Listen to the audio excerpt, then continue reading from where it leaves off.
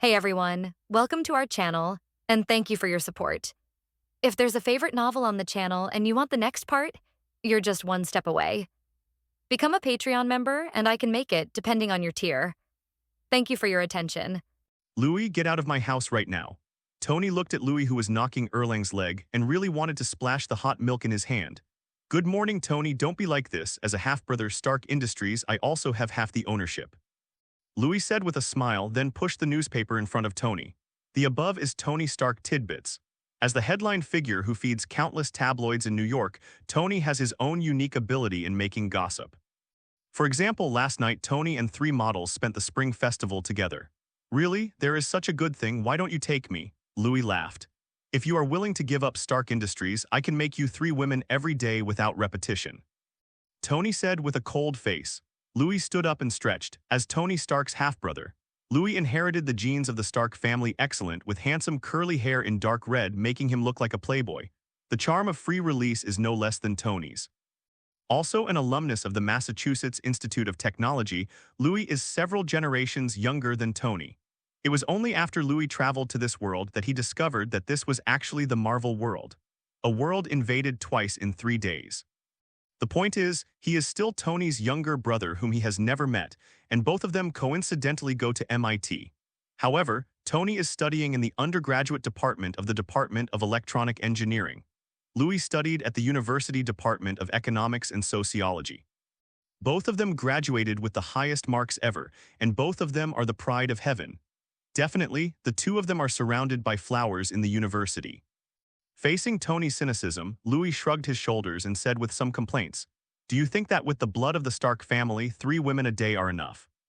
Tony didn't bother to pay attention to Louis's nonsense. Every time he quarreled with Louis, he was the one who lost. And I am not in the state today. I had so much fun with the 3 models yesterday, I felt a little dizzy when I woke up in the morning. JARVIS, adjust the water temperature, I need to take a shower to wake up. Tony yelled, "Okay, sir." JARVIS finally spoke. When Tony and Louis satirized each other before, JARVIS didn't speak. He didn't dare to say that the cup of hot coffee in Tony's hand was prepared by Louis.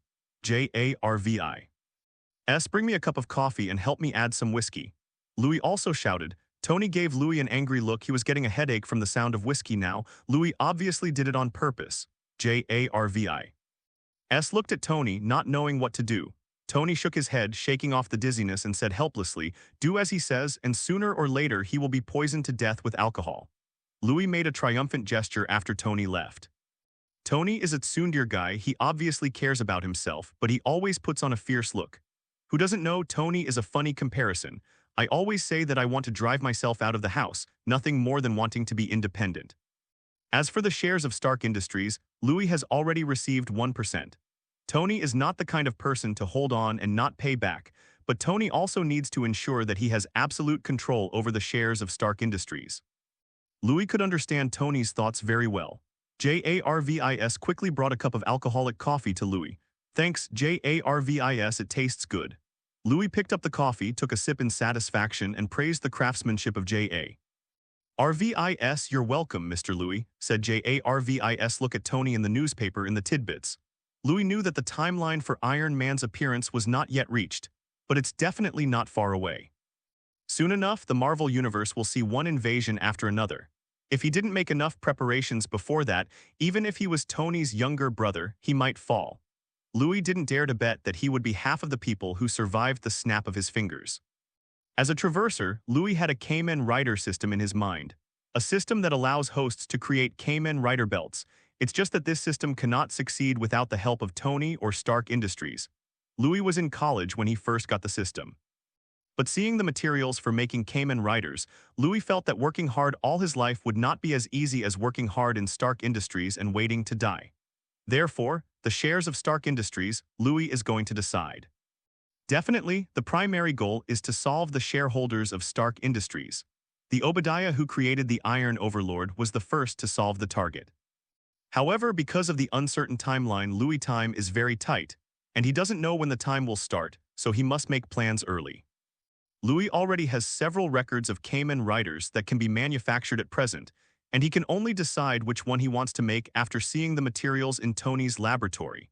Louis also wanted to have the Emperor with his left hand and the Emperor with his right. But there are no materials, no technology, and some special abilities cannot be artificially given. Tony walked out of the bathroom wiping his wet hair, only to notice that Louis, who was sitting on the sofa, had left. The milk on the tea table had obviously been heated. J.A. RVIS, has Louis been to my lab again? While wiping his wet hair, Tony finished the hot milk in one gulp and asked, "Yes, sir, Mr. Louis seems to be very interested in industrial products. Now I'm more and more sure that he has the blood of the Stark family. Come with me and see what my brother has come up with." JARVIS didn't say anything, so it was the default. Tony forbids Louis permission to everything in the house, except for particularly private things. Nothing else prevented Louis from getting in and out, including this laboratory that Tony regards as a treasure. The materials and weapons inside are worth hundreds or tens of millions of dollars outside. But it's everywhere in Tony's lab. Click, the door of the laboratory was opened. The messy scene in the lab almost made Tony go berserk. There are large and small parts all over the floor, which looks like they have been dismembered inhumanely. Louis, get out of here. Tony's mood, which was not bad at all, immediately darkened. Wait a minute, don't touch the outside parts, the temperature is a bit high. Louis's voice came from inside a black curtain, and it didn't take long for Louis to come out with an exploding head on his head. I need an explanation. Tony pressed on, trying to figure out what was going on, messing up his lab. I can explain it. Originally, I wanted to experiment with my results, but as you have seen, there was a little accident. Louis pointed to the parts on the ground, feeling a little helpless. JARVIS, help me dispose of it, don't throw it away, I can reuse it. Louis yelled, jumping himself to Tony's side. There is really no way. When I was dealing with the energy circulation device, something went wrong. The energy tube exploded, but I'm fine. I know you care about me, but I'm really fine and don't need to go to the hospital. Would you like to sponsor my new invention? That would be awesome, I love you, my brother Tony. Shut up for me. Tony was interrupted several times by Louis and was so angry that he almost passed out. JARVIS, prepare a quick-acting heart relief pill, Tony doesn't look too good. Louis laughed. Tony couldn't stand Louis's ridicule anymore. He rushed forward and wanted to beat Louis up. But Louis made a very simple push and caught Tony with a backhand. It's just a back fall. Tony was thrown violently. Louis held up his hands, looking innocent. I'm acting in self-defense, CJARVIS, I'm acting in self-defense. Hiss, ah, Tony, who was thrown to the ground, immediately yelled, grinning in pain. Louis remembered his previous reminder this time and immediately rushed to help Tony up. But Tony's back had 2 blood blisters from the hot parts. JARVIS prepares the scald medicine. Louis said hastily. He helped Tony to the living room. Tony's clothes were already tattered and he couldn't wear them. On the back are the blood bubbles scalded by the hot parts, which looks very scary. After a lot of effort, Tony finally came to his senses, his face throbbing with pain. Tony, I can really explain. Louis felt that he still had a chance to save himself. Although he and Tony have been teasing each other, but he really didn't mean to hurt Tony. This was totally an accident. Tony looked at Louis indifferently with an expression of old God, waiting for his explanation. Well, I took a part-time fighting course in college, and it was military fighting. Tony didn't change his face, it wasn't the question he wanted to know. I shouldn't be using your lab for dangerous tests. Tony shook his head, that wasn't the answer either. The news that you spent the spring festival with 3 models, I disclosed it to the newspaper in advance, just to earn some pocket money. A mouthful of blood welled up in Tony's heart, but he still forced himself to calm down. That was not what he wanted to know. Louis was silent, as if he had nothing to hide from Tony. Tony even opened the laboratory to himself and he had no secrets to hide. It's really gone, I've said everything I need to say. Louis really couldn't think of any other secrets he had. Things like traversers can't be said, they can't be said even if they are killed. Tony sighed and said, what are you going to build? Those parts look like a robot. Louis breathed a sigh of relief. He thought Tony wanted to know something and scared himself to death. However, it should be said, worthy of Tony Stark. For these technologies, a general idea can be imagined only from the parts. Now that Tony asked, and Louis didn't intend to hide it, it might be possible to promote the early release of Iron Man Mark I. For the time being, we can only finalize some simple Kamen Riders for self-defense. Is a body armor. I make it a Kamen Rider. Wearing it, I can have stronger power. Somewhat excitedly, Louis started giving Tony his own Kamen Rider. Well, although this is just an idea. Moreover, the results of the experiment were somewhat unsatisfactory. I have to admit that I had a problem with the setting of the energy tube. The energy guide layer fluctuated, causing the energy tube to break. I need to follow up on the material of the energy tube or artificially change the energy diversion layer. Louis patiently explained his thoughts, and it was impossible to manufacture things completely according to the systematic plan. The system just gave an idea. The specifics still need to be operated by Louis himself. Tony thought for a moment. Although what Louis said was a bit messy, he still understood the general idea. Sounds interesting, let me put it together and see. Tony couldn't care less about the pain in his back. The special burn potion worked really well, and it also had a slight paralyzing effect. Tony wanted to see the Kamen Rider Louis was talking about right now, the finished one. It is not troublesome to assemble. Louis set up the assembly program and easily completed the assembly within 10 minutes. A pair of blue and silver interlaced armor appeared in front of Tony with an epic-making beauty. This is Kamen Rider G3. Among the Kamen Rider Agito, the Kamen Rider made for Gyolengi, but Louis changed it. There is no Gyolengi in this world, but there are other species that invaded the Earth. It was these enemies that Louis had to face. However, in terms of setting, G3 still faces enemies mainly human beings. The tempered coating used on the surface of the armor can deal with the damage of thermal weapons, and Louis has also modified the weapon system. In fact, it is simplification, using the existing weapons of Stark Industries on the G3. The visual area uses compound eyes. What do you think about it? Tony noticed G3's red compound eyes and was a little puzzled. This is not a simple viewing area. I have also added information processing function, video call function, and VR movie and game area. It is both leisure and entertainment. I am really a genius. Louis triumphantly introduced his magic reform. After all, it is the blood of the Stark family, and everything is based on entertainment and comfort. Let me try it on. After listening to Tony, he also wanted to try it on himself. I don't know why, but I have a sense of expectation, and I always feel that it coincides with a certain idea in my mind. Mark 1, hey Tony, UF** seeking green labor, your first time wasn't for me. Louis smiled, he knew it was destined. Tony is definitely interested in this kind of armor-like armament. Louis quickly established an energy diversion and reduced the energy supply to ensure safety. Louis didn't want any problems with his cheap brother. Although Tony is dead, he is the only legal heir. Well, thinking about it, it seems very interesting. Do you want to give it a try? Louis squinted his eyes and looked at Tony in G3, but Tony's completely defenseless appearance made Louis finally give up this idea. Well, I am really not suitable to be a villain. Okay, you don't need to wear the headgear, Tony, you can try to walk. Louis loosened the fixers around G3. The entire armor fell to the ground completely, but Tony didn't feel the weight at all, as real as wearing clothes. The only downside is that the waist is a bit tight. How did you do that? Tony looked at Louis in disbelief. This armor looks bulky, but it doesn't feel bulky to wear, and there is no problem in moving it. I added a cushioning device, and the lining uses a special non-Newtonian fluid to fit the body and reduce pressure. Louis carefully looked at Tony wearing G3. Suddenly, as if he had discovered a new continent, he shouted in surprise. Look, what did I find? Tony, you actually have a small belly, what did I say? Eating hamburgers all the time is not good, and you're not exercising, I mean outside of the bed. The bathroom, kitchen, and living room are not counted, I mean the outdoors. Oh, I hope you don't have a special hobby for the outdoors. Louis's mouth was so broken that people wanted to tear him apart. He took out his phone and pointed it at Tony's protruding belly. This is Tony's black history. Although Tony has a lot of dark history, but what should be preserved still needs to be preserved. Can't slack off, it's a good thing to threaten Tony in the future. Damn, what are you doing? Delete the photo for me, hurry up. Tony wanted to rush over and grab the photo, but Louis cut off the energy supply in an instant, and the G3 armor pressed on Tony's body like a heavy stone. I forgot to mention that the armor is supported by energy, not your own strength. Louis smiled, and the photo of Tony's belly on the phone swayed in front of Tony. Damn it, you should have a waist adjustment function, Tony cursed. I originally made the armor for myself, you insist on wearing it, blame me. Louis put away his mobile phone with a proud look of your black history is in my hands. After confirming that he could not escape this black history, Tony also gave up resistance. Lie on the ground, waiting for Louis to untie the armor for himself. As the mechanical power arm slowly disassembled the G3, Tony finally breathed a sigh of relief. Together with the energy transfer layer, the comfort of the G3 is unmatched. But once the energy was cut off, Tony felt like he was almost crushed to death. Well, the feeling of freedom is awesome. Tony joked with interest. Louis reached out and pulled Tony up. The energy diversion layer is still a threshold that cannot be bypassed. Louis shook his head.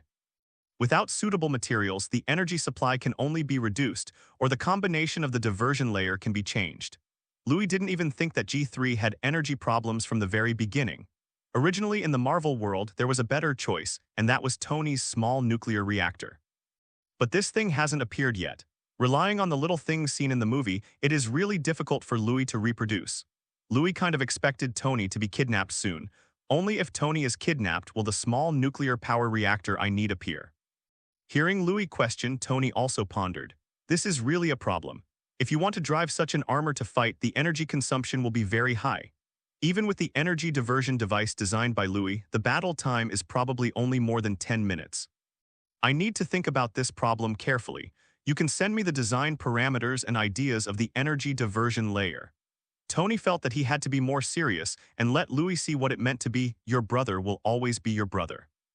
Louis sighed helplessly. He thought it would be more realistic to let Tony be kidnapped quickly.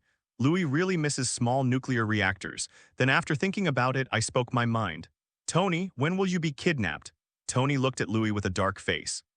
He absolutely believed that Louis really wanted to be kidnapped. I was kidnapped so you can inherit the Stark industry. Tony snorted coldly. Definitely not. You have been kidnapped. I can rescue you, let you be grateful to me, and give me the Stark industry with your own hands. Louis's mind turned quickly, and he quickly found a step for himself. Tony's face softened slightly. At least Louis' answer proved that he had no malice towards him. But you reminded me. As the chairman of Stark Industries, my life is indeed in danger. Your suit of armor gave me an idea. I need to design a suit of armor to protect my own safety. Tony felt that his idea needed to be realized quickly. He was really afraid that Louis would direct and act in a kidnapping case and then wear G3 to save himself. That would be too embarrassing. A dignified Tony Stark would never be grateful for such a plot. Louis wants to cry but has no tears. Don't please hurry up and be your playboy. Get kidnapped now. My small nuclear reactor can't just collapse in the middle like this and die prematurely. But seeing Tony's expression, I'm afraid Tony is really thinking about this matter seriously. Master the military's phone number, JARV. IS, who hadn't made a sound for a long time, suddenly spoke and connected a phone call. On, Tony reapplied the burnt ointment on his back. Soon there was a voice on the other end of the phone. Tony, long time no see. Long time no see, who are you? This joke is not funny at all. Didn't you agree to leave today? Where are you? Leaving today? What's the matter? Tony felt as if he had forgotten something very important. JARVI. Is there anything I should do today? Master, today is the time you and the military agreed to test new inventions. Oh yes, I almost forgot. Tony said lazily and harshly. Thank God for giving you a little sanity. It seems that you were overstimulated by the 3 models yesterday. Tony's face darkened. If you don't mention the model thing, we can still have a good chat. Okay, we are all waiting for you. Come over as soon as possible. Okay, I'll try my best. Tony hung up the phone. JARVIS, I think I need to take another shower. Tony took his time. JARVI. S has no opinion. When Tony talked on the phone, he didn't shy away from Louis at all. This also let Louis hear the key thing to experiment with new inventions. Isn't this the beginning plot of Iron Man 1? Nope. I just said that I hope Tony will be kidnapped soon. It won't happen so soon. Is it too late for me to make a wish for a leather case that seals the Demon Emperor? Although Tony has a bad personality, he is also cynical. But I still have confidence in my new invention. With a little tidying up, Tony was ready to go. Louis, do you want to go with me? I'll take you to see your brother and my new invention. Tony still didn't forget to snort at this time. No, pay attention to your own safety. Louis refused mercilessly and reminded Tony a little. He didn't want to be kidnapped with Tony. Louis couldn't guarantee that he'd be as lucky as Tony. It's really hard for common people to live in the Marvel world. Louis refused himself and Tony didn't force it. When he left, he warned, Louis, don't do anything dangerous in my laboratory. Otherwise, I'll be kicked out. Louis went on imitating Tony's tone. In this case, Tony didn't know how many times he repeated it during this time. But Louis is stubborn. As long as you know. Tony changed into a suit. Okay, let's go quickly. I really hope you will be kidnapped soon and then don't beg me to save you crying bitterly. Louis rolled his eyes. This hard-spoken and soft-hearted brother Tony still hasn't experienced the beatings of society. Boom, the moment the door was closed, Louis changed his countenance. The look of fooling around is gone. JARVIS, activate the locator on Tony for me. Mr. Louis, is it not good to do this? JARVIS, I'm just concerned for Tony's safety. Okay, but I still feel that there is a problem with this. The addresses of Tony and the 3 models are exposed by you. Those are not important. This time, Tony may really be in danger. Louis said coldly. The locator has been connected to the computer. The little red dot representing Tony's location started from home, crossed Green Avenue, and is now heading towards Queen Street. The final destination is still a military base in the outskirts, and they are going to the desert of Afghanistan for weapons testing. JARVIS, you continue to be in charge of monitoring and I will adjust G3. Louis ordered. If you want to save Tony, you still have to rely on Kamen Rider G3. The previous experimental data is not very ideal. Because Louis wanted to strengthen the basic performance of G3, the energy diversion tube exploded as a result. In fact, I want to achieve the performance of G3 in the original drama. Louis's production has fully met the standard and even faintly exceeded it. It turned out that Louis really wanted to build the performance of the G3X or even the G4. That's going too far. However, in any case, the normal model of the G3 is out. Louis adjusted the energy drive again, and Kamen Rider G3 was officially released. Looking at the body armor of Kamen Rider G3, Louis nodded in satisfaction. Now it can be regarded as barely having the self-protection ability. The weapon system of G3 is more than enough to face some common people. Louis is going to continue to strengthen the G3 defensive ability. Survival is the victory. JARVIS, which detected Tony's movements, suddenly rang. Mr. Louis, there seems to be something wrong. JARVIS zoomed in on the computer's positioning map, and Tony's position shifted greatly. It was originally located in the desert of Afghanistan, but just now Tony's vital signs decreased rapidly and the location is moving rapidly. Louis' eyes turned cold. What should happen is still going to happen. It's a bit immoral for Tony to get hurt a little bit, but for the sake of small nuclear power reactors, it's something that has to go through. JARVIS, you have entered the G3 system, and you can help me detect Tony's location anytime, anywhere, and let's save Tony. Yes, Mr. Louis. A supercar with a silver streamer drove out from the villa by the sea. This is Tony's car. In line with Tony's is my principle. Louis took it unceremoniously. As a Kamen Rider, how can you not have a car? The motorcycle is too dirt, but the car is handsome. JARVIS is constantly checking Tony's vitals and location. Mr. Louis Master's vital signs are getting weaker and weaker. Louis ignored it, and he was also worried that the movement of the world would change the original plot because of his arrival. The speed of the car reached the limit, ignoring the prescribed driving speed. The police have dispatched a number of police cars to pursue, but he didn't even see Silver Lightning's butt. In a dark and dry cave, Tony felt a sharp pain in his chest, so tearing that he almost cried out. At the end of his memory, he only remembered the sound of huge amounts of explosion. Then he fell into a coma. Accidental attack, or Tony couldn't help but think of Louis' words. Could it be that Louis really wanted to kidnap himself? Achoo. Louis, who flew to rescue Tony, sneezed. JARVIS, you know what, this is definitely Tony yelling at me. He must think I kidnapped him. JARVIS, anyone would think you kidnapped Tony. After all, the possibility of Tony being kidnapped was mentioned not long ago. It was too much of a coincidence. Louis frowned. On the computer in front of him, the value of Tony's vital signs was still not stable, but no longer in a coma. Louis breathed a sigh of relief. Thank God, it's good that he didn't die in a dark cave. The dry air almost swept over Tony's lungs, and it hurt to move even a little.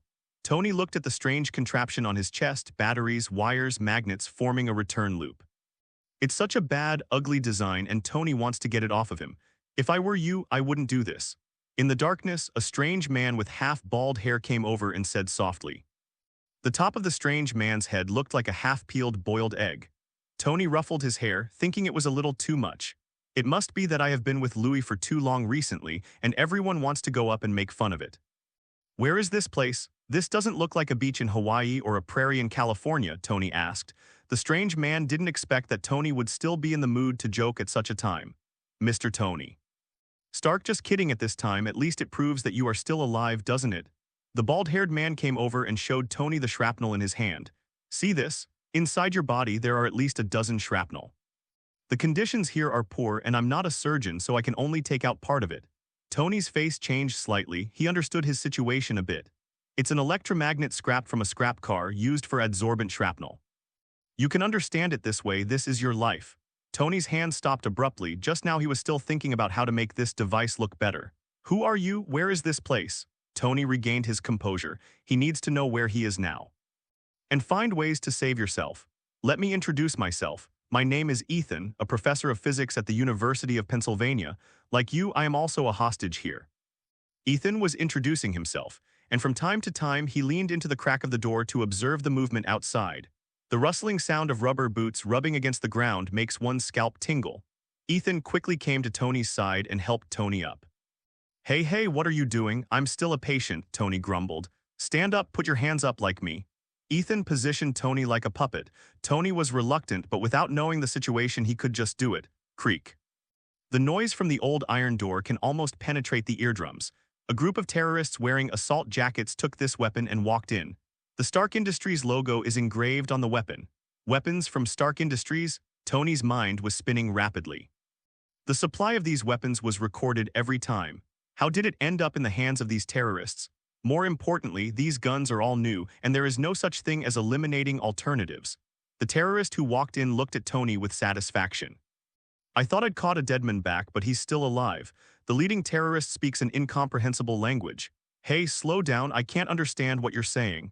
Tony complained with a few family greetings mixed in. This is a word that is understood almost all over the world, and it immediately made the terrorists restless. Swish, swish, swish. 7 guns, the black muzzle of the gun was aimed at Tony's heart. I'm sorry, he just can't understand what you're saying. I'll be the interpreter. Everyone calm down, calm down, calm down. Ethan immediately stopped in front of Tony, using the same language to communicate. The leading terrorist waved his hand, and the younger brother behind him immediately put down all his guns. Both sides have a word for each other. Tony quickly understood what the group wanted. It turned out that they kidnapped themselves and wanted to make weapons for them by themselves. Yes or no? The terrorist looked at Tony with a cruel smile on his lips. Tony's life is in his own hands. If he dares not agree, let this noble son know what cruelty is. Ethan tugged on Tony's clothes and whispered a prayer. Yes, yes, yes. Amid Ethan's prayers, Tony forced a smile and coughed a few times. He, too, spit on the terrorist leader's feet. Tony always thought that Louis's gesture was vulgar, but now that he did it himself, it's so cool. The terrorist's face instantly collapsed and he turned and walked away. When leaving the cave, he ordered, "Don't let him die." Immediately afterwards, countless terrorists who grew up in iron and blood carried out inhumane violence against Tony. Ethan could only watch from the sidelines and shouted loudly, "Don't touch that thing on the chest, he will die." In the end, Ethan threw himself on Tony, trying to help Tony take part of the damage. On a private jet, Louis and JARVI's just watched Tony's vitals drop constantly. Damn, how far are we? Louis cursed. Unexpectedly, the plot was still changed. I have to rush there now. I really hope Tony is okay. It takes 1.5 hours to reach the army station, but it still takes half an hour to reach the destination. JARVIS said after calculation. Louis clenched his hands tightly, and the leather seat was about to be crushed by him. You can imagine how angry Louis is in his heart now. Abandon all useless things and let the plane speed up to the maximum horsepower, Louis said after regaining his composure. But do as I tell you. Louis didn't like someone denying his decision at such a critical time. Throwing away all useless things is to speed up the rush to the nearest military airport, a red coral bauble from the deep sea, a case of Arden Estate red wine, Tony's favorite, handcrafted blanket in lambskin. Everything here is part of Tony's luxurious life, but now they are all kicked off the plane by Louis. Go away, corrupt luxury, labor, and management are going to save Tony now. Thank you for your contribution to Tony, goodbye. Louis threw all the items that could be thrown away to reduce weight off the plane. The flight crew even suspected that Louis was going to throw himself down if he was not needed. The aircraft is lighter, said JARVIS, it's a tenth faster. Hearing the first half sentence, Louis was overjoyed. But the second half of the sentence made Louis shake his head helplessly. This improvement is already very high, but it is still not enough. He has done his best. One can only hope that Tony's fate line is strong enough under the world rules. Just hope Tony's okay now. If something happens to Tony, all participants in this matter must die. There was a hint of ferocity in Louis' eyes. This image of a playboy, originally quite a social scum of a capitalist, has never been a good stubble. He intends to compete with Tony for the property of Stark Industries. But he didn't want to get it so easily, it would be too boring. Louis, who has a system by his side, has never been afraid of any challenges. Therefore, no challenge will make Louis feel bored. The plane arced across the sky, breaking through the clouds. Afghanistan, terrorist armed base. Tony and Ethan are building a small energy device. The injured Tony didn't care about his own pain. The electromagnet on his chest was too much in the way. Tony needs new sources of energy to keep him alive. What are you going to do? Ethan asked curiously while watching Tony drawing the blueprint. This stark industrial genius has always been the object of Ethan's admiration, a thing that will keep me alive, Tony said as he drew the last strokes on the paper. I want to see the leader of the 10 Commandments gang and say that I agree to their request, but I need raw materials. Tony doesn't know when someone will come to save him, he can only save himself now. As for the 10 Commandments gang, if there is an opportunity in the future, I will come and settle with them slowly. After receiving the news that Tony was willing to cooperate, the leader of the 10 Commandments gang also generously took Tony to visit his arsenal. All made by Stark Industries, which is a bit of an eyesore. Tony has scolded those scumbags in Stark Industries countless times, but this still can't change the facts in front of us. Tony counted the ammunition here, which could almost arm an army, and there were quite a few things he needed in it. Tony asked Ethan to translate the materials he needed. The more Ethan heard it, the more frightened he became. These materials were all on Tony's drawings. It was a steel armor that looked like a human. Ethan hasn't understood Tony's thoughts yet, but he can only rely on Tony's genius thinking if he wants to leave. And at the moment, Louis also flew to the military airport closest to the armed base. Warning, warning, has entered the air defense field. Stay away immediately. Please stay away immediately, otherwise it will be regarded as an enemy plane. There was a message from the airport control tower. Louis' eyes were cold and he said in a deep voice, "Don't worry about them, just land forcibly." But the flight crew looked at the anti-aircraft guns erected in the military airport with some concern. "Fuck," Louis scolded, his eyes became colder and colder. With such an obvious Stark Industry logo on the plane, are the people at the airport all brain-dead? None of this was seen. The airport tower requests a call. The flight attendant trembled a little. He was really afraid that Louis would forcefully land directly and recklessly. "I'm Roddy, Mr. Louis, calm down, our people are already looking for Tony." Colonel Roddy ordered a search operation as soon as he knew Tony was missing. This military airport is just a supply point for him, but he didn't expect to meet Louis here. Roddy knew Louis from Tony. The only person who can freely use Tony's special plane is Louis. "Mr. Louis, Tony's vital signs have stabilized," said Jarvis. Hearing this, Louis' Rage's mind suddenly cleared up. Facing the walkie-talkie, he said indifferently, "Application for landing." The airport tower quickly agreed. The plane landed and Louis whistled and got off the plane. Colonel Roddy came to greet him, but Louis didn't even look at Roddy. "Mr. Louis, we will do our best to find Tony. I hope you will not be reckless. This place is very unstable and there are many militants," Roddy warned. "He too." Louis' expression turned cold in an instant. Roddy didn't say it, he really forgot. According to the original world line, it was Tony himself and Ethan who completed the self-rescue operation in the end.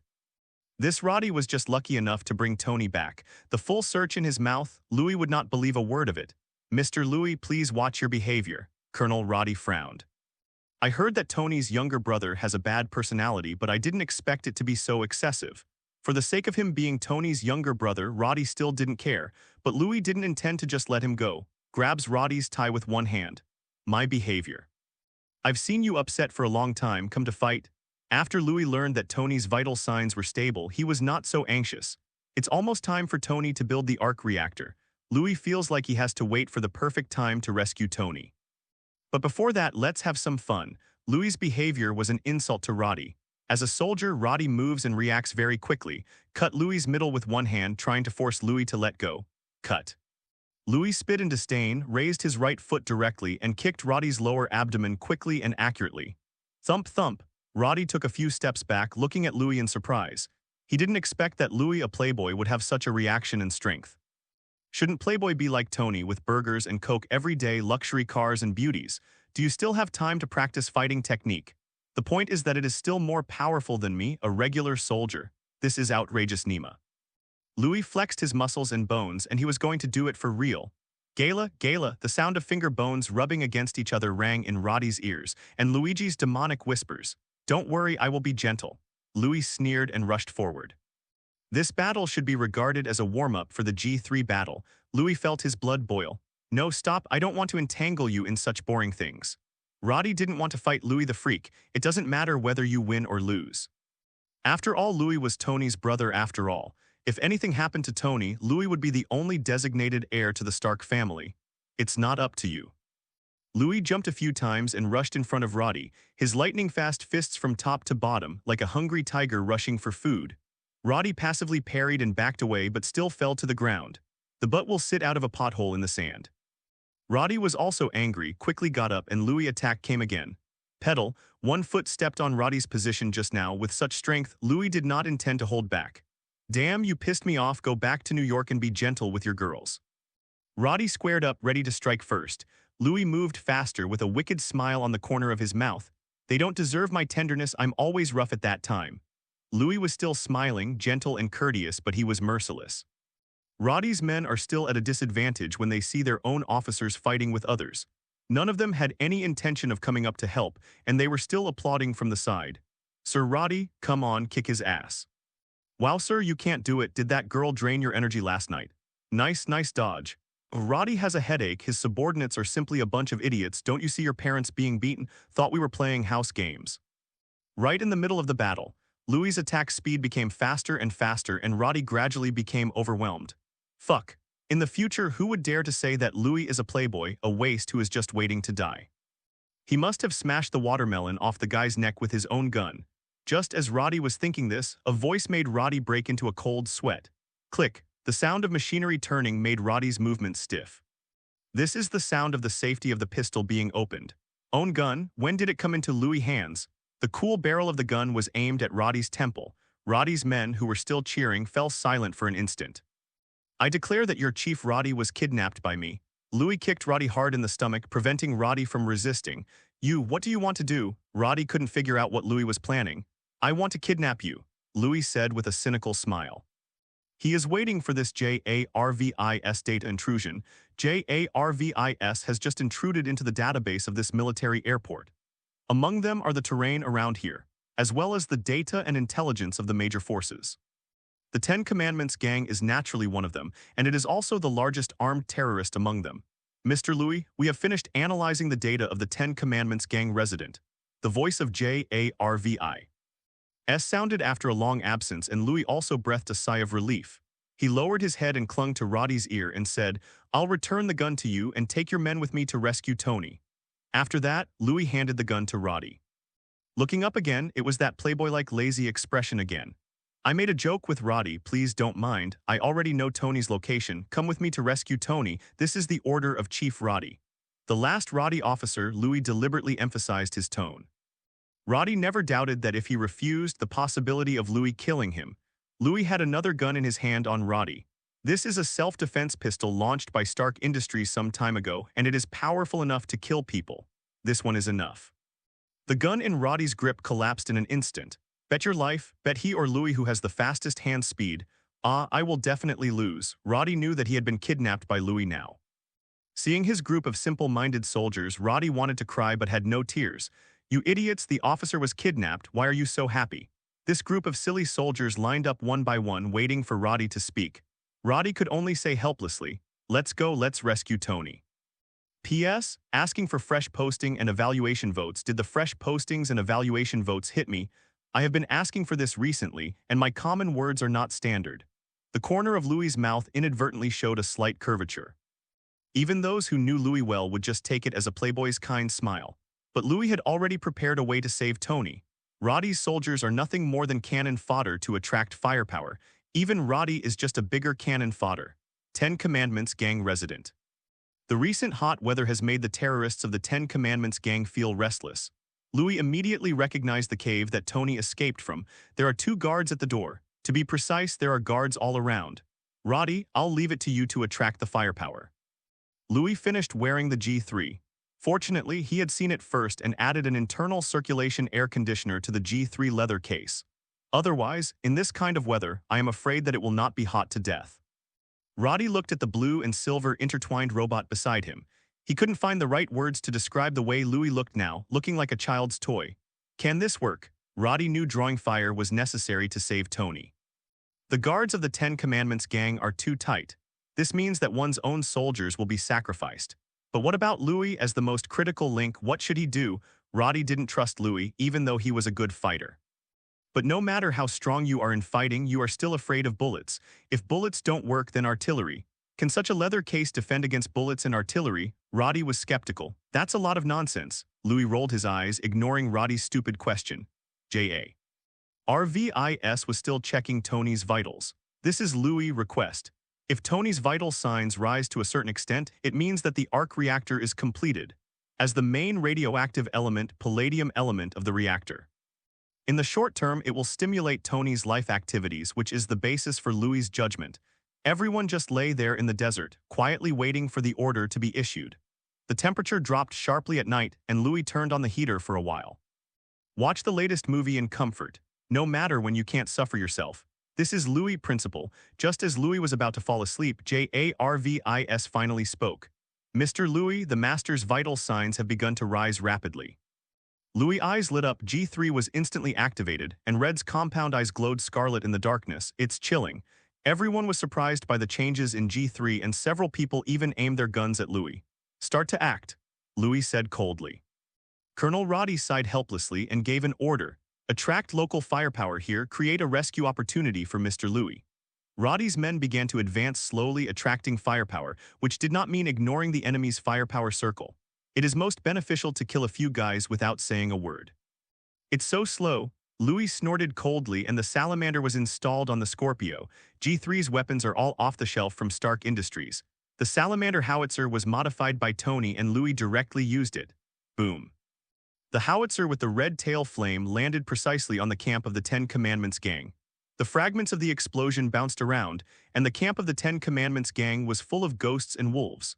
Fried or not, Deadman didn't know. But Roddy's soldiers have been completely exposed to the Ten Commandments gang site. Roddy glared at Louis, and he could tell it was on purpose. You, Roddy wanted to question, but the Scorpio G3 special machine gun has already reached Roddy's forehead. Be good at drawing fire, I'm going to save Tony now. After Louis said that, he manipulated the G3 and hid in the darkness. The invisible coating in Tony's laboratory works very well in the dark. Roddy looked at the disappearing G3 and swung his fist heavily, hitting the desert in front of him, bringing up a cloud of dust. He rushed out and, together with his soldiers, drew fire for Louis' actions. Louis nodded in satisfaction. It seems that this Roddy is quite interesting. Otherwise, what greeted him would be, boom. In the cave, there is a round arc reactor on Tony's chest. Before Tony and Ethan had time to be happy, the ground shook for a while. The two of them lost their balance and fell to the ground. Whoa, is this going to war? Looks like we're out of luck if we get hit here. Tony looked at the cave with a wry smile. This place was transformed from an abandoned mine, and the supporting columns are just some crude planks and scrap steel. I will be buried here forever with 30 tons of soil ore. Ethan took the words.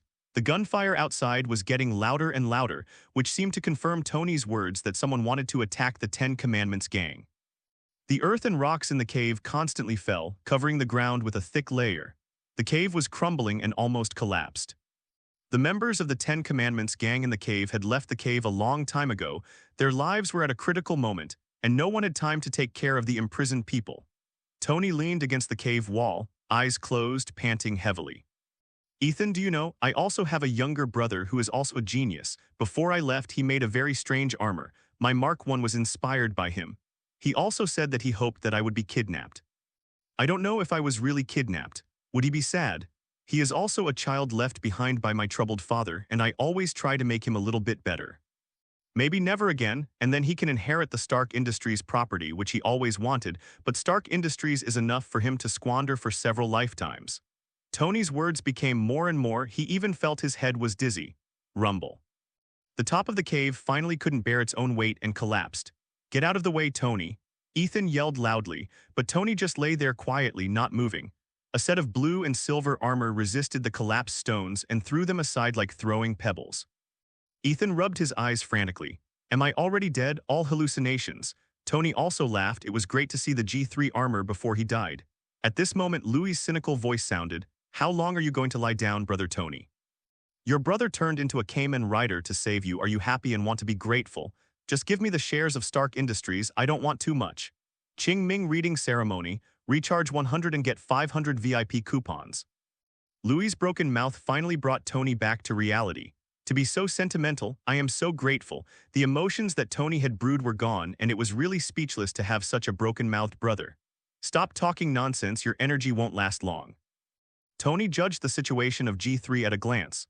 According to Tony's preliminary judgment, G3's energy is only 60% left, about 15 minutes for G3 to move freely. Absolutely, but enough, Louis agreed, not at all embarrassed by Tony. In fact, the situation was worse than Tony imagined. 40% of the energy reserve is left. 20% of the miscalculation was consumed by Louis' internal circulation air conditioner and watching movies. Let's leave quickly, this place is about to collapse. Ethan shouted loudly. I thought I was going to die, but I didn't expect Tony's younger brother to come out to rescue him wearing G3. This feeling of wandering between life and death is not good at all. Hey, Mr. Egghead, I don't intend to take you with me. Louis frowned. Although I am very grateful to Ethan for saving Tony, but carrying a person again, G3's energy consumption will be faster. Ethan froze in place. Was he abandoned? Louis, this is Dr. Ethan. He saved me. Now it's my turn to save him. Tony said, dissatisfied. There was an aura that Ethan would not leave, and he would not leave either. Okay, it's a headache. There was nothing Louis could do about Tony's kindness. Perhaps this is why Tony regrets sacrificing himself to save the entire universe. And this cave is the beginning of all karma. Controlling G3 to come to Ethan's side, Louis grabbed Ethan and rushed out of the cave. There were stones falling down in the middle, but they were all split by G3's high-frequency vibration sword. The energy reserve drops at a speed visible to the naked eye. Fortunately, the place where Tony was held was not far from the entrance of the cave. In just 10 seconds, he rushed out of the hole. The blue-silver G3 became obvious in the darkness. Even though it was covered in dust, it still shocked everyone. The flames of war left by the shells reflected the whole picture of G3, making everyone tremble. G3 rushed into the battlefield and everyone forgot to attack for a while. Don't disturb your gunfight game, I'll go first, bye. Louis said quickly, picked up Ethan and Tony who hadn't recovered yet and ran towards the military airport. He tried his best to protect the two of them in front of him. After regaining their senses, the Ten Commandments gang started shooting crazily at G3. Jingle, the bullets hit G3's back armor, making dense noises, but it will not hinder the speed of G3 at all. Louis has achieved the existing extreme in G3's defense. These bullets will not have any effect on the G3 at all. Colonel Roddy saw G3 rushing out bravely, carrying almost all the firepower to leave, and immediately issued an order. Evacuate our cover and shoot all your bullets out. As the sound of shooting behind him became smaller and smaller, Louis also heaved a sigh of relief. This Roddy is still very good, at least he knows how to assist in evacuation. In the coming Kingaming festival, incense sticks must be offered to him. The smell of gunpowder is getting weaker and weaker, and Louis has already controlled G3 and ran a long way. 15% of energy is left. Perfect energy control. Louis is very satisfied with the first battle of G3. The defensive ability is perfect, and the practicality of the weapon system is also very strong. As Louis' first night armor in the Marvel world, Louis is very content. Tony and Ethan sat on the ground, gasping for breath. This is so fucking exciting. Bullets whizzed past their ears. It's like running a race against Death God. Louis emerges from Game 3 and gives Tony a big hug. Do you miss me, Tony? Feel free to thank me to your heart's content, you're welcome. Louis was a little flustered, but in return it was Tony's introduction to Ethan. Ethan, this is my younger brother Louis. He has some brain problems, so you don't have to take what he said seriously. Tony didn't want to embarrass himself in front of Ethan, not to mention. Louis, even if you don't come to rescue me, I can come out on my own.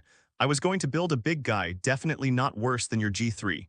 Tony said proudly. He even finished the blueprints, the arc reactor, and the frame of the Mark I.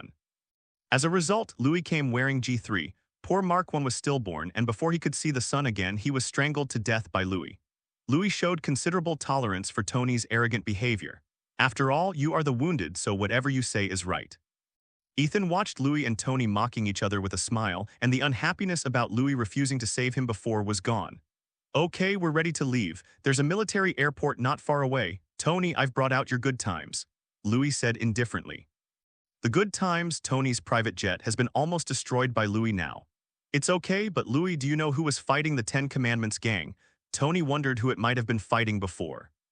The group also provided cover for Louis' rescue operation and assisted in the retreat. Louis immediately became hesitant and said, haha, maybe it's another group of terrorists. After all, there are quite a lot of terrorists here, and it's very possible to fight each other. Tony ignored Louis' arguments. Listening carefully to the faint gunshots, he turned his head and glared at Louis. Those are from the military. These gunshots are a recent product. I've only given them to Roddy's team. Oh, it was discovered. Louis stuck out his tongue, a little innocent, but he didn't mean to repent at all. It seems that I still overlook some things such as gunshots. However, there is no way to avoid this. After all, you still need Roddy and his group to buy yourself time. Tony, right now go back and save them. Louis, I refuse. The energy of G3 is not enough to turn back and forth.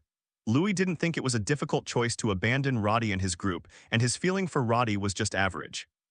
Definitely he's Tony's friend, which gives Roddy a lot of points. But adding points and saving lives are two different things. Moreover, Louis has already planned to burn incense for Roddy in the coming Kingaming festival. Watching Louis and Tony quarrel, Ethan stayed aside. He is now very sure that Louis's previous idea of abandoning himself was serious. Louis was immediately included in Ethan's list of not to be provoked. He and Tony are two extremes. Tony got really pissed, he pushed Louis away and started wearing the G3 armor. Louis didn't go, he went to save people by himself. What are you trying to do? Louis stopped Tony. If you don't go, then I will go. I will not abandon my friend. Tony said seriously, even if you go, you won't be able to save them. Louis sneered, pouring cold water on them. With the energy of G3, there is no way to fight another fierce battle and return unharmed. The G3 that has lost energy is like a lump of iron, and a small body like Tony can't even move. But Tony clung tightly to G3's armor and wouldn't let go. Louis has a headache. Stupid Oni-chan, why don't you be so merciful and merciful to save all living beings? Okay, I'll go, I'll save people. Louis sighed. In the end, he couldn't sit back and watch Tony fall into danger. The main reason is that Tony is one of the few relatives of Louis in this world. After putting on the G3 again, the red light of the compound eyes was adjusted to the lowest level by Louis. JARVIS report energy reserves. Louis asked, there is still 69% of the energy. JARVI. S is accurate to 2 decimal places. Tony's face changed. He didn't expect G3's energy to be used so quickly. Calculated in this way, G3 rushed into the battlefield and couldn't even fight for too long. Louis, Tony rushed to G3, but the mask was closed. Don't worry, I'll be fine. Prepare to cry with gratitude. Louis said in a joking tone. G3 quickly reached a speed that Tony couldn't catch up with and disappeared into the night. In the direction to go, there is a piece of fire reflecting the sky. JAR. VIS, why do you think Tony always likes to make trouble for me? Louis asked helplessly. If Mr. Louis had chosen a safer way, there wouldn't be so much trouble. JARVIS replied honestly. So it's still my fault. It's obviously all to save him. JARVIS stopped talking. His handling ability has not been able to deal with emotional issues. The fire was getting closer and closer. Louis turned off the circulating air conditioner and the chill from the outside world came in instantly. It's so cold, Louis, I hate the cold. In the middle of the battlefield. The 10 Commandments gang who reacted had already surrounded Roddy's people. For those who dared to invade the 10 Commandments gang's residence, they must not be allowed to die too easily. The partners around Roddy fell one by one. Everyone fell into despair. There was absolutely no possibility of survival in such a battle. Roddy also gave up hope. In his opinion, it was impossible for Louis to save him. No one will come to save yourself. I and others have already been abandoned. Just when Roddy and the others were desperate, a cannonball in the sky dragged a long tail flame into the crowd of the 10 Commandments gang. Exploded. Boom. Familiar scene, familiar firelight. Roddy and others felt that their eardrums were going to be blown through. But there is hope on everyone's face. When the blue and silver G3 appeared in front of everyone this time, no stealth, there is no escape, no ducking, he was dignified and upright, appearing in front of everyone. Louis adjusted the power of G3 to the maximum, and the red light of the compound eyes was like the eyes of a bloodthirsty monster. Scarlet, leave first and leave this place to me, Louis said when he came to Roddy and the others. Scorpio's bullets were constantly strafing, forcibly sweeping an open space among the flustered 10 Commandments gang. Louis manipulated G3 and rushed into the 10 Commandments gang. Every bullet of Scorpio caused a burst of blood. Every time the saboteur slashed, people's corpses were separated, and the wounds were burned until they were scorched black, and even the blood evaporated and coagulated. This is absolutely brutal killing. It's chilling. Roddy felt a little sick to his stomach. Such a massacre was simply too brutal. Roddy left quickly with his men. Behind him, the killing continued. In the first battle of G3, someone always needs to pay the price of a little life. At this moment, G3 is like a god of war. Invulnerability that ignores all damage. At this moment, G3 is like a death god again, harvesting everyone's fear. The leader of the 10 Commandments gang felt his legs trembling. Where did this monster come from? The most cutting-edge weapons have no way to cause damage to it. Quick, take out the bazooka, blow it up, kill this monster. The leader of the 10 Commandments gang didn't realize that his own voice was trembling. The members of the Ten Commandments gang were already terrified and did not dare to step forward. Countless bullets flew towards G3. But nothing works. The barrel of the submachine gun became red and hot, and it was outputting bullets at an overload. It's hard to imagine how much firepower it poured out. But that blue and silver intertwined devil just stood there, causing everyone in front of him to stumble back in fright. The bazooka was moved out and aimed at G3. Louis' eyes were slightly dark, but he was not afraid at all. G3 opened his hands like the posture of Jesus when he was being tortured, which stunned the Ten Commandments gang for a moment. This is ignoring. This is provocative. The Ten Commandments were outraged and their terror was dispelled by anger. Fire it, blow it up, someone yelled. He's looking for death. No one can withstand a rocket fire. Kill the devil. Whoosh, the rocket launcher fired. The orange tail flames dragged the fiery breath towards Louis. Louis laughed wantonly, and the energy of the energy tube was fully activated and gathered into the destroyer in his hand. The blade of the ultra-high-frequency energy sword made a violent noise. The frequency was so fast that the air was distorted. Louis swung the destroyer and slashed forward vigorously. Huge amounts of slashing like lightning and flint on the incoming rocket launchers. Stab it, boom, everyone heard the tearing sound. Immediately there were huge amounts of explosions. The flames completely covered G3, burning it into a sea of flames. Cheers erupted among the Ten Commandments gang. After going through hardships, they finally defeated the demon who destroyed the world. It's worth celebrating, it's worth cheering. The demon has been wiped out. Ten Commandments gang hail. We have defeated the evil enemy. They chanted their beliefs, and the huge figure in the sea of flames stood unharmed. Indifferent, lonely, arrogant. A huge amount of crack appeared on the ground, and the split edge was burned into coke by the energy of the ultra-high-frequency vibrating sword. That sword, while splitting the bazooka, still had enough power to chop on the ground. All the remaining energy of the energy tube was gathered in this slash of the destroyer. Louis watched the damage done by this blow with satisfaction. Looks pretty good. Almost all the energy has been overdrawn and the power is really extraordinary. The warning sound of JARVIS had already sounded for dozens of seconds. Then it was ignored by Louis.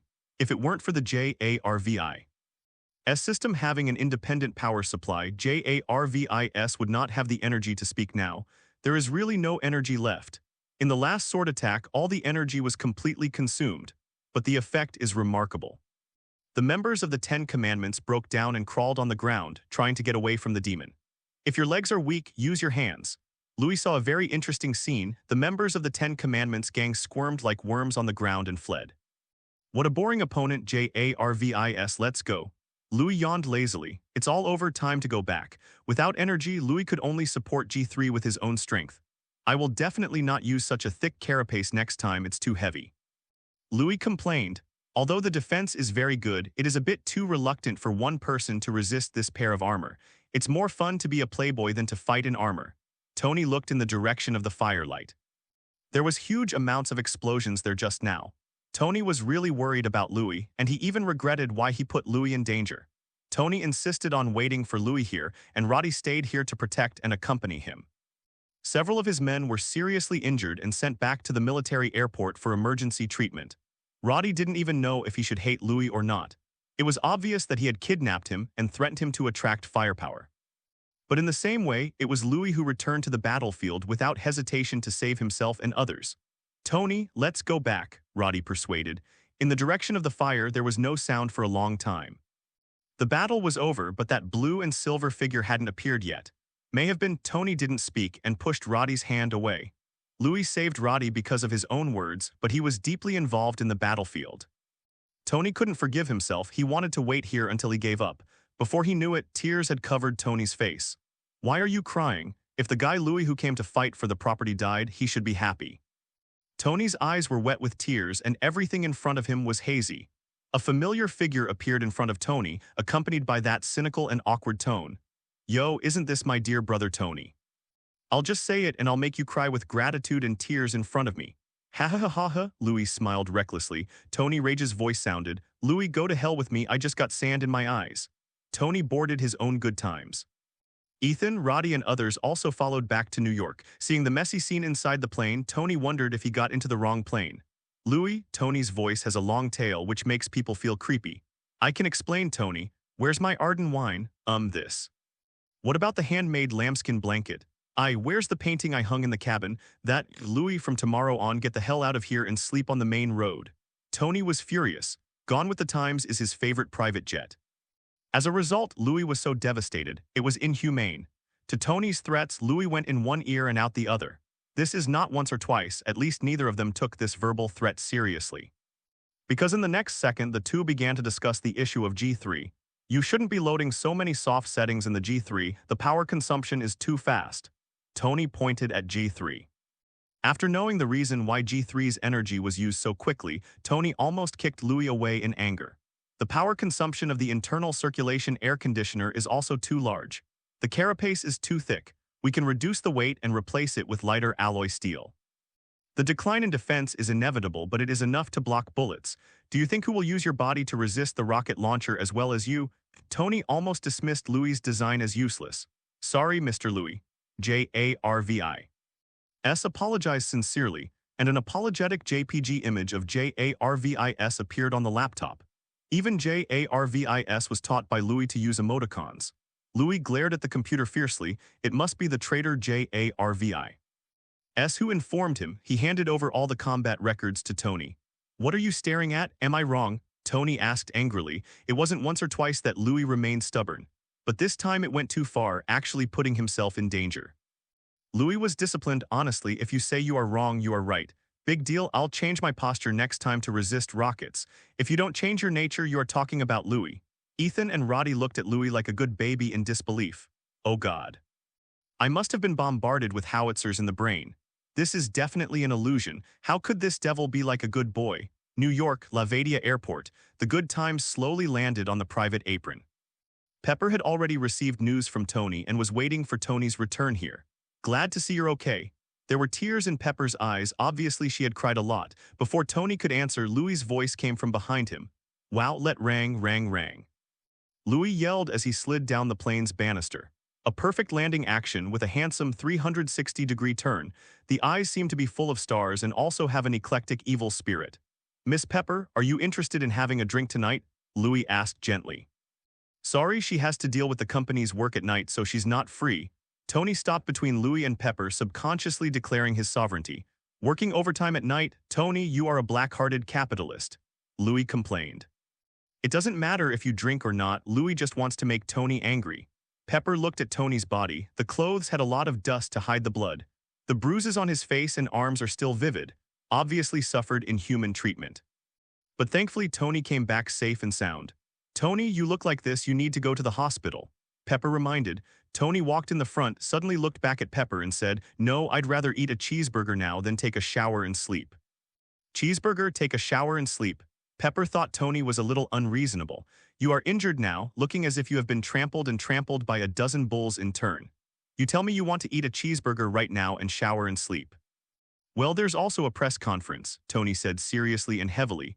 Feeling that I didn't emphasize enough, I added again, a press conference, this is very important.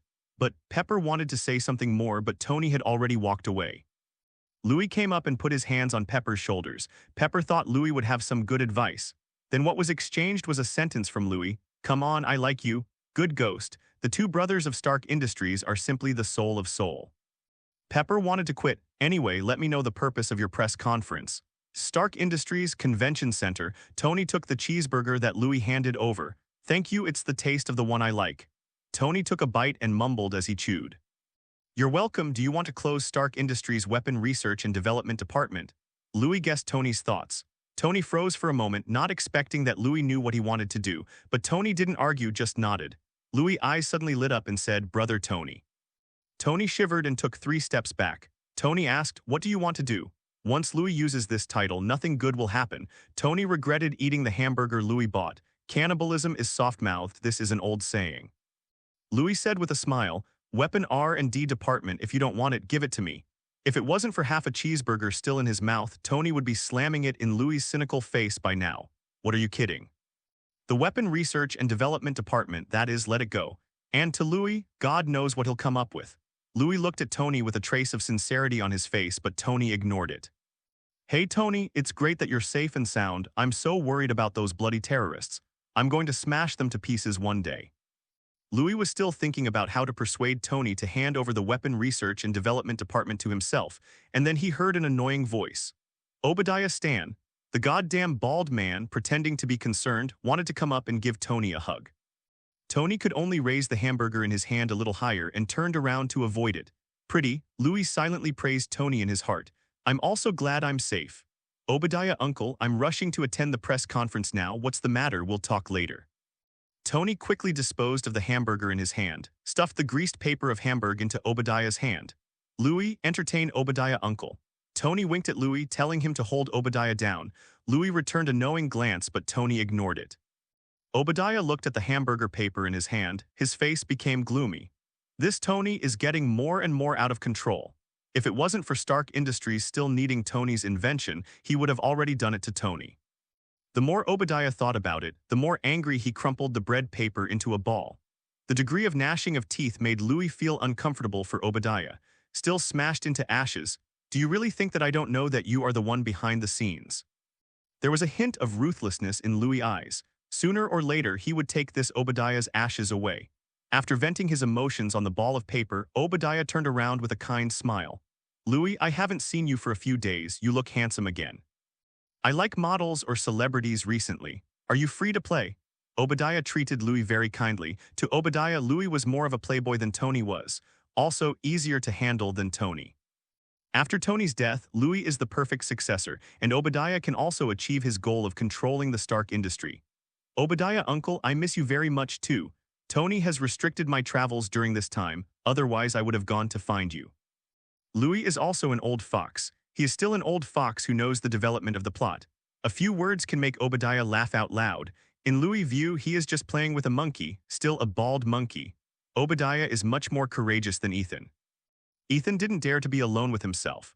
Are you that scary? Louis rubbed his Zhang Tong's face, which is full of women of all ages. Isn't Ethan a gay? As Tony walked into the center of the venue, countless media reporters rushed forward to interview Tony.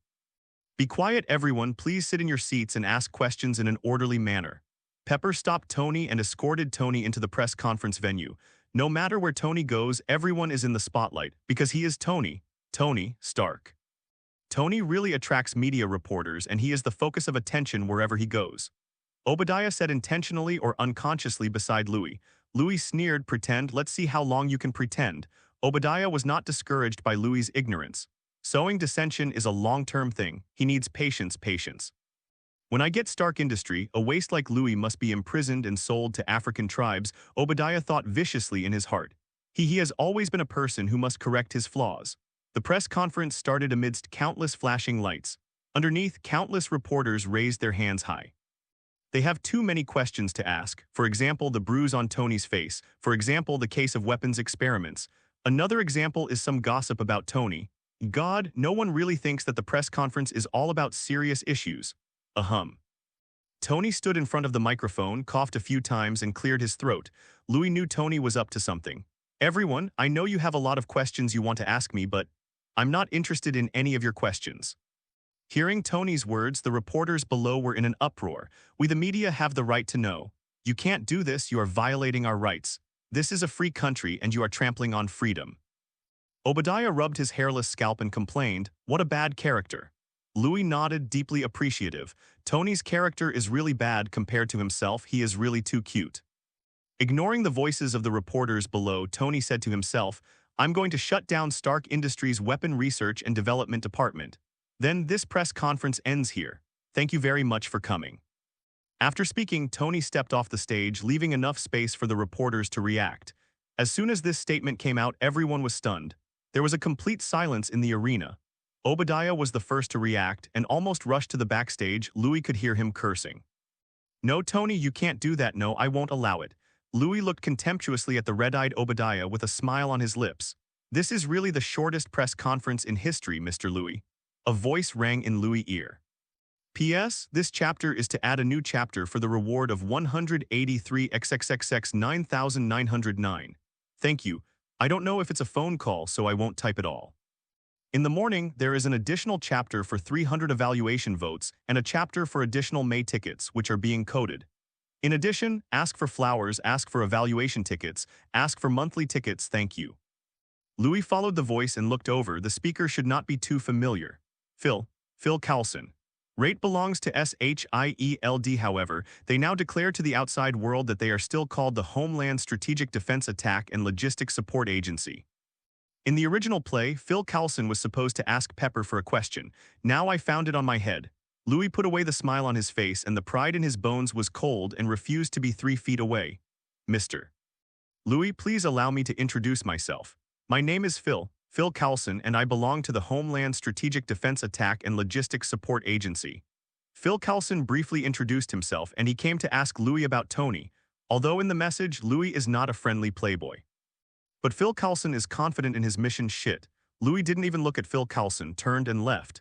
He doesn't want anything to do with SHIELD right now, even though SHIELD has the space gem that Louis really wants. But SHIELD also has a large group of undercover agents. It is really not easy for director Nick Fury to persist until now. Mr. Louis. Phil Coulson chased Louis. He did not want to fail this mission. God knows how much merit it takes to be promoted from an 8th-level agent to a 9th-level agent. This Louis is really the same as rumored, with a strange primordial personality. Obviously, a smile could be seen in his eyes, but there was only a thin line between a smile and a rejection. Louis walked into the backstage and said to the 2 security guards, "The one behind is a reporter from a small newspaper. Please help get out, thank you." He rushed to watch Obadiah's joke and didn't have time to talk to Phil Coulson. "Yes, Mr. Louis." Seeing that it was Louis, the security guard immediately agreed. As security guards, what they hate the most are these tabloid reporters who always add to their workload. It's not polite to deal with Phil Coulson. Soon after came Phil Coulson shouting, "You can't treat me like this. I am a staff member of the Homeland Strategic Defense Attack and Logistics Support Agency." "Hey, Mr. Louis. Boom. Phil Coulson was thrown out of the convention center trash dump by 2 security guards. It was finally quiet. Louis rubbed his ears and came to the 2nd floor of the exhibition center in the background. Obadiah was chattering around Tony. "Tony, you can't do this. How much money will the Weapons Research and Development Department bring us every year? But how much harm has it brought to the whole world?" Tony said coldly. "There are always weapons manufacturers making weapons. Why can't it be us?" "Tony, you are not a child anymore. Don't be so self-willed. Tell the group of reporters outside that you were just talking when you were drunk." Obadiah constantly dissuades Tony. The Weapon Research and Development Department is the main income of Stark Industries, and Obadiah can make countless profits from it every year. Smuggling is always the most profitable business. Obadiah looked at the steadfast Tony, and the killing intent in his eyes became more and more obvious. Cutting off people's wealth is like killing their parents. Psst. Louis leaned against the wall. Watching Obadiah's Joker-like performance, I accidentally laughed out loud. Tony and Obadiah's looked over. "Sorry, you continue. I just thought of happy things." Louis made a gesture of please, but had no intention of leaving. "Louis, you come to persuade your big brother. He actually wants to close the Weapon Research and Development Department. Does he think that his mansion and sports car are all blown by strong winds?" Obadiah looked like he hated iron but not steel. It meant something. These words were all for Louis. Louis made an innocent face and looked at Tony, the 2 of them making eye contact. "Louis, need help?" "Tony, everything will be fine if you don't make trouble." "Louis, don't worry, I have my sense of proportion." Seeing Tony's threatening gaze, Louis could only say sorry to Obadiah. "I didn't have a good impression of you at first, but you insisted on messing with me." Louis, who was named by Obadiah, came to Tony's side with brisk steps. Some helplessly said, "Obadiah, uncle, although Tony is already an adult, but I am still a child. I even live and eat at Tony's house. I can't help you, and I heard that Tony was injured by a weapon we made this time. I also think that in order to avoid this kind of problem from happening again in the future, it would be better to stop the Weapon Research and Development Department. Otherwise, if something happens to Tony, my long-term meal ticket will be gone." Louis' tone was very lazy and natural, as if I was going to hang out at Tony's house and wait to die for the rest of my life. Tony shot Louis a glare. "If it weren't for you wanting to compete with me for Stark Industry, I might really believe what you said." Obadiah was almost vomiting blood from Louis' words. He thought Louis was a waste playboy, but he didn't expect that Louis had surpassed the limit of waste. "Tony is dead. Stark Industries is yours. You pig brain, don't you think about it." Seeing Obadiah's appearance, Tony said, "Obadiah, uncle, you don't need to worry about this matter. The Weapons Research and Development Department, I'm locked up. God can't stop me. P.S. This chapter has 300 evaluation votes plus a new chapter. Thank you for your support. Qingming reading ceremony, recharge 100 and get 500 VIP coupons. But Obadiah wanted to say something else, but was interrupted by Tony. Tony sighed and shouted in a deep voice, Obadiah, uncle. What's wrong? Obadiah felt a little uncomfortable, and Tony's tone seemed to be full of wind and rain. Tony came in front of Obadiah and said in an unquestionable tone, I am the chairman of Stark Industries and I have absolute control. In a word, it directly negates all the efforts of Obadiah. What do you want to say? Sorry, I'm the chairman. I have absolute control over Stark Industries. If you have any thoughts, hold them in my heart. That's what Tony wanted Obadiah to understand. Obadiah's face became more and more ugly, almost dripping ink. Tony turned and left, ignoring Obadiah. He needs to go back to sleep now. Looking at the silent Obadiah, Louis patted him on the shoulder and said in an encouraging tone, Come on, Obadiah uncle, you can definitely do it. Then Louis was in a good mood and ready to go home. When G3 faced the last bazooka, there were still many flaws and Louis needed to redesign it. The two Stark brothers were seen driving away from the convention center. Obadiah's clenched fist slammed heavily on the wall. Boom, hiss, damn Tony, I will never let you go, and Louis, go to hell, go to hell. Obadiah protects his right hand, jumping into a rage, really a bit like a monkey. In Tony's car, Louis was playing with his mobile phone, playing with JARV. The voice of JARVIS suddenly rang out. Mr. Louis, Obadiah's car just left the convention center and the direction is his villa in Mel Street. Okay then, don't worry about him. Dumen nodded and said. He was really worried that after being provoked by Tony, Obadiah would really go crazy and come up with a car attack. Tony glanced at Louis in the rearview mirror and smiled. Louis usually looks cynical, but he also has his own ideas. Louis, what do you think I should do next? What do you mean? The Weapon Research and Development Department has been shut down and the market value of Stark Industry will shrink by at least 20%. I may not be able to support you as a burden. Tui, now that you think about it, why did you go so early? Louis rolled his eyes. What Tony did on a whim, are you still blaming me now? How about you hold another press conference? Just say you were drunk before. Louis felt that Obadiah's previous proposal was very good. I can also drop you out of the car and walk back by yourself, Tony threatened. If you don't close it, you'll be fine. Leave it to me, or if you close it externally, I'll be responsible internally, Louis suggested. Tony didn't speak, apparently lost in thought, finally shook his head. No, there are ghosts in the company, so it is absolutely impossible for the large quantities of arms to be from the common people. Tony thought again of the 10 Commandments gang's warehouse full of ammunition, enough to arm several troops. Are you suspicious of the director of the company, or just Obadiah alone? Although Louis knew that this was Obadiah's fault, did Louis know and Tony knew? Nourishing. Tony slammed on the brakes and the sports car pulled over to the side of the road. Fuck, can you tell me in advance when you brake? Louis' head hit the windshield and it hurt a little. Are you also suspicious of Obadiah? Tony wouldn't call Obadiah uncle in private and neither would Louis. It's just a respectful speech before people. Then I strongly advise you not to shut down the Weapon Research and Development Department. It's hard not to doubt it.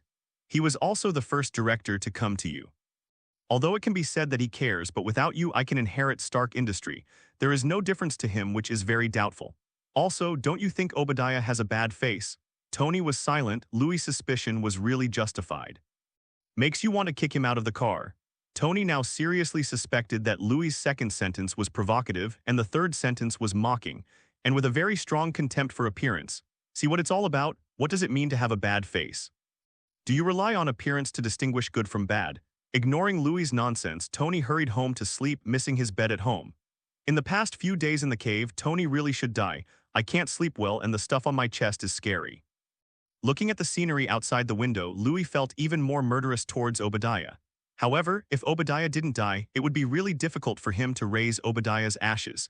It seems that we still need to provoke Obadiah. Tricurve Wing's headquarters. Phil Coulson had no choice but to return here and reported to Fury about his contact with Tony.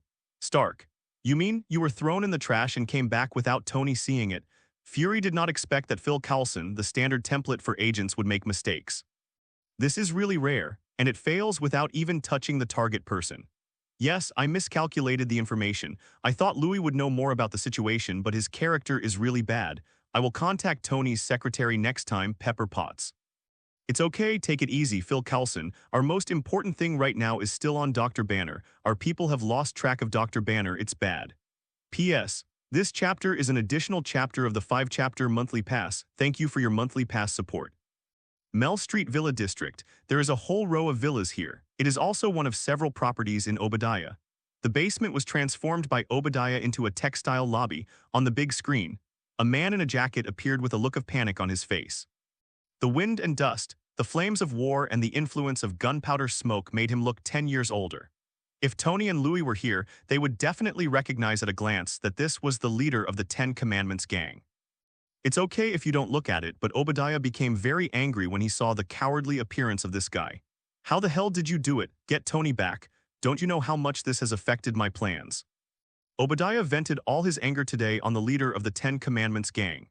In his opinion, it must be the negligence of the Ten Commandments gang that allowed Tony to escape back, and all the responsibilities for this should be borne by the Ten Commandments gang themselves. For the next batch of weapons supply, the price will return to the original price. Obadiah said coldly, "This is a punishment, and it is also making up for some of my losses." As a shareholder of Stark Industries, it's impossible for Obadiah not to stockpile some munitions himself. Now it's time to let it go. No, you can't do this. I lost more than 200 brothers and you want us to take responsibility. It's not fair. The leader of the Ten Commandments gang was also angry. My men are dead. I almost died too. The weapon was not retrieved and the person ran away. I still have to bear the responsibility. Is there any reason? Is there still Wang Fa? In the eyes of the Ten Commandments gang, Obadiah has become synonymous with black hearts. None of these capitalists has a good thing and they are all vampires. Isn't waste just for taking responsibility? Obadiah didn't care how many people these terrorists died. It was not a joke to say that these terrorists would be crushed to ashes. A group of poor ghosts who have no money and want weapons.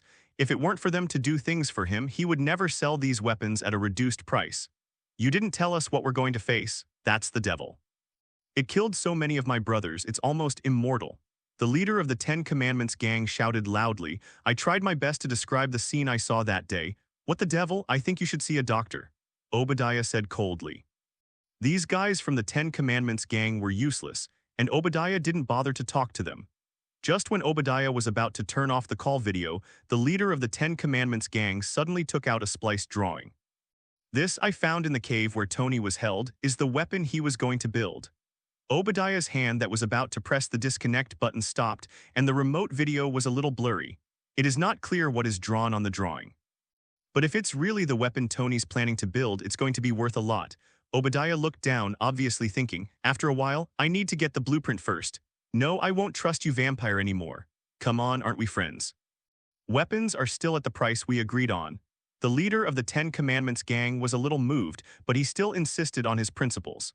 I can give you half of the drawings, and I'll give you the rest after the deal is over. A flash of anger flashed in Obadiah's eyes, but it quickly disappeared without a trace. He raised his head and said with a smile, "No problem, I wish us a happy cooperation." Happy cooperation. Louis thought that because he rescued Tony in advance, Mark 1 was not produced. Obadiah also won't get the wreckage of the Mark 1. There will be no subsequent generation of Iron Overlord. In this way, if you want to crush Obadiah to ashes, you need a little trick. Moreover, Obadiah also holds 10.7% of Stark shares, which is not a small fortune. But Louis didn't know that Tony's drawings still fell into the hands of the Ten Commandments gang and passed into the hands of Obadiah. Tony is now thinking about how to improve the performance of G3. JARVIS, is Tony still awake? Louis asked. Master has been asleep for 12 hours, JARVIS replied. Okay, JARVIS. Come and read with me, Tony, you are such a pig. Louis would never let go of Black Tony, and he would pull JARVIS together. Tony closed all contact methods before going to bed, causing countless people in the outside world to look for Tony. This guy is actually asleep. Pat clap clack. A certain pig rubbed its eyes, stunned by Louis, and walked into the bathroom in a daze in slippers. When passing by Louis, he gave Louis a hard look. JARVIS, didn't you say Tony was sleeping? Louis glared at the JARVIS expression pack on the computer. The two brothers, even if they stare at others, are exactly the same. Tony took a shower in the bathroom, washing away all the depression and irritability of the past few days. Refreshed. Tony, who came out of the bathroom, stared at Louis and said slowly, I heard you called me a pig and you want to drag JARVIS to call me?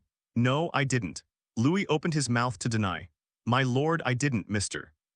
Louis instigated me. JARVIS spoke at the right time. Louis cursed, JARVIS, you are a traitor. P.S. If you have a flower evaluation ticket, please throw it to me. Don't embarrass my colleagues. They work very hard, but I am not afraid of hard work. Qingming reading ceremony. Recharge 100 and get 500 VIP coupons. Louis betrayed by JARVI. S ends up taking on the job of making Tony's breakfast. Cheeseburger, every day is a cheeseburger, Tony. Your stomach is almost turning into a cheeseburger. Louis complained. Tony didn't feel anything about it. He felt like he was starving and skinny these days. Beep, the doorbell was rang. JARVIS immediately called out the camera at the door. It's Ethan and Roddy. Why are these two guys together? Louis looked at the two curiously. After I came back, I didn't see these two guys, but now they came together. It seems that during this time the two were together. Click. With consent, JARVIS opened the door. This is Tony's home. Roddy introduced to Ethan. He has been here many times and is very familiar with it. Ethan nodded and followed Roddy into Tony's house. Long time no see, Dr. Ethan. Louis stood behind the door and gave Ethan and Roddy a big surprise. In fact, it is more appropriate to describe it as frightened. Ethan was so frightened that he fell to the ground. It's really boring. Louis sighed. I thought of Obadiah, who is also an egghead. Why is there such a big difference? Sitting on the sofa, the two were flattered for a moment when they saw the coffee that Louis brought over. We must be crazy. This is definitely not the Louis Stark we know. The world is crazy. Tony sat across from the two of them and Tony looked pretty good after a night of rest. What do you two want to see me for? Roddy glanced at Louis, then back to Tony, leaning forward, resting his elbows on the coffee table. It's like this. Regarding the armor that appeared in this rescue operation, I would like to ask how much it costs and whether it can be used for small-scale armament. As Roddy spoke, he kept sneaking glances at Louis' expression. Tony didn't expect that Roddy came here for this matter. There was a moment of silence without speaking. The combat ability of G3 is shocking. Even Tony has to admit that the G3 built by Louis is comparable to a killer. Equipped with different weapons, there will be different combat styles. But the right to decide on this matter is not in his own hands. Seeing that Tony didn't speak, Roddy thought Tony was worried. Tony, you need to know that your closure of the Weapons Research and Development Department is a very serious matter for the military. For a long time, relying on the advanced weapons of Stark Industries, our soldiers have always been able to take the initiative on the battlefield. But once the Weapon Research and Development Department is closed, the cooperation between the Army and Stark Industries may come to an end. Roddy felt compelled to remind his friend how serious it was to shut down the Arms Development Department. Stark Industry has been able to thrive so much, largely because of the support of the military. If you dare to touch Stark Industries, you are making an enemy of the Army. But now, the link linking the two is broken. When he heard the news, Roddy wondered if Tony was crazy, so he who was supposed to be on vacation came to Tony right away. Tony, think about it. Roddy said seriously. Roddy, you have no idea what I saw in there. Stark Industries weapons all over the warehouse. You can also ask Ethan, where did Stark Industries weapons end up being used? I hope weapons can be used to protect peace, but weapons create greater disasters. I'm an executioner and so is Stark Industries. Tony lowered his head, his tone very disappointed. Roddy sighed, looked at Ethan and saw Ethan nod. Prove that everything Tony said is true. Roddy knew more about it than Tony, but because of that, he was the least qualified to persuade Tony. I'll report your situation to the Lieutenant General, but it might turn out, Roddy didn't continue. The value of Stark Industries, which has lost its Weapon Research and Development Department, is not as great as imagined. The end result will not be very good. Roddy was about to leave but was stopped by Louis. Wait a minute, Colonel Roddy. Louis smiled and called to Roddy. Roddy only felt a creep on his back, which was a shadow to Louis. That bloody and brutal G3 is still engraved in Roddy's mind so far, and it won't go away for a long time.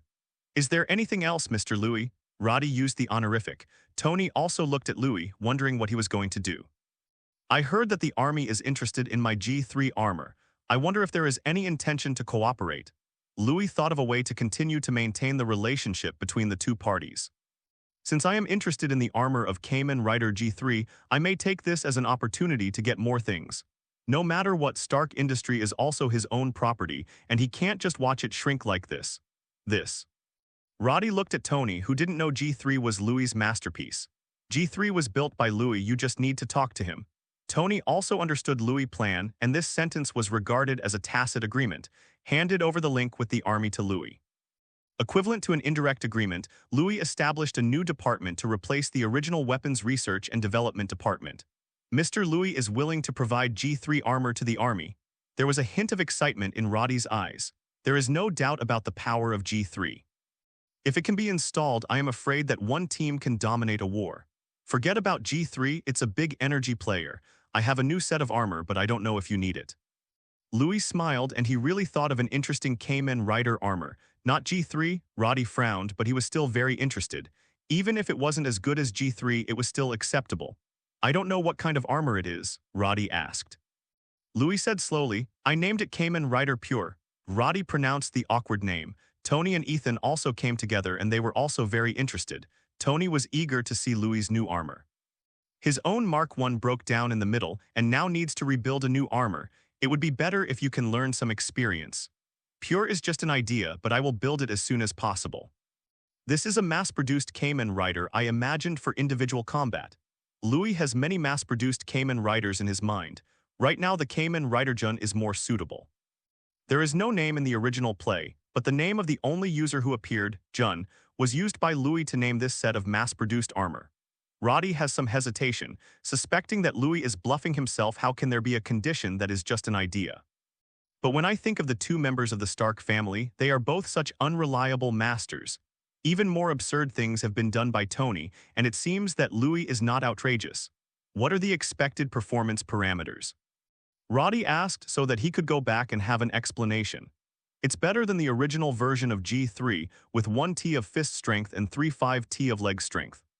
The weapons and equipment can be matched freely, and the defense is weaker, but the speed is faster than G3.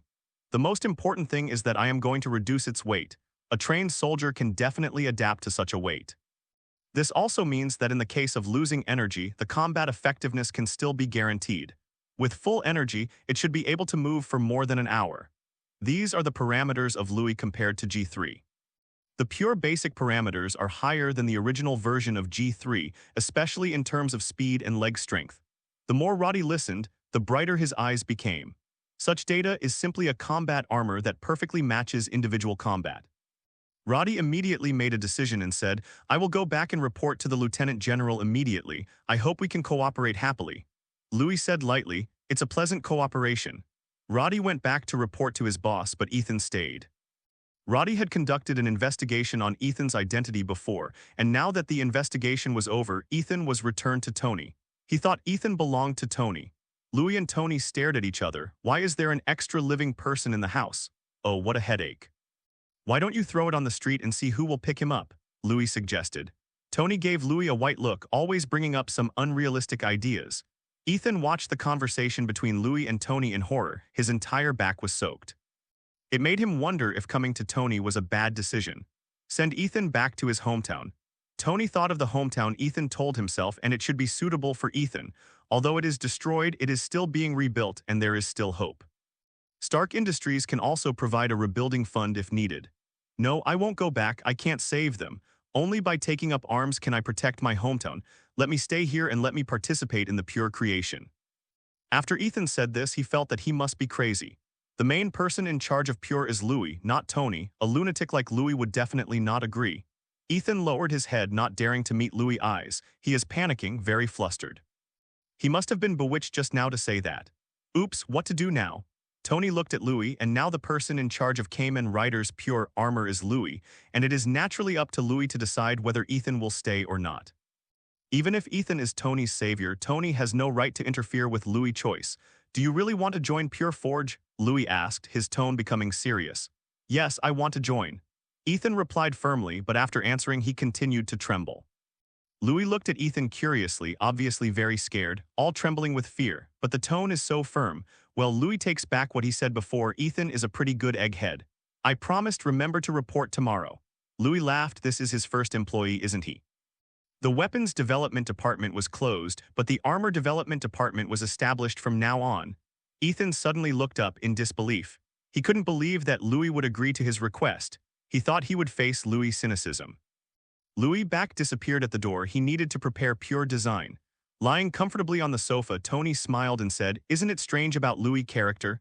Ethan nodded. Don't blame Primordial for Louis' character. It's completely impossible for people to understand his thoughts. He is like that. For people who are not recognized by him, even if he is smiling on his face, his heart is cold. If recognized by him, he will reveal his true side. Ethan, you are very lucky you have entered the inspection period of Louis. Tony is also very happy that Ethan can be recognized by Louis. Definitely, the happiest thing is that there is one more person beside Louis who is recognized by him. P.S. I'm going to take a test. The academic administration is rubbish. The test can still crash the question. I changed the QR code again. Let's not talk. I went to the test. After the test, the code word is updated, and 1,000 flowers have passed, and today there is another new chapter. How did your hundreds of flowers come about? It's outrageous to cast a few hundred flowers. Reduce the area of structural armor and use structural armor only in lethal areas. The rest of the parts are made of polymer nanomaterials to ensure the ability, at least one that can stop bullets. Inside, I plan to still use non-Newtonian fluids as buffers. But try to reduce the thickness as much as possible.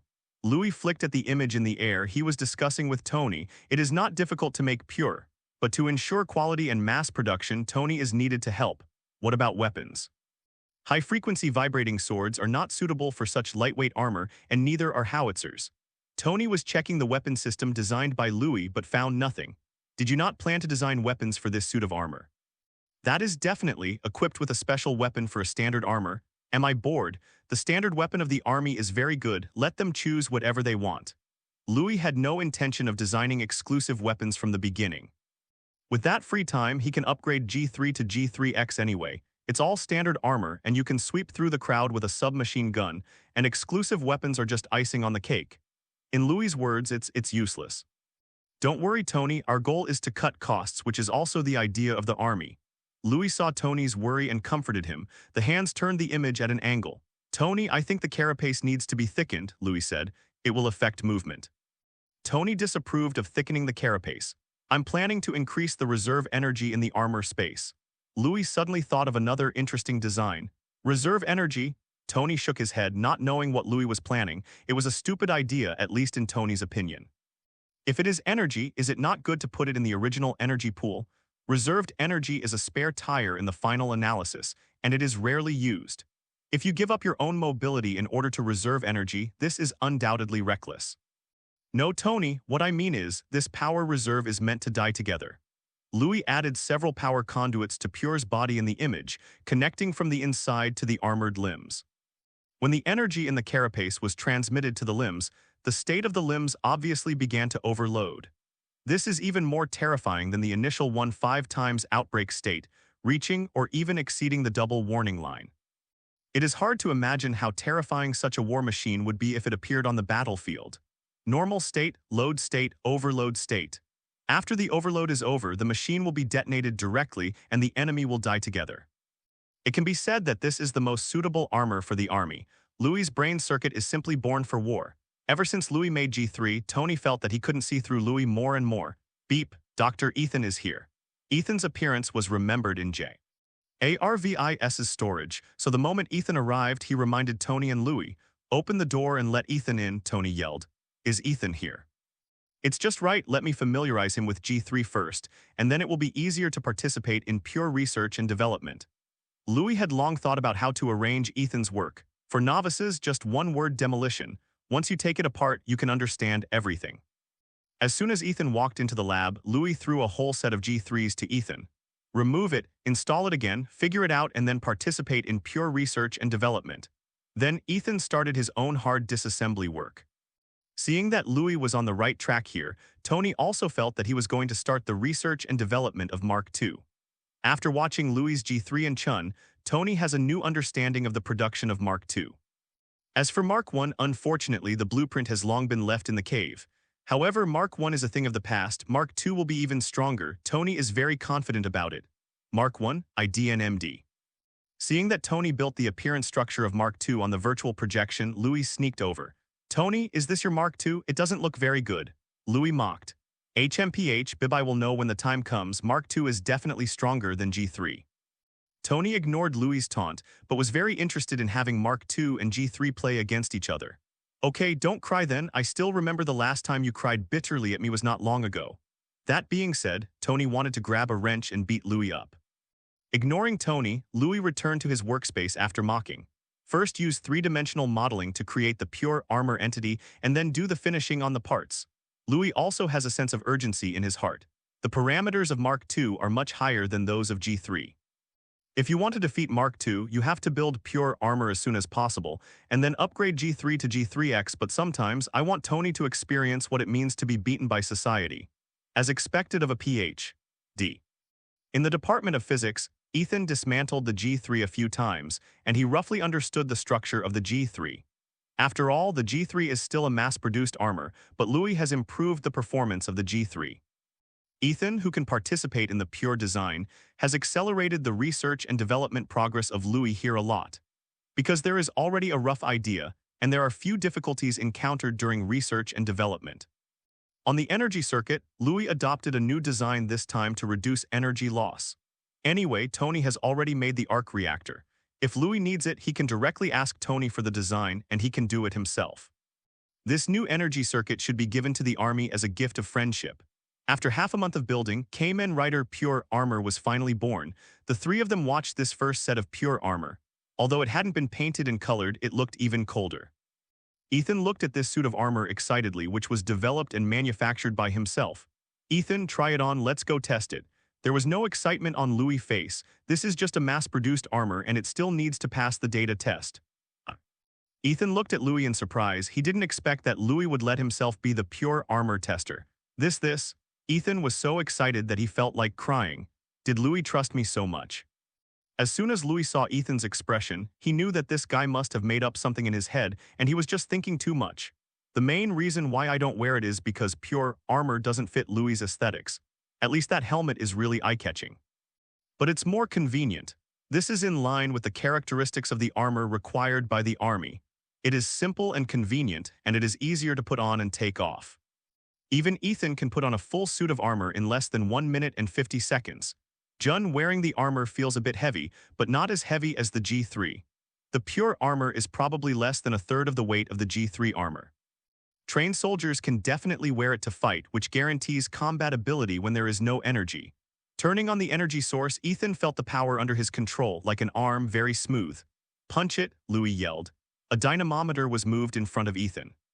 Ethan took a deep breath, facing the dynamometer, and punched out.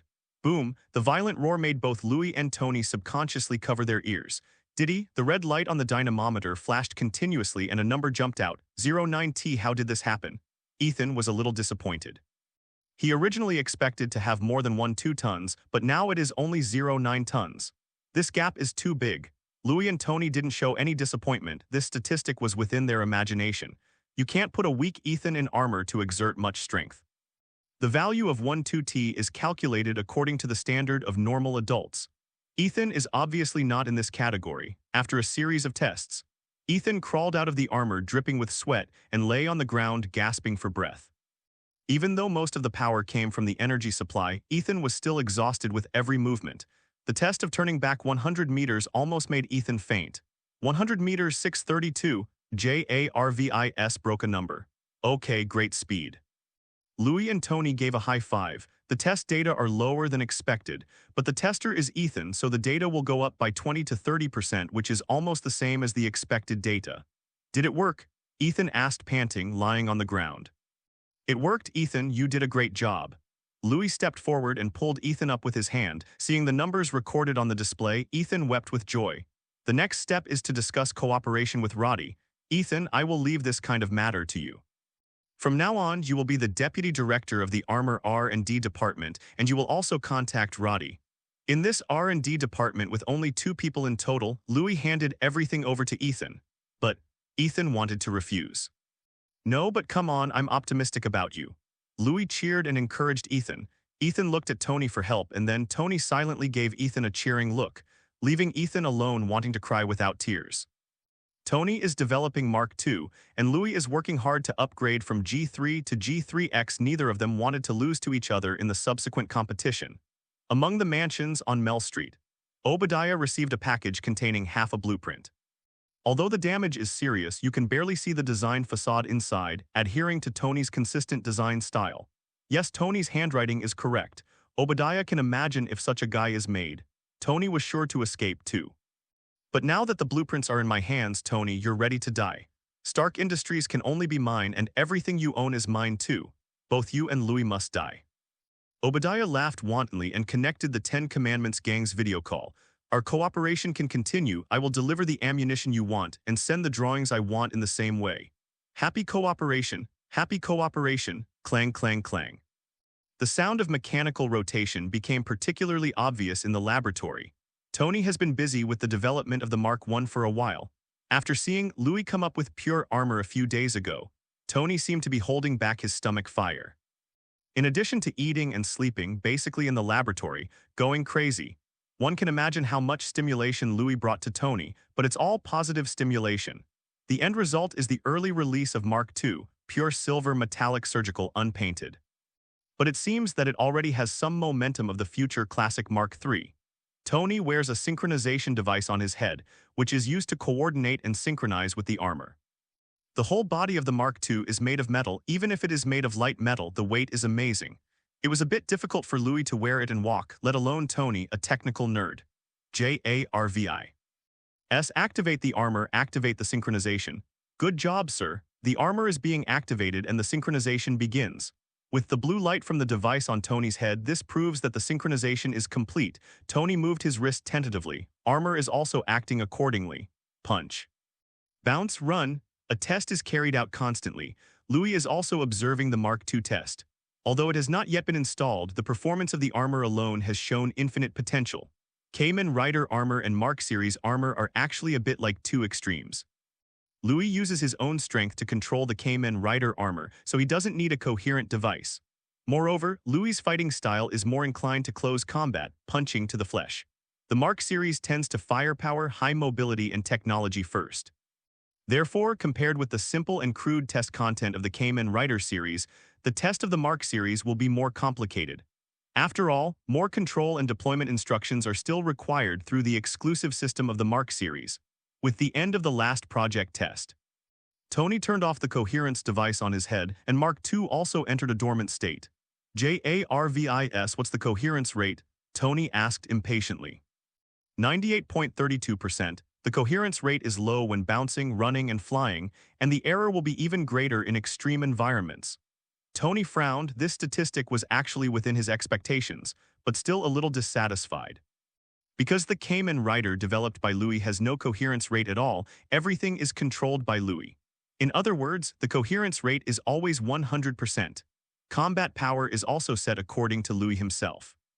If Mark II is only like this, then there is no advantage at all except being able to fly when facing G3. But just for flight, when faced with G3's fire coverage, Mark II's defense is a little worrying. After all, in order to be able to fly, the Mark II armor is made of light metal, which is prone to flaws under the coverage of firepower. Tony sighed, still a little too impatient.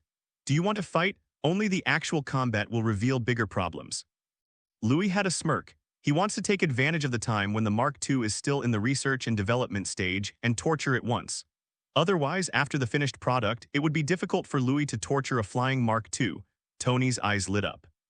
What Louis said is not wrong. All the statistics are not as real as a fight. However, the laboratory can't bear such damage in the battle between the two of us. Louis didn't want to mess up the house. It's okay, Roddy and the others have a small base for testing weapons, let's go there. Tony said immediately, the military's test base is not in vain. JARVIS, contact Roddy for me, Tony yelled. Not long after, Roddy's voice sounded. Tony, it's rare for you to call me. Roddy, I need to borrow your military's test base. Is it a test base? No problem, you closed the Weapon Research and Development Department. Few people have passed there now. When will you come? Louis and I are going over now. Hey, wait, is Louis coming too? Yes, we'll be there soon. After speaking, Tony hung up the phone. Roddy doesn't seem to welcome me, Louis smirked. Is the psychological shadow I caused on Roddy a bit too big? If you restrain your personality a little, he will like you. Tony complained. Forget it.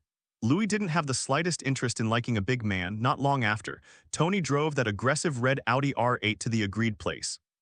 Roddy had been waiting here for a while, and when he saw Louis appearing, Roddy subconsciously turned his face away.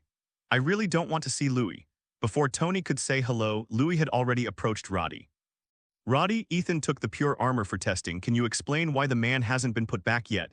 Louis' tone had a hint of malice. Sorry, Mr. Louis, the test results are all satisfactory. The military's senior management is discussing the purchase of pure armor, but before that, in order to prevent the news from being leaked, we decided to let Mr. Ethan live in the Pentagon for a while. Please rest assured, the treatment we give is definitely the most luxurious. Roddy immediately explained, for fear of being misunderstood by Louis. He had already seen the big box that Louis was holding, with the letters G3 written on it. Louis actually brought that set of armor that looked like a demon descended into the world. If Louis killed wantonly like that day, tick, the sweat on Roddy's forehead dripped to the ground. Ani and Louis each moved a large box to Roddy's military off-road vehicle. A group of people started to go to the dedicated field test base. What's in those two boxes? Roddy was curious. He saw a G3 but another mask-like logo that Roddy hadn't seen yet. One is G3 and the other is Mark II. We need a bigger place for actual combat testing. G3 Mark II? Roddy was stunned. G3, he still knows what it is. But what is Mark II? You'll know when the time comes. Drive your car, talk a lot. Louis said impatiently, showing his bad temper again. At this moment he is wearing a pair of special glasses and the program of JARVI. S is attached to the glasses.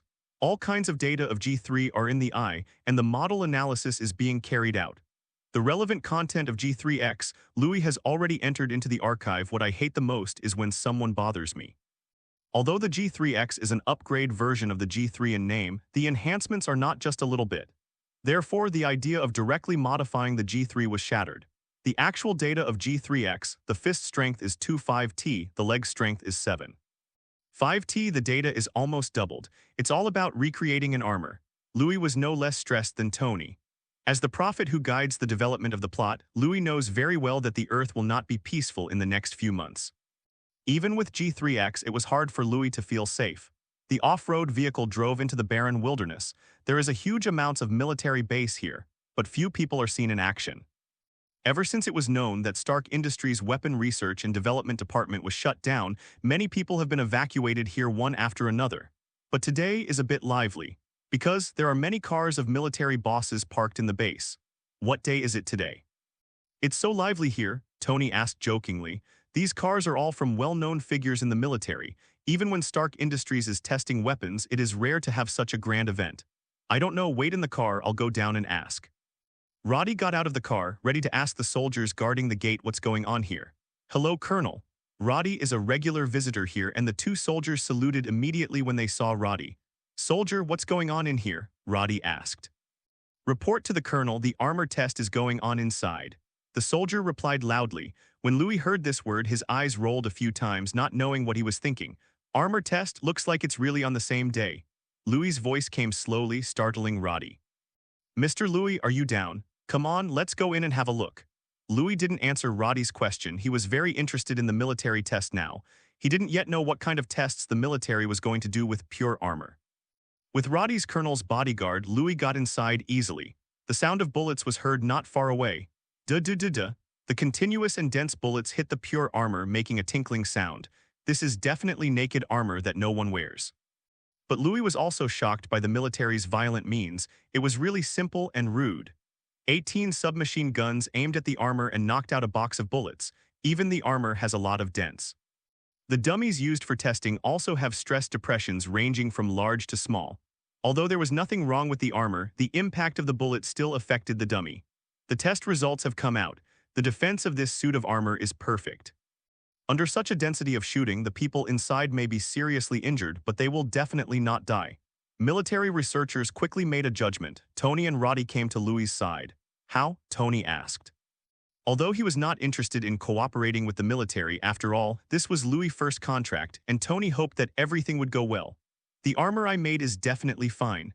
Louis was confident. Roddy, arrange a testing ground for us. Louis doesn't want to waste time here. Louis knows exactly how much ability pure armor has. As a standard armor, the basic data is a little better than the normal version of G3. But in the battle, Louis still prefers that G3 will win. After all, G3 has too many weapons and equipment. Roddy quickly arranged the venue, and Louis and Tony were ready to start testing. But I didn't expect a group of people to walk over, surrounded by a middle-aged man. I'm Lieutenant General Jason Wilson. You are the pure armor maker, Louis Stark. You are really young, and your ability is comparable to that of your big brother. Lieutenant General Jason looked at Louis with satisfaction. Stark Industries really has a lot of talents. First there is Tony, and now there is another Louis. Such giants are the ones the military is ready to cooperate with. Mr. Lieutenant General isn't here to say these things, is he? Louis narrowed his eyes. This Lieutenant General appears here, so he won't come here to get close. Definitely not. It seems that you are also here to test the armor. Do you want to add a pure armor test? Jason Wilson also wanted to see what kind of good guys Tony and Louis still have in their hands. Louis smiled. It turns out that this guy set his sights on Mark II and G3. I want to test it out and find out, looking for abuse. Louis likes these people who can't help but look for abuse when they come up. Definitely welcome, let's go together. Louis showed a good-natured smile like the warm sunshine, extremely bright. Roddy shuddered. Appeared, the devil appeared again.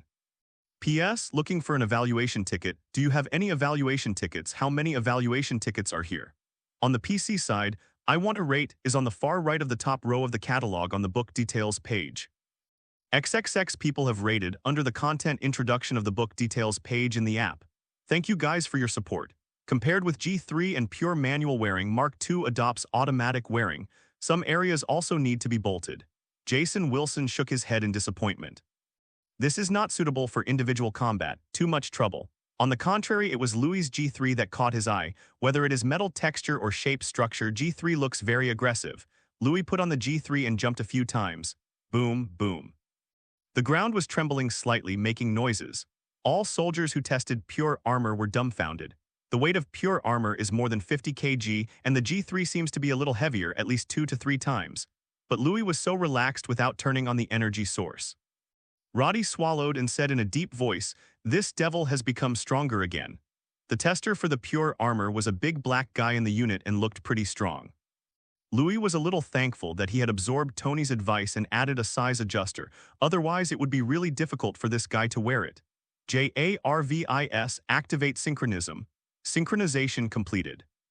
The arc reactor on the chest began to continuously provide energy for Mark II. Mark II let out a low roar. Tony experienced the actual installation for a while and there was not much blockage and it was almost consistent. With an error of a few percent, only a machine can give such an accurate number. Tony looked at Louis and asked in a deep voice, "Are you sure you want to fight too? Come here, don't cry when you lose." Louis smiled, his face under G3 was a little serious. The energy source of G3 starts to connect, and the energy tube starts to transmit energy. The originally calm G3 was like a volcano, and this moment seemed to contain great terror. That's the power. Roddy murmured, feeling scared from the bottom of his heart. Pure armor also unlocks energy supplies. The sound effect as delicate as an electrician motor comes from Louis' bad taste. This comes from the boost engine that Louis puts on the pure armored legs. It can make the speed of pure soar to the extreme in the shortest time. And it can also make the speed of pure reach the previous test of 632 in 100 meters. Tony didn't speak, the mask of Mark II fell and the coherence was instantly connected to the mask, and the data analysis was started. For a moment, G3 and pure data all appeared in front of Tony. The two attacked G3 with a tacit understanding. Whether it is Louis' request or G3's record, these are opponents that must be resolved in advance. The battle is imminent. It came just in time. Louis shouted loudly and went up to him with bare hands, fist for fist. Mark II and G3 collided in strength. Boom, boom, boom. Punch after punch. From the test of strength, simple and rough to the extreme, this is Louis' favorite way of fighting. Onlookers can even hear the sound of metal friction and collision, and even the sound of twisting shapeshifting. The right hand is 32. 63% damaged, and the left hand is 19% damaged. JARVIS quickly calculated the damage of Mark II. The two sides collided dozens of punches. On the surface, it looks evenly matched, but the body of the Mark II has undergone shapeshifting and has been damaged. When G3 and Mark II collided, Chun also quickly identified the opportunity and rushed towards G3. This is a good chance. The pure tester didn't think about how to kill G3 with one hit. He is very clear about his advantage, which is to use his speed to slowly consume G3. With the Mark II front pole, the pure living space will be much better. HMPH, Louis sneered. I have been on guard against you for a long time. As the pure armor developed by Louis knows all about its characteristics and values, so how could he be unprepared? Speed can be said to be the biggest advantage of pure armor. But this kind of guerrilla warfare is really embarrassing. The Kamen Rider series has always been punching to the flesh, and the OB style of this tester is really a bit embarrassing. Do you think I set such a high leg strength for pure just to let you run? Louis was dissatisfied and energy poured into his right fist in a short time. Get out of the way, Louis shouted. The power of the right hand increased instantly. Even Tony was caught off guard and Mark II was sent flying upside down. bang. The sound of parts falling made everyone's expressions change. The Mark II armor actually fell into a disadvantage in the collision with G3, and even the body was destroyed. Tony's face was a little ugly. Did he lose? But he didn't have time to think. G3 turned around beautifully and met Chun, who was about to attack. Sneak attack, hee hee, Louis mocked with a smile. Energy was poured into the left arm again and another punch was blasted out. The pure tester could only watch the iron fist appear and flew into the air in the next second. How can it be so fast? No one could see clearly the speed of Louis punching. It felt like G3's movements became faster at that moment. Boom. The pure armor fell heavily to the ground. It turned out to be instantly killed. Complete abuse, no room to fight back. A large group of people immediately swarmed up and dragged the tester out. There was still a little panic on the big black man's face. After being instantly killed by G3, he still hasn't recovered a bit. After all, Mark II collided with G3 for so long and he was killed in seconds, simply unimaginable. The blue and silver battle armor stood still, like a god of war, after a while. Slowly raised his left arm, made a gesture of victory, and then retracted his index finger, a middle finger, a pillar of support. You scumbags. Is this the end? Several major general-level figures looked at G3, who was showing off his might with a hint of excitement in their eyes. G3 looks much stronger than Pure. Jason Wilson also took a meaningful look at G3 and shook his head when he saw Pure again. With G3 jewels in front, Pure naturally loses its appeal. Louis touched G3's armor and stepped out, immediately surrounded by a group of military bosses. Mr. Louis, I wonder if this G3 armor can work. Jason Wilson asked immediately. The shock that G3 brought to them was too powerful. That kind of power can kill Pure in one move. Louis shook his head and said in a frivolous tone, don't think about it. It's natural that the G3 is powerful, but the cost is beyond your reach, so Pure armor is the most suitable standard armor for the army. If it is G3, your military expenditure may not be enough. The meaning clearly expressed in Louis' words is one. You poor bastards, just buying a Pure armor from this group of bigwigs would take so many days to discuss. Louis knew that this group of people were poor, then there is nothing to say. Jason Wilson and the others couldn't understand what Louis said, but what Louis said was the truth. The military's operations in some conflicting countries, even with advanced weapons, still have not achieved very good results. Cuts in military spending have also made life difficult for them. Louis no longer paid any attention to these poor gangsters. Walking to Tony's side, Mark II's armor has been removed. The damaged place is not serious, and it can be repaired by replacing some parts. Tony was a little disappointed. Mark II failed in the first battle, which made Tony a little reconciled. When he saw Louis, Tony just couldn't beat it. Yo, brother Tony, you won't cry for me because of a failure, will you? Louis swayed in front of Tony very embarrassingly. In the contest between the two sides, no matter who loses, the other side will go up and ridicule it. But obviously, most of Louis' ridicule. Tony wanted to say something, but seeing Louis frantically blinking and winking at himself, Tony finally let out a helpless sigh. Well, I won't expose you in full view. Tony put away the Mark II. Today's actual combat test has been completed and there is no point in staying here. Mr. Wilson, we're leaving first, Tony greeted. In the end, the people in the military had no choice but to choose Pure. What else can I do? You can only blame yourself for not having money. Lieutenant General Jason Wilson nodded. Seeing Louis' leisurely expression, he could only smile wryly. One day I must equip the army with G3. This became Jason Wilson's obsession. Let this embarrassing Louis dare to mock himself for being poor. On the buggy, Tony scowled, glaring at Louis. Roddy, who was driving, didn't dare to speak. The atmosphere in the car was very strange until now. Hands, are you okay? Tony asked coldly. Louis winced subconsciously, but Tony grabbed it anyway. The hands, which were so delicate and slender that women would envy them, are now disastrously red and swollen. Ha ha ha ha, it's okay. Fortunately, I used the freezing spray in time, otherwise the scene would be discovered. Louis said haha, trying to fool him. G3's damage is also serious. Tony pressed. Tony didn't bother to talk to Louis. The guy who asked for trouble should let him lie at home for a few more days with some injuries. Both arms are crippled, but they can't be seen from the outside. Louis nodded. The previous overload mode of Pure armor was applied to G3 by Louis. However, no tests have been conducted. If it is not for those who want to use crushing to attract the military, Louis does not intend to apply it. The result now is that G3's two arms are completely scrapped. Carrying so much power all at once, it's strange not to waste it. Actually, there is no need to do this. When I first took over Stark Industries, I could only cooperate with the military because I was isolated and helpless, but now I don't need it. Tony explained. He could tell something was wrong when he was on the scene. G3's data had always been under the control of JARVIS, but the value suddenly skyrocketed to nearly double. One punch knocked Mark II back, and then another punch killed Pure. No matter how you look at it, it is impossible. As expected, Louis was playing tricks, and he wanted to show his strength even if G3 was damaged. I want to use G3 as a bargaining chip to allow the military to continue to cooperate with Stark Industries. It doesn't matter. Maintaining cooperation with the military is also good for us. At least next time I go racing at high speed, I can continue to ask the military to solve it. Roddy, who was driving, was feeling cold at the moment. I am still a member of the military. Is it really okay for you to talk about this in front of me so blatantly? Oh, suddenly I remembered, is there a military person in our car? Colonel Roddy, you won't give away what we said, will you? Louis's tone fell lightly in Roddy's ears. Creepy. I didn't hear anything, I didn't know anything. Roddy closed his eyes and said loudly, sorry, it's not that I don't want to say it. Louis is really terrible, this man, he even threatened me. Obadiah, I have something here that I thought would interest you. What? Beep, an email has been received in your mailbox. Obadiah subconsciously opened the attached video in the email. Only a short 10 seconds, inside is a battle. A blue-silver armor fights both an unpainted silver-gray armor and white's armor. On the chest of the blue-silver armor, the two big characters G3 are very conspicuous, and the silver-gray armor was built in the same style as the drawings obtained from the Ten Commandments gang. The battle begins.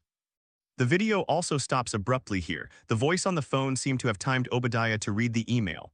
How is it? Are you interested? What do you want to do? I want the blue and silver armor. Whether you steal it, grab it, or build it yourself, I want to see it. I don't even know who the owner of the blue-silver armor is. No way, this is the armor made by your two good nephews. You and uncle don't know anything about it. The voice on the other end of the phone seemed a little surprised. Obadiah's eyes became serious. He really didn't know that Louis and Tony had built such armor without making a fuss. He is indeed my good nephew. Tony, Louis. How long are you going to hide it from me?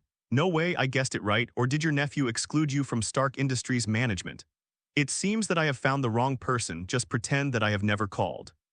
The person on the other end of the phone was a little disappointed and was about to hang up. But Obadiah's eyes sank instantly and he said in a deep voice, what do you want to do? It seems that we can cooperate. I heard that after the Weapon Research and Development Department was closed, you gathered many professionals in the Weapon Research and Development Department. I just need that G3, whether it's the original version or you can build it after you get the data.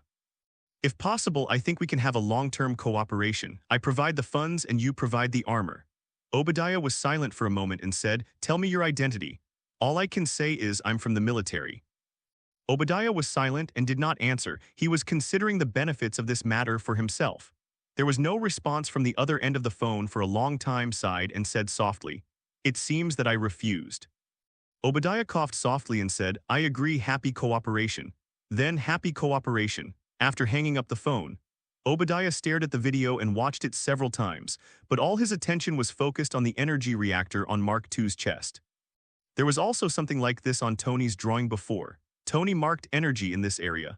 Obadiah had never been able to figure out what the energy on Tony's drawings meant, but now he thought of the strange contraption on Tony's chest. Obadiah finally got the point. This is the most critical step missing in the Iron Overlord that I built. As for the G3, if people in the military want it, then give it to the military. But Tony's arc reactor, I have to decide. In Tony's mansion. Louis watched as Tony rebuilt the arc reactor, one for himself and the other for Louis to use. As for the old piece, Tony was going to throw it away. Well, to be honest, I haven't tried putting my hand into someone's chest. Louis looked at Tony with disgust. This sounds a bit disgusting. Are you sure you want me to come? How about another person, Pepper? Louis tries to avoid such things and puts his hands in Tony's chest. Fuck it, why does it feel a little hairy on the back? Pepper may not accept such intimate contact. Tony said with some regret, no one will accept it. Do you think I can accept it? Louis said a little frantically, I really hate it. Why must it be me? If you change to Pepper, isn't it all the same? Stop complaining, I don't want to be you, but the only people I can trust are you and Pepper. There was a rare relief in Tony's eyes. Well, I'm glad you said that though, but reluctance. You begged me to do it. Louis babbled so much that Tony wanted to get up and beat him up. Louis picked up a new arc reactor and took the old reactor off Tony's chest. The moment he was pushed out, Tony's face turned pale. Louis speeded up. As Louis, who had developed 2 sets of armor, his hands were shaking when he installed the reactor. If one was not careful, Tony would be bye-bye. When the new arc reactor was successfully connected, Louis rushed out of the laboratory without saying a word. I'm going to wash my hands, the rest is fixed, you do it yourself. This is the first time I have had a negative centimeter relationship with a man, it's disgusting. Louis rushed into the bathroom, washing his hands frantically. Louis, if you say such misleading words again, you can get lost and sleep on the road. Tony's originally good mood was instantly destroyed by Louis. Louis washed his hands 5 times repeatedly and sterilized them with disinfectant. You might as well soak your hands in hydrogen peroxide for a while, Tony grumbled. That can't be done, my hands are used to make a Kamen Rider. Louis immediately vetoed Tony's proposal. Tony put on his clothes, and the new reactor on his chest was shining with white light, which was a little conspicuous. It really looks like Yajichu's high beam. Louis saw the glow of the arc reactor and suddenly thought of Ajichuo. It's a pity that the evolution of Ajichuo came from the power of ancient light. If Louis wants to build Ajichuo armor, he needs to find similar power. What Ajito? Tony asked curiously. No, nothing. Louis shook his head. The damaged G3 armor was placed on the repair table, and Louis manipulated the mechanical arm to start repairing the G3 armor.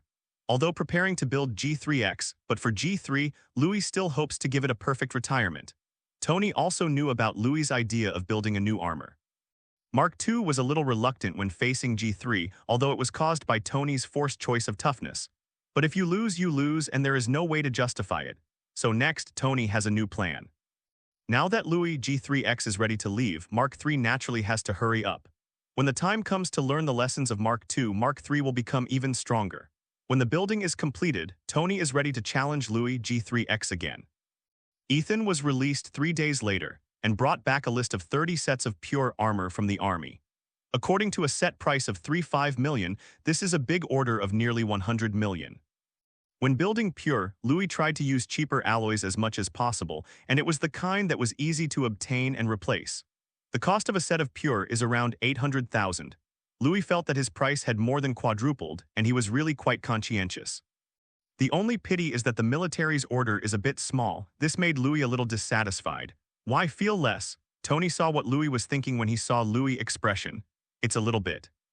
According to my calculations, the military has a shortfall of more than 100 sets, but now only 30 sets have been ordered. It may be to test the water, but it doesn't matter. When they have almost purchased, I will launch the G3 mass production version, and then I can make another profit.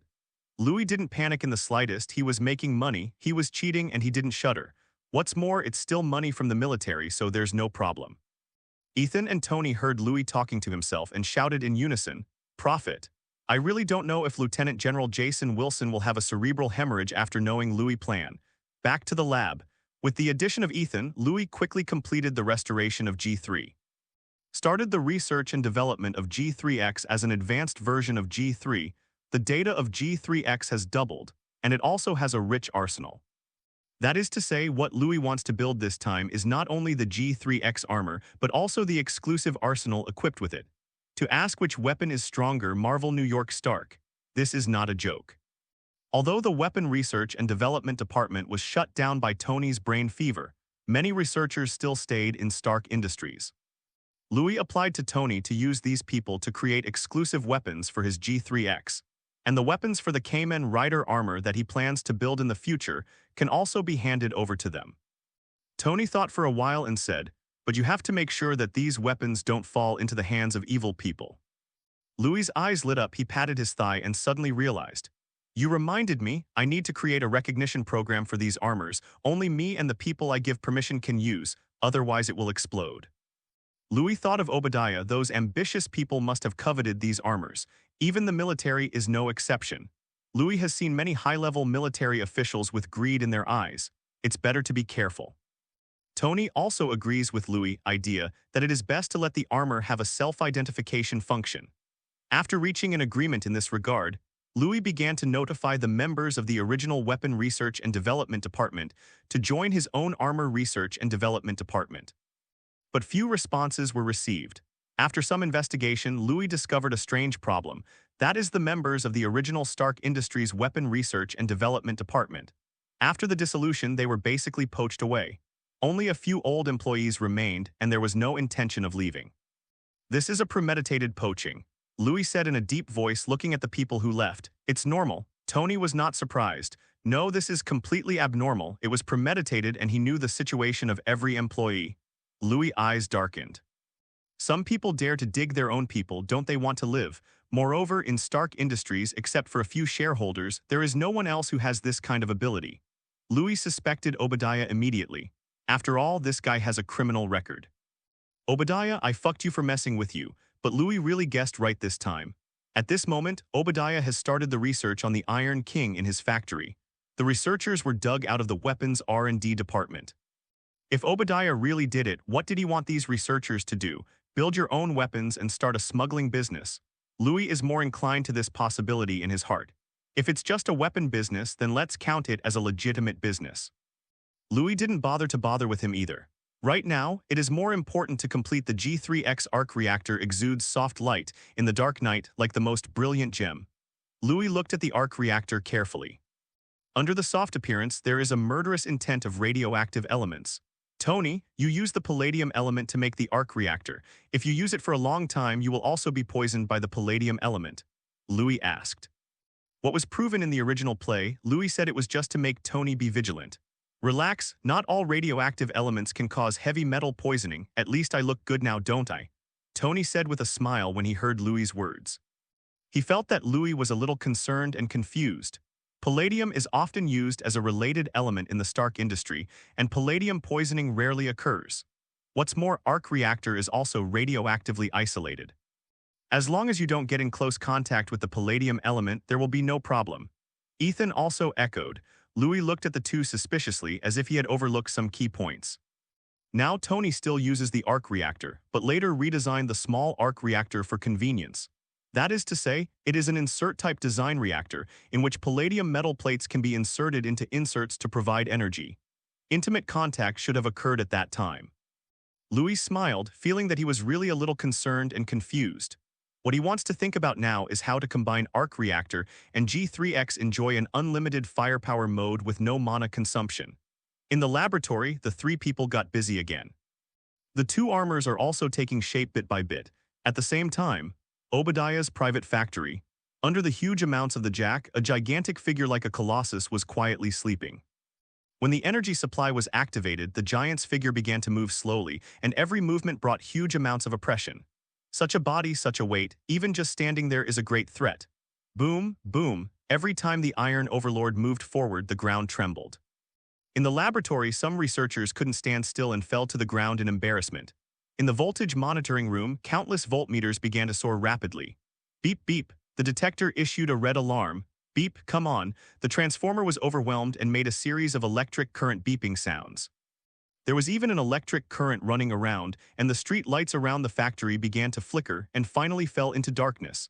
The surrounding neighborhoods also began to experience voltage instability. A massive power outage began to spread to the surrounding area. It was pitch black inside the factory. This is the source, and the blackout is also the first to be completed here. Iron King, who lost his power supply, returned to sleep mode. In the dark, there was unstoppable excitement on Obadiah's face. The power of the Iron Overlord is far beyond his imagination. In Obadiah's view, the Iron Overlord is definitely far more than the three armors in the video. What are those three armors? Obadiah showed a sneer. As long as the Iron Overlord has sufficient energy, no matter how much armor there is, he will not be afraid. Duh. Obadiah tapped his fingers lightly on the table, and it seemed he needed to have a good chat with Tony. In the sky, Mark III completed its first test flight. Tony, who has experienced the Mark II test flight, feels faster and smoother this time. Mark III is the direct upgrade version of Mark II, and Tony has done a lot of optimization upgrades. For example, beam cannons are added to the chest and palms, small missiles are added to the shoulders and wrists, and the propulsion devices on the legs and feet make the Mark III more flexible in the air. Titanium alloy steel ensures the free movement of Mark III at high altitude and low temperature. How do you feel? Louis asked. Mark III's visor opened, revealing Tony's iconic smile. It's great, Louis. I think you should also equip the G3X with air combat ability. The feeling in the sky is great, Tony said with some excitement. Although he didn't understand why Louis insisted on land combat armor, there was no doubt that he liked Mark III's combat method better. During this time, the only thing Tony wanted to understand was not to compare with Louis' strengths. The battle of Mark III should be in the sky. Hearing Tony's words, Louis shook his head without any excuse. In air combat, you can rely on air combat tools, but any battle will eventually evolve into a land battle. Louis knew there were some things he couldn't discuss with Tony, but there was no harm in sticking to the land battle. Tony unloaded the Mark III with an unstoppable expression. I just circled New York, and New York at night is so beautiful, I think I can fly with Pepper. I also saw Obadiah's factory. There seemed to be a power outage there. It seems that he has been very unlucky recently. Listening to Tony bragging about what he saw and heard on the air, Louis just watched Tony quietly. Wait, G3X will be finished soon and I will let you know when the time comes, your uncle or your uncle. Tony's words didn't alarm Louis. He really didn't have time to pay attention to Obadiah. The left and right were just an ant that could be crushed to death at will. Power failure? Does Zietian, isn't it normal for a block to have a power outage? Louis, when will G3X be completed? I remember that you have already installed it not long ago. Tony looked at Louis curiously. The result of that installation was perfect. However, the armor is actually installed and there are no exclusive weapons. The G3X has too many exclusive weapon arsenals. Even if members with the original Armed Research and Development Department join, the progress is still a bit slow. The armor was originally fine, but the arsenal is too much and it will take a little bit of time. I heard it can be done tomorrow. Then we must have a good fight. Tony still wanted to get revenge with a punch. Wait and see how I abuse you, Louis said contemptuously. Tony wanted to argue, but Jarvis' voice suddenly rang out. Sir, Mr. Obadiah's call. Obadiah. Tony and Louis muttered at the same time. What is Obadiah calling at this time? Tony and Louis looked at each other, neither of them wondering what Obadiah's purpose was. Last time it was basically a breakup. Obadiah, is this hitting a wall again? Line connected. Soon, Obadiah's voice came from the other end of the phone. Tony, I think we need to have a good chat. Obadiah tried to hide his true emotions as much as possible. What are you talking about? Obadiah, uncle, you should talk. Haven't we already talked about it before? Tony sneered. His relationship with Obadiah, because of the Stark Industries thing, is getting more and more rigid. He is also not prepared to continue to have any intersection with Obadiah. I think we can reconsider the issue of the Weapons Research and Development Department. People from the military approached me to reopen the Weapons Research and Development Department, Obadiah said. Tony was silent. If the military was involved, this matter would not be easy. Louis felt something was wrong but couldn't put it into words. So I invite you to my house tomorrow. Let's have a good meal and chat. Tony was about to speak, but Louis grabbed his wrist. Louis looked at Tony and shook his head. He didn't know what the plot was, but Louis didn't believe Obadiah's kindness. Tony gave Louis a reassuring look. If you don't go, you'd be cowardly. Could he, Tony Stark, be a coward? I'll be there on time. Then I'll prepare the red wine from Arden Manor and wait for you. Obadiah hung up the phone, pumping his fists excitedly. Tony, your time has finally come. I will show you how powerful the Iron Overlord is. Let you be the first to feel the power of Iron King. Call disconnected. Louis looked at Tony puzzled and said, why did you agree? You have no idea what's waiting for you in Obadiah. Don't worry, it's fine. I can take the Mark III with me. It'll be fine, Tony said relaxedly, but Louis still wanted to dissuade. But Tony interrupted Louis and said seriously, as long as there is Mark III, I am invincible. After the Mark III was developed, Tony felt a little ecstatic. Louis felt that he had to give Tony a hard time. What if Tony drifts away? Just a good beat. Tony left. Mark III was installed successfully. He needed to drink a glass of red wine to celebrate. Come together for Mark III, Tony said with a smile. Louis nodded and followed. Today is the day Mark III was born. Maybe I shouldn't disappoint him. Even if Obadiah has some tricks, Louis swears, he will never let this kind of joker succeed. I was thinking of looking for an opportunity to crush you. Obadiah, don't you bring it up yourself. Louis' gaze became icy cold and the aura on his body could almost kill people. Feeling Louis' aura, Ethan shrank his head, not talking. He could see that Louis was very angry now and he was just suppressing his anger. To celebrate the successful installation of Mark III, Tony, who was about to drink some wine, got completely drunk. Drunk as hell. Louis was also a little drunk and didn't wake up until noon the next day. Tony was like a pig sleeping soundly. Only Ethan had woken up and was staying in the laboratory. Ethan, I'll leave it to you. I'll go to the Armor Research and Development Department. Louis has a sense of urgency in his heart, and he needs to quickly install the G3X completely. The original Weapon Research and Development Department was changed to the Armor Research and Development Department. The cold killing machine, G3X, stands quietly in the center. How many exclusive weapons are left unfinished? Louis asked. Mr. Louis, the only exclusive weapon left is the ultra-high-frequency oscillating sword, which is still under development. We still can't achieve further frequency breakthroughs, and the lethality is not much stronger than before. The researchers came over and handed the test data to Louis. Leave this to me and you load other weapons onto the G3X. Louis looked at the data in his hand and decided to strengthen the UHF oscillating sword by himself. In Tony's villa. Tony woke up in a daze and glanced at the time. It was already past 5 in the afternoon. Sir, Mr. Obadiah has called 3 times. Jarvis's voice sounded. Respond to the message and I'll be right there. Tony got up. He needed to take a shower to refresh himself. Then go to Obadiah's house for an appointment. Ethan knew that Tony was about to leave and immediately called Louis. This is Louis' request. Buzz, buzz, buzz, buzz. Cell phones buzzed on shelves in the lab. But Louis, who was focused on the progress of the UHF oscillating sword upgrade, didn't notice these sounds at all. Tony's car parked firmly in front of Obadiah's house. Obadiah waited eagerly and finally waited for Tony's arrival and almost ran out to meet Tony. Tony, it's really been a long time since we haven't seen you this time, and I haven't seen you in the company. Obadiah rushed up and hugged Tony. It made Tony want to push Obadiah away. If Louis encountered this kind of thing, he would basically kick him out and say, sorry, I'm not interested in men, indifferently. However, considering that Obadiah is a shareholder of Stark Industries, Tony still endured it. But Obadiah's enthusiasm still made Tony feel that something was wrong. But when he thought of the Mark III on the back seat of his car, Tony's mood calmed down. Obadiah, uncle, let's get down to business. Tony counted coldly. Don't worry, let's eat first. Obadiah said enthusiastically. Tony assures that even Obadiah couldn't have been this enthusiastic when he met the man of his dreams. Just wanted to punch him in the face, Tony thought grimly. The other side.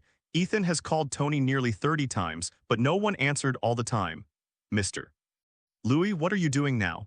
Ethan thought anxiously. In the end, he decided to go to the Armor R&D department to find Louis. However, Louis's phone call came. What's the matter? Has Tony already made an appointment? Louis didn't realize it was nearly 6 o'clock until he subconsciously glanced at the time just now. Looking at the phone, more than 30 missed calls were all from Ethan. Yes, Mr. Louis, Tony has already attended the appointment. Ethan said immediately. Tony's gaze was icy cold. The loading progress of the UHF oscillating sword was only 37%, and it was too late.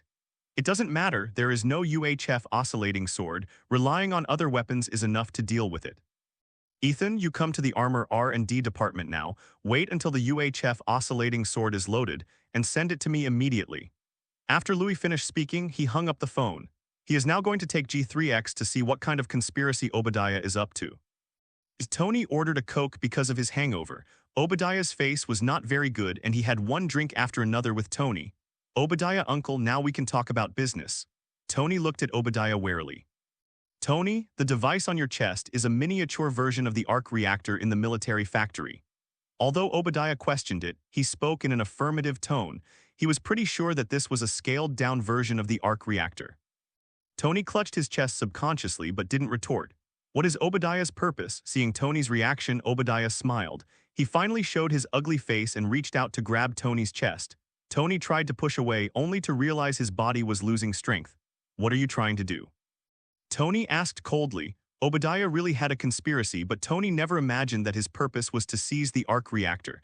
There are ready-made ones in the Stark military factory. What does Obadiah want this for? I want to be dictator. Obadiah laughed. He took out the arc reactor on Tony's chest.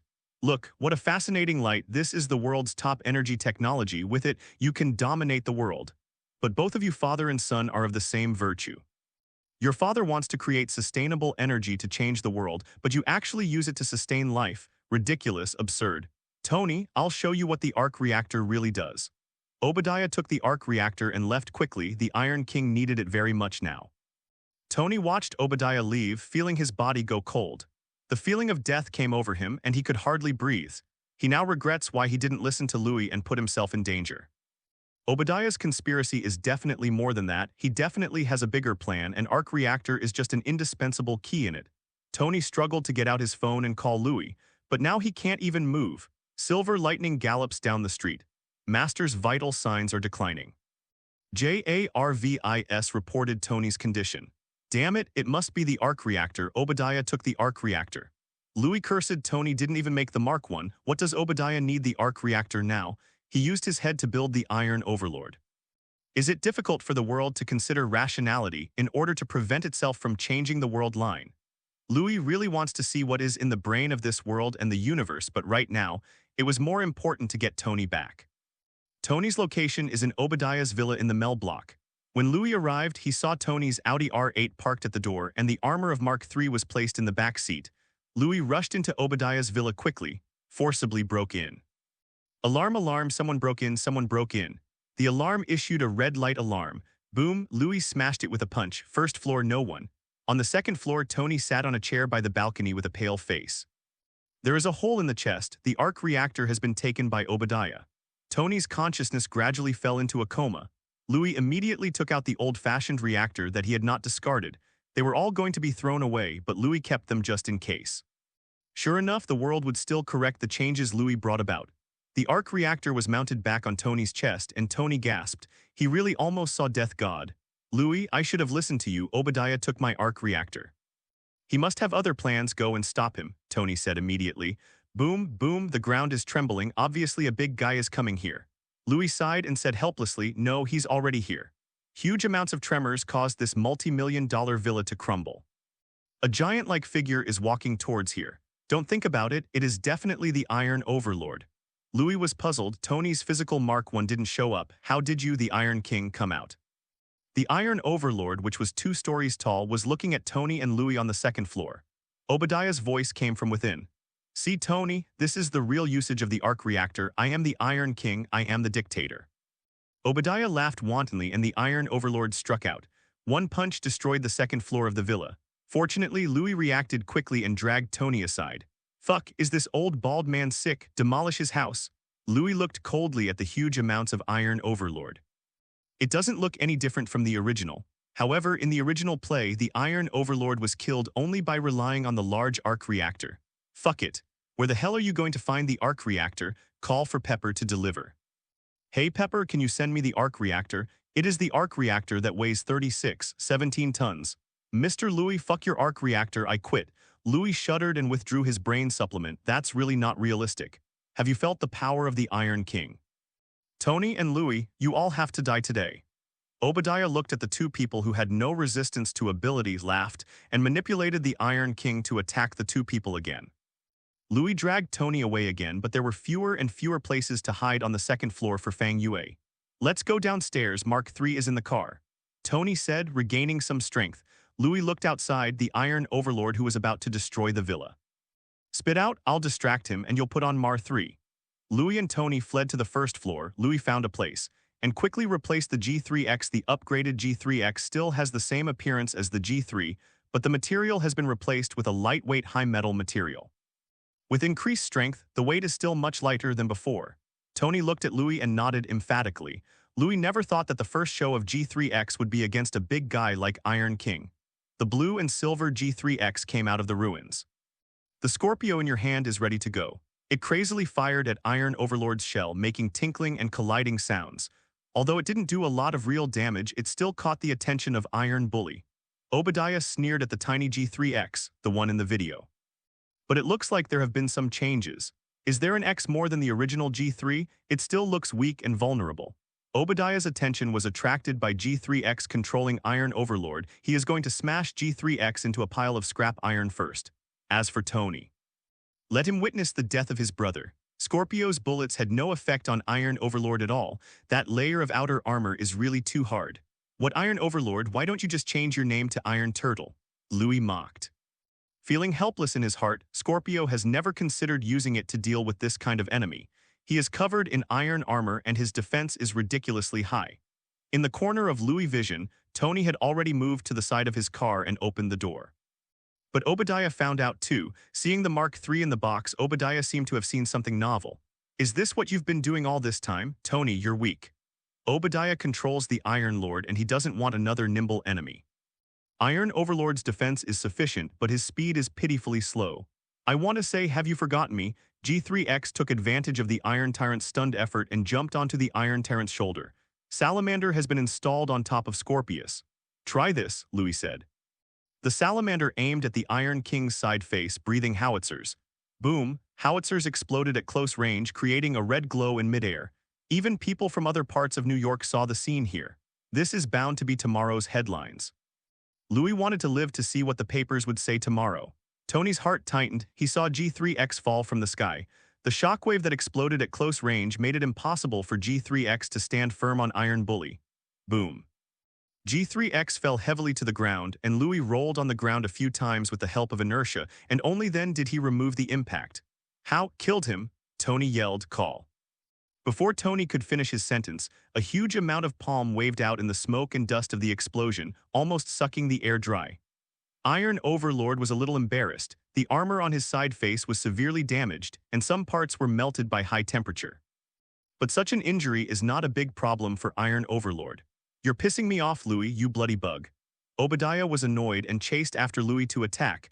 Every time he stepped on the ground, every time he punched, the surrounding houses were completely destroyed. Niupi, why don't you join the demolition team? You definitely have a future. Louis taunted while avoiding the attack. Obadiah was about to go crazy, and the only thing left in his mind was to kill Louis. Tony also took advantage of this time to wear Mark III. Welcome back, sir, Jarvis said immediately. I'm glad you're here too, Tony said with a relieved smile.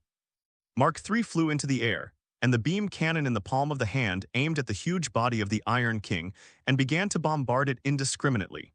Louis took the opportunity to stay away from the Iron Overlord and breathed a sigh of relief. The Iron Tortoise couldn't be beaten, and if he touched it, it would vomit blood. In the bombardment of the beam cannon, the Iron Overlord resisted the beam cannon with one hand and rushed towards Mark III. Be careful, Louis shouted. Tony had been prepared for a long time, and the Mark III was lifted into the air in an instant, and the distance was opened.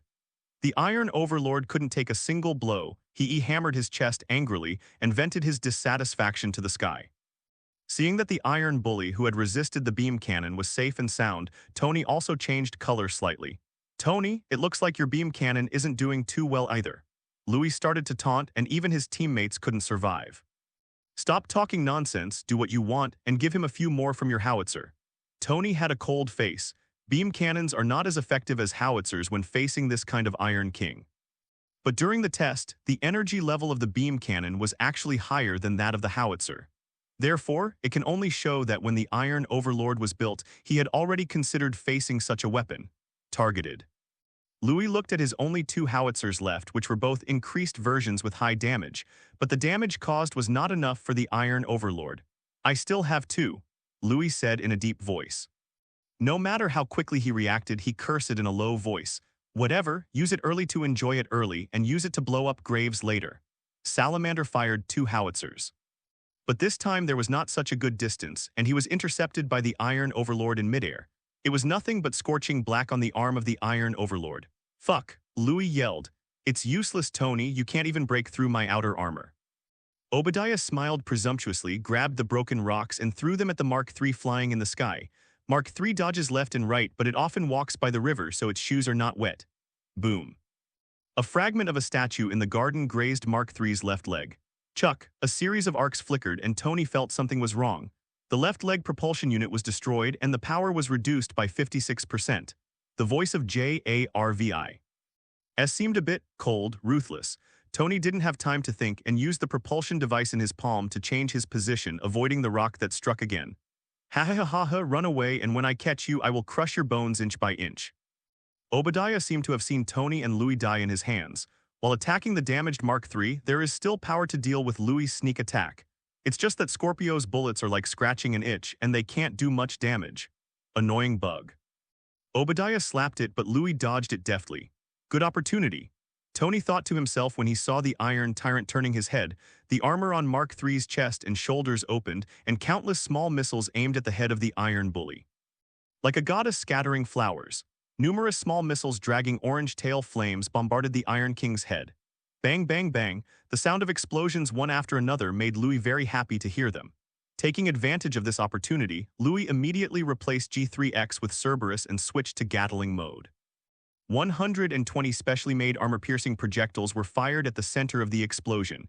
Bass, bass, bass. Under the cover of the sound of the explosion, there was a penetrating sound that was so subtle that it was inaudible. It works. Louis was delighted. Trait armor-piercing projectiles can penetrate Iron Overlord's defenses. But the black shadow rushing towards Louis broke through all obstacles, and with one blow, the G3X that had no time to dodge was sent flying a long distance away. Louis. Tony yelled as he saw the G3X being knocked into the air. Take care of yourself. Obadiah ignored Louis, who was knocked into the air, and his next target was Tony. Guys flying around are such a nuisance. Tony dodged the Iron Tyrant's attack, but under the Iron Tyrant's marking there was no way to see Louis' situation. It's daytime, it hurts a bit. Louis grinned in pain and crawled out of someone's swimming pool. Even with the swimming pool as a buffer, Louis still fell hard enough. Looking at the battle in the distance, it might fly more than 100 meters. How to deal with such a terrifying Iron Overlord? Louis had some headaches, and Tony couldn't last long if he let the Iron King and Tony fight like this. G3X's internal communication suddenly rang while Louis was thinking. Mr. Louis, I have rushed to Mel Street. Where are you now? Who is Tony fighting? Ethan's voice suddenly appeared. Louis's eyes lit up. The overclocking shock sword was developed to deal with enemies that could not break through, and it was just used to deal with the Iron Overlord. Ultra-high-frequency particle vibration cutting. Even if you are an iron bastard, you will be stewed today. Louis sent a location to Ethan, and it didn't take long for Ethan to feel it. The upgraded version of the UHF oscillating sword is larger than the original one, but it looks very intimidating. Thanks, Ethan, Louis said with a smile and then returned to the battlefield again. Ethan stood there dumbfounded. Just now Mr. Tony said thank you to me, it's really rare. Under the siege and interception of Iron Bully, Mark III was on the verge of falling and its energy was dropping sharply. Tony was ready for a tactical evacuation. But on the battlefield, the appearance of the blue and silver figure made Tony stunned for a moment. Hee, this little bug is really big. It's not dead yet. What's in your hand? A toy? Obadiah sneered. Seeing the UHF oscillating sword in Louis' hands, he was even more dismissive. So many weapons are useless. Do you really think it will be enough to change to a sword? Tony, get out of the way. This is a battle between me and this bastard, Louis said coldly. Then let me see what you are capable of. Obadiah shouted angrily and rushed towards Louis. G3X holds the sword in front of his chest, proudly in the world. Louis' voice was floating, full of ancient rhymes, and said, I have a sword that can cut off the sun, moon, stars, and even old bastards. In the next sentence, the painting style changed again. The labor and management said that they will crush your ashes, and they must take your ashes today. The energy of G3X is fully poured into the ultra-high-frequency vibration sword destroyer. Buzz, buzz, the ultra-high-frequency earthquake sound almost pierced the eardrum. That's it. Louis felt the saboteur in his hand with satisfaction. This was the fighting sword he had envisioned. The ultra-high-frequency particle vibration is enough to shred the turtle shell in front of it. Obadiah controlled the Iron Overlord and rushed towards Louis. Coming up is a big flying cover.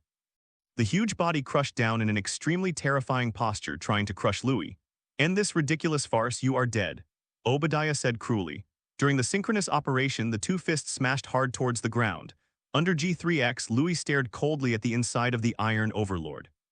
The cold voice was particularly piercing. Overload mode on. As the center of energy arc reactor, the internal energy is constantly absorbed by G3X. The G3X took the lessons of the G3, and Louis' overload mode for pure armor was added. Every time the G3X advances, it will crush the ground under its feet. It is hard to imagine how powerful the energy contained in it is. The Iron Overlord fell from the sky, aimed at G3X and smashed it down. Boom! The huge amounts of shock waves swayed everything around. It's clean now, the damn bugs are gone. Obadiah sneered. In his opinion, no living thing could survive such an attack. This is an attack with dozens of tons. At this moment, Louis' cold voice made Obadiah's heart feel cold. It seems that you are a little too happy and you want to attack me at such a slow speed, Louis said with a sneer. G3X was still on the right side of the Iron Overlord this second, but appeared on the left side of the Iron Overlord the next second. The speed is so fast that it is difficult for Obadiah to lock the position of Louis. Tony, who was flying in the sky, saw the speed of G3X in a short period of time in his eyes. 100 meters to 63. Tony has no doubt that the G3X with this speed can catch the slow-starting Mark III in a short time. That's the case with Obadiah of at the moment. Molested crazily by Louis, every attack landed in the air. Even if he predicted Louis' position, Louis would change his direction in time to avoid it. The saboteur slashed constantly on Iron Tyrant's body, making clanking and colliding sounds. It's useless. If you can't destroy the Iron King's defense, I'm invincible. Obadiah laughed. G3X stopped his figure and landed on Iron Bully's head. Louis said lightly, Oh, is it? Then, a sword fell as simple and easy as piercing butter with a hot knife and fork. Under the ultra-high frequency vibration sword, Iron Overlord's defense became vulnerable. There was a trace of panic on Obadiah's face and he shouted in a panic, "No, this is impossible, my Iron Overlord is invincible, how is this possible?"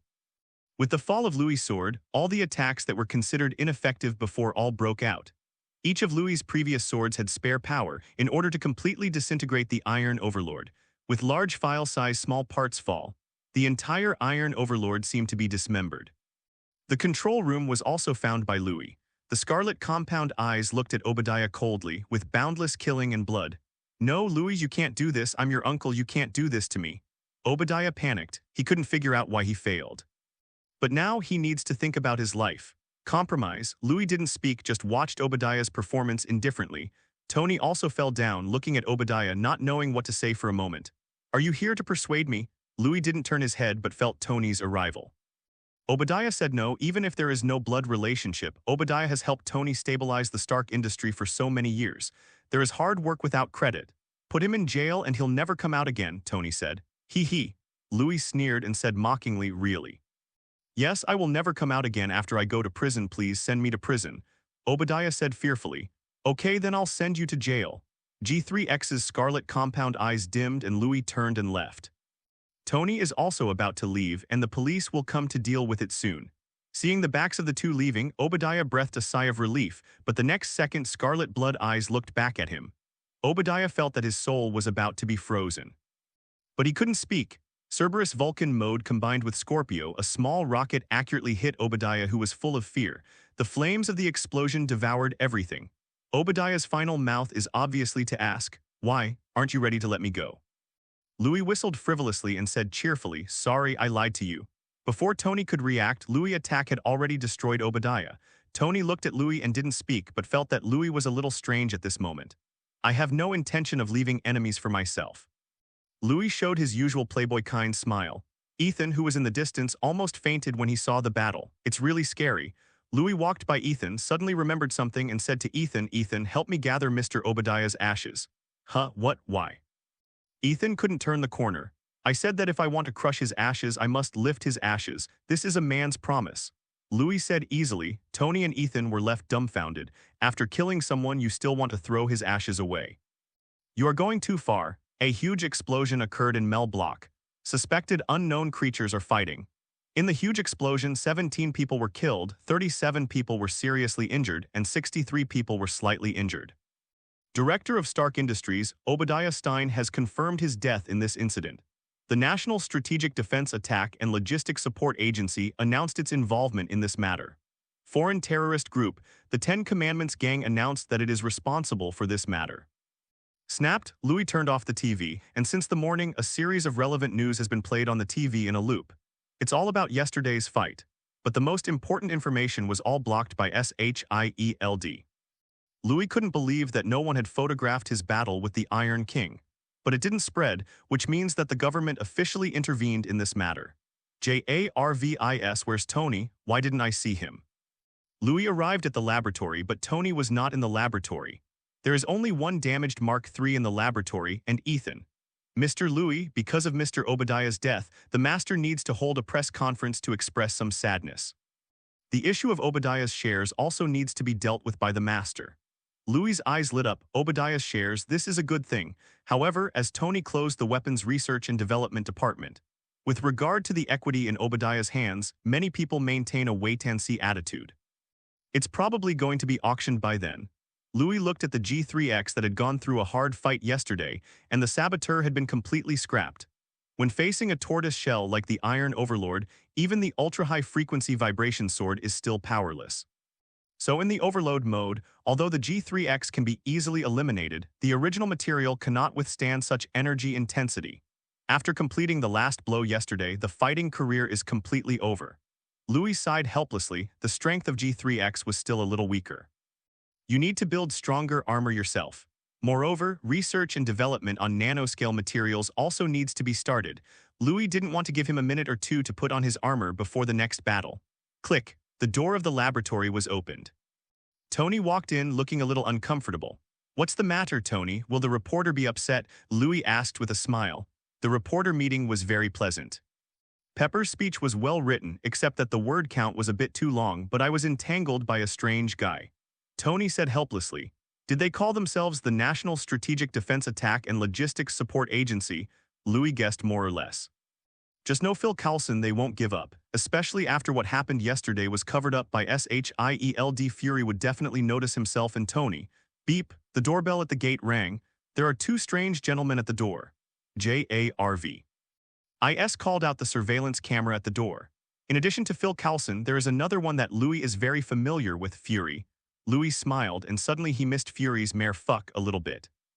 However, in the original world line, only Phil Coulson came alone, and now that Fury is also here, it may still be useful to pry the world line by himself.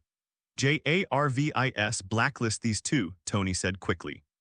He hadn't met Fury, but Phil Coulson had been pestering him all morning, and Tony wasn't exactly a nice guy. No, JARVIS, let the two of them come in, I'm very interested in them, Louis said. Tony glanced at Louis, wondering what Louis was thinking, but the previous few incidents all represented Louis's correctness.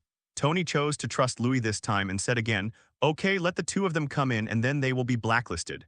Well, Tony is still Tony.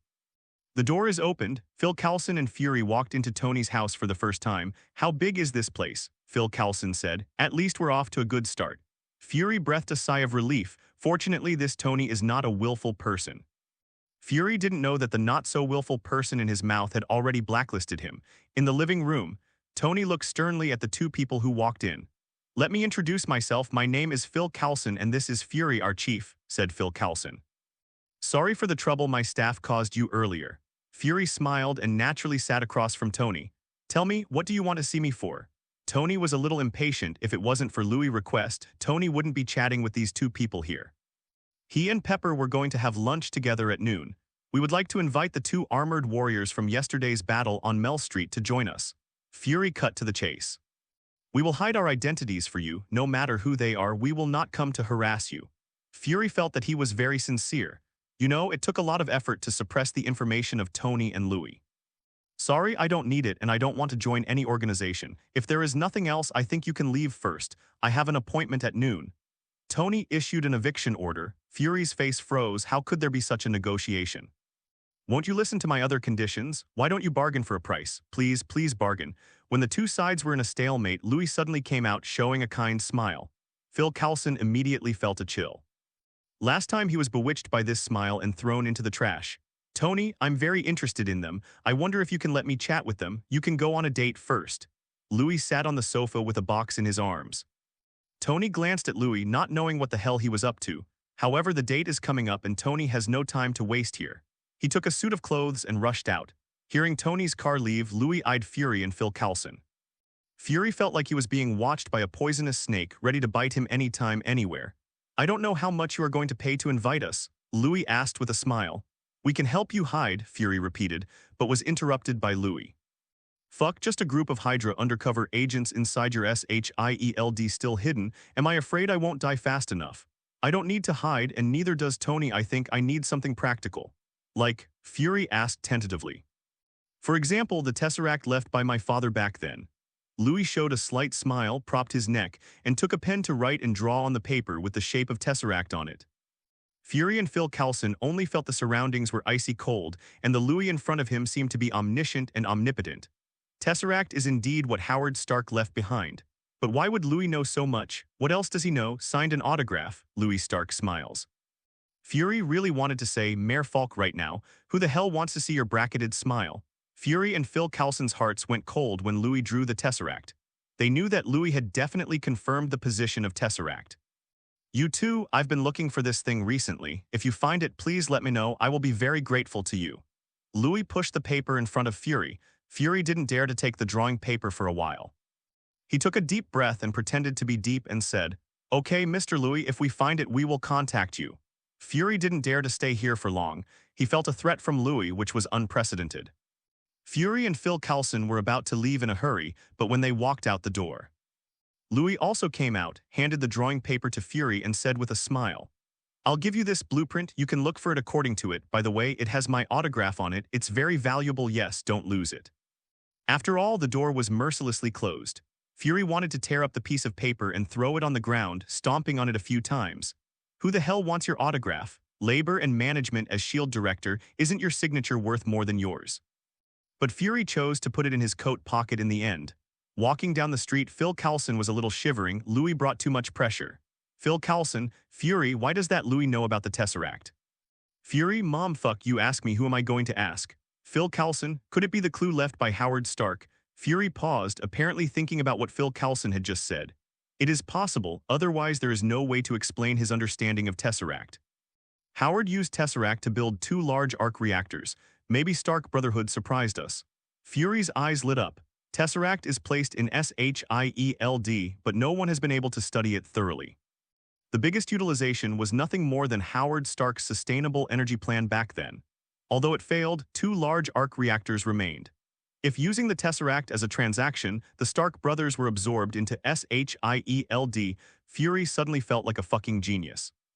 Come on, Phil Coulson, let's go back to Louis and I can agree to Louis terms. Fury said quickly. Phil Coulson hadn't figured it out yet, so he could only follow behind Fury. When walking back to Tony's house, Phil Coulson looked at the car outside and fell into thought. Phil Coulson, director, we have a car, why did we walk back? Fury, mad fuck. 2 people rang the doorbell, but their identities had already been blacklisted, so no matter how they pressed it, it would not affect the people inside. Why is there no one? Fury's hands were sore from pressing. Phil Coulson, come on, keep pressing. Going away. Phil Coulson asked. Impossible, the Silver Lightning is still parked at the door. Louis is definitely at home. Fury was sure, thinking that this was Louis trying to make himself suffer. As for Louis, he is now in the laboratory to start researching his next set of armor. He doesn't have dates like Tony does, and Louis feels pressed for time. Kamen Rider's armor can basically be made artificially, but what Louis requires is power, which is more powerful than G3X, so Louis hit on the space gem idea. This will be the key to the next set of Kamen Rider. Louis was thinking while holding the small box and preparing to go out. Then I saw Fury and Phil Coulson ringing the doorbell, sweating profusely. Hey, what are you doing? Should I report to warn you of disturbing the people? Louis asked with a smile. Louis, I think your doorbell is broken, it won't make any sound, Fury kindly explained. Jingle, Louis pressed the doorbell and said, isn't there no problem? Okay, let me go, I'm going out now. Louis pushed open the door, holding the small box and preparing to leave. Fury and Phil Coulson followed Louis.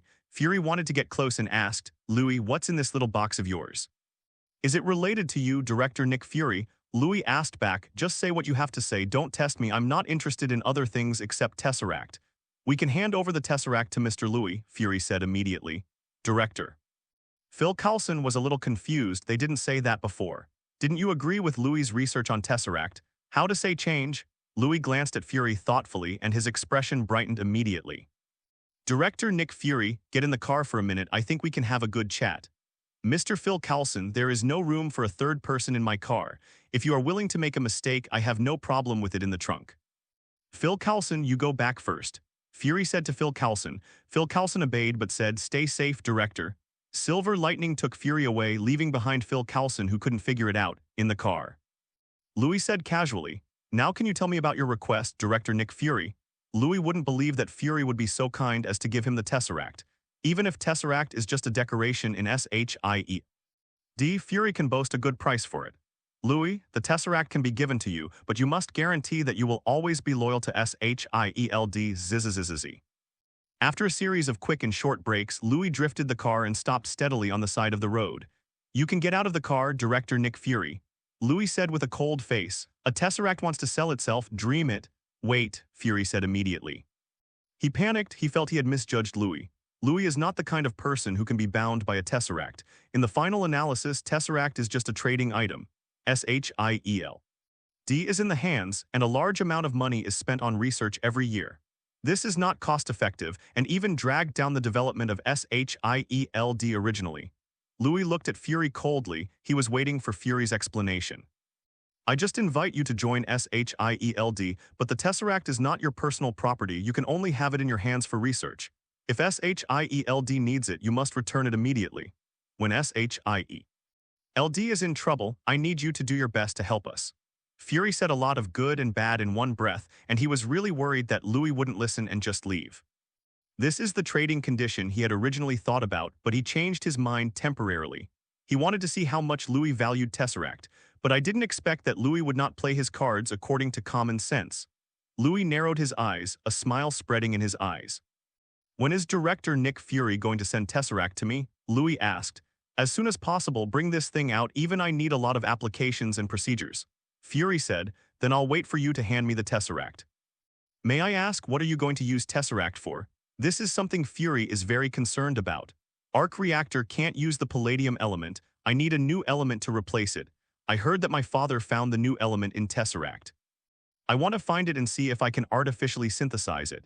Louis made up an excuse. It's true, and it's something Fury knows.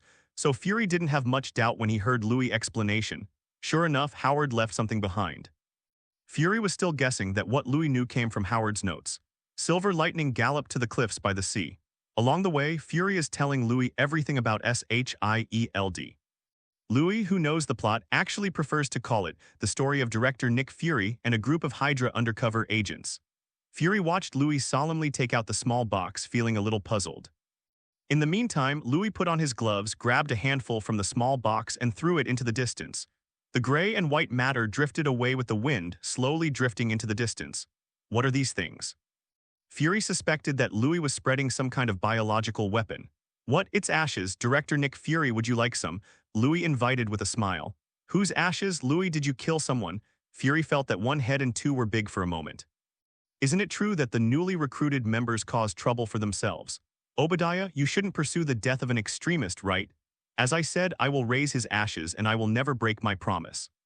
Louis felt a little tired from lifting, so he simply threw the small box down the cliff. Fury had already scolded Magifake countless times in his heart. You are so crazy. If you say raise ashes, also deliberately ran to the cliff to Yang. Life needs a sense of ritual. Do you need it too for raising ashes? Looking at Louis' kind face, Fury silently repeated in his heart, this is all an illusion, it's all an illusion. Louis is an out-and-out ruthless guy. Obadiah deserves to die, why are you messing with him? Fury felt a little regretful, maybe he shouldn't have agreed to hand over the Tesseract to Louis. Louis drove the silver lightning back home and Fury let him take a taxi home by himself. The Tricurve Wing headquarters and his home are not in the same direction. Tony hadn't returned yet, and Louis was already vaguely expecting Fury to hand the Tesseract into his hands. Ethan, let's develop new armor, I have a good idea. Louis shouted loudly. Before the arrival of the Tesseract, Louis was ready to build the foundation of the armor. Ethan immediately ran out of the lab. Really, Mr. Louis, new armor? Ethan has never seen armor updated so quickly. Even Mr. Tony needs a lot of thinking, but I didn't expect that Louis' armor said that it was built and it didn't even need to stop. Ethan suddenly felt that Louis was much stronger than Tony. Mr. Louis, Tony seems to be in trouble. The voice of Jarvis sounded, and the TV was automatically turned on, tuned to a live interview program. The subject of the interview turned out to be Tony, who was dating Pepper in the restaurant. What's going on? Louis' expression changed. Countless reporters surrounded Tony and Pepper. Mr. Tony, someone exposed the 3 robots fighting. Is this a new weapon from Stark Industries? Mr. Tony, please explain the death of Mr. Obadiah. Mr. Tony, is it certain that Obadiah was testing these weapons at the time? In the restaurant, under the watchful eyes of everyone, Tony showed his usual smile and said, actually, I have a showdown, I am Iron Man. Everyone present and everyone who watched the live interview were shocked. Even Pepper looked at Tony in surprise. P.S. Louis' new armor is coming, guess who it is? It's actually better to guess. Subsequent battle armor updates will speed up, and some readers said that they will not wait until the time of the devil in their lifetime. It's all nonsense, you will definitely get it in your lifetime. Snapped, Louis turned off the TV and closed his eyes. Ethan wanted to continue watching, but seeing Louis' appearance, he still didn't dare to speak. Louis' mind is a little messed up. He is trying his best to change the world line, but it will always be corrected by the world. After all, he was too weak. If it is strong enough, the world line can definitely be distorted. Slap, slap. Louis' fingers tapped on the table again and again. This made Ethan feel flustered. Didn't you mean to build new armor? Why is Louis exuding such a terrible breath? In Louis' mind, countless sets of Kamen Rider's armor flashed in his mind. Bring some paper here, Louis said suddenly. Ethan finally heaved a sigh of relief. Now he can finally not have to endure Louis' arrogance. Louis in silence made Ethan feel uneasy. It was like a sleeping volcano that could erupt at any time. Ethan suddenly misses the usual naughty and mischievous Louis. Louis took the printing paper that Ethan brought over and wrote and drew on it. Out of curiosity, Ethan leaned over to take a look, but with this one glance, Ethan never moved his eyes again. On paper, a Kamen Rider who is completely different from the G3 series appears on paper. You can feel the power of this suit of armor just by looking at it. Is this the new armor to be built? Ethan asked, but Louis didn't answer. One picture was finished. Swish, swish, swish, Louis wrote down the English letters FAIZ on the paper and then left his signature. This is just the first one. The second one, third. Each one is a different Kamen Rider armor, but Ethan can vaguely feel that it is from the same series. Could it be that Louis is planning to create a brand new set of armor this time, making it into a series to deal with different battles? Ethan didn't ask, and now Louis was so engrossed that he couldn't listen to anything at all. Phase, Kaiksa, Delta, Saiga, Orga, 5 names, the same series of armor designs were held in Ethan's hands tremblingly. These things are so important that Ethan feels his hands are indescribably heavy. These are 5 armors. Ethan stared at Louis dumbfounded. If Tony is a genius in weapon making, then Louis is the god behind the genius. Such a terrifying creation ability, Louis could not imagine what kind of terrifying power these armors would have after they were manufactured. But there is no doubt that they are definitely the most powerful, not weaker than G3X. Ethan swallowed and wanted to speak, but felt his body trembling and couldn't even speak. His eyes were fixed on Louis's movements. I thought Louis wanted to stop writing, but Louis continued. What is it today? Inspiration burst. Compared with the Kamen Rider armor of the same series, Louis's next Kamen Rider looks like another style. It's still an extremely simple style of painting, but it looks a little weird. There is an energy spar on the head which seems to have other meanings. The face is designed into a series of stripes forming a bumpy shape. Decade, this is its name. Then came the next sheet and it was another style. Ethan felt like he was going to pass out, and Louis had a big explosion today. In madness, unscrupulously swaying his ability. Crazy, the world is absolutely crazy. God came down here today and I saw it with my own eyes. Ethan prayed to God. Louis finally put away the last one and then folded it by himself and put it in his pocket. Hearing Ethan talking about God, Louis sneered and said, "If there is a God in this world, then he will definitely destroy me first. Don't talk nonsense, mister." Louis, God will hear, Ethan reminded. Then let him hear it, he has already noticed me. Louis laughed. If you haven't noticed, you won't be able to toggle the twisted world line. Which armor shall we build first? Ethan felt that Louis was playing a little temper again, so he simply skipped this topic and moved to Kamen Rider's armor. Build Phase first, I need it, Louis said. His eyes turned to Phase's drawing. Among the 5 belts, the most powerful should be Delta, but Louis still prefers Phase out of feelings. Moreover, Louis is more comfortable with Phase's fighting style. The 555 belt is actually the belt that Louis was planning to create at the beginning. It has not been built due to many obstacles before. This is one of the most suitable armors for mechanical building, and it is also one of the armors with low requirements. It's just that Louis has been waiting for the space gem, so the development and creation time has been postponed. The belts of the 555 series rely on the power of photon blood, and all the big moves have the effect of space locking.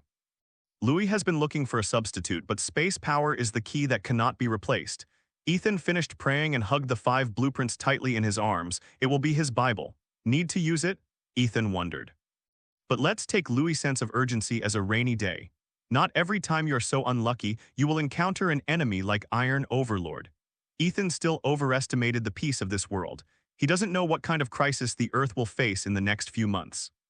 This chapter is an additional chapter for 10 monthly tickets. PS. Louis drew 7 blueprints and the last one was taken by Louis himself. If you are interested, you can guess. It is not the King of Time, or the King of Time. Mr. Louis, what are you going to do with this stick? Ethan looked at the Kamen Rider armor that was listed separately and asked. Louis drew 7 pieces of armor. 5 of the same series were in his hands, 2 inside and outside, and 1 was put away by Louis himself. Another decade was taken out by Louis alone. This, tentative. Ethan nodded, then entered the laboratory and started the full image simulation.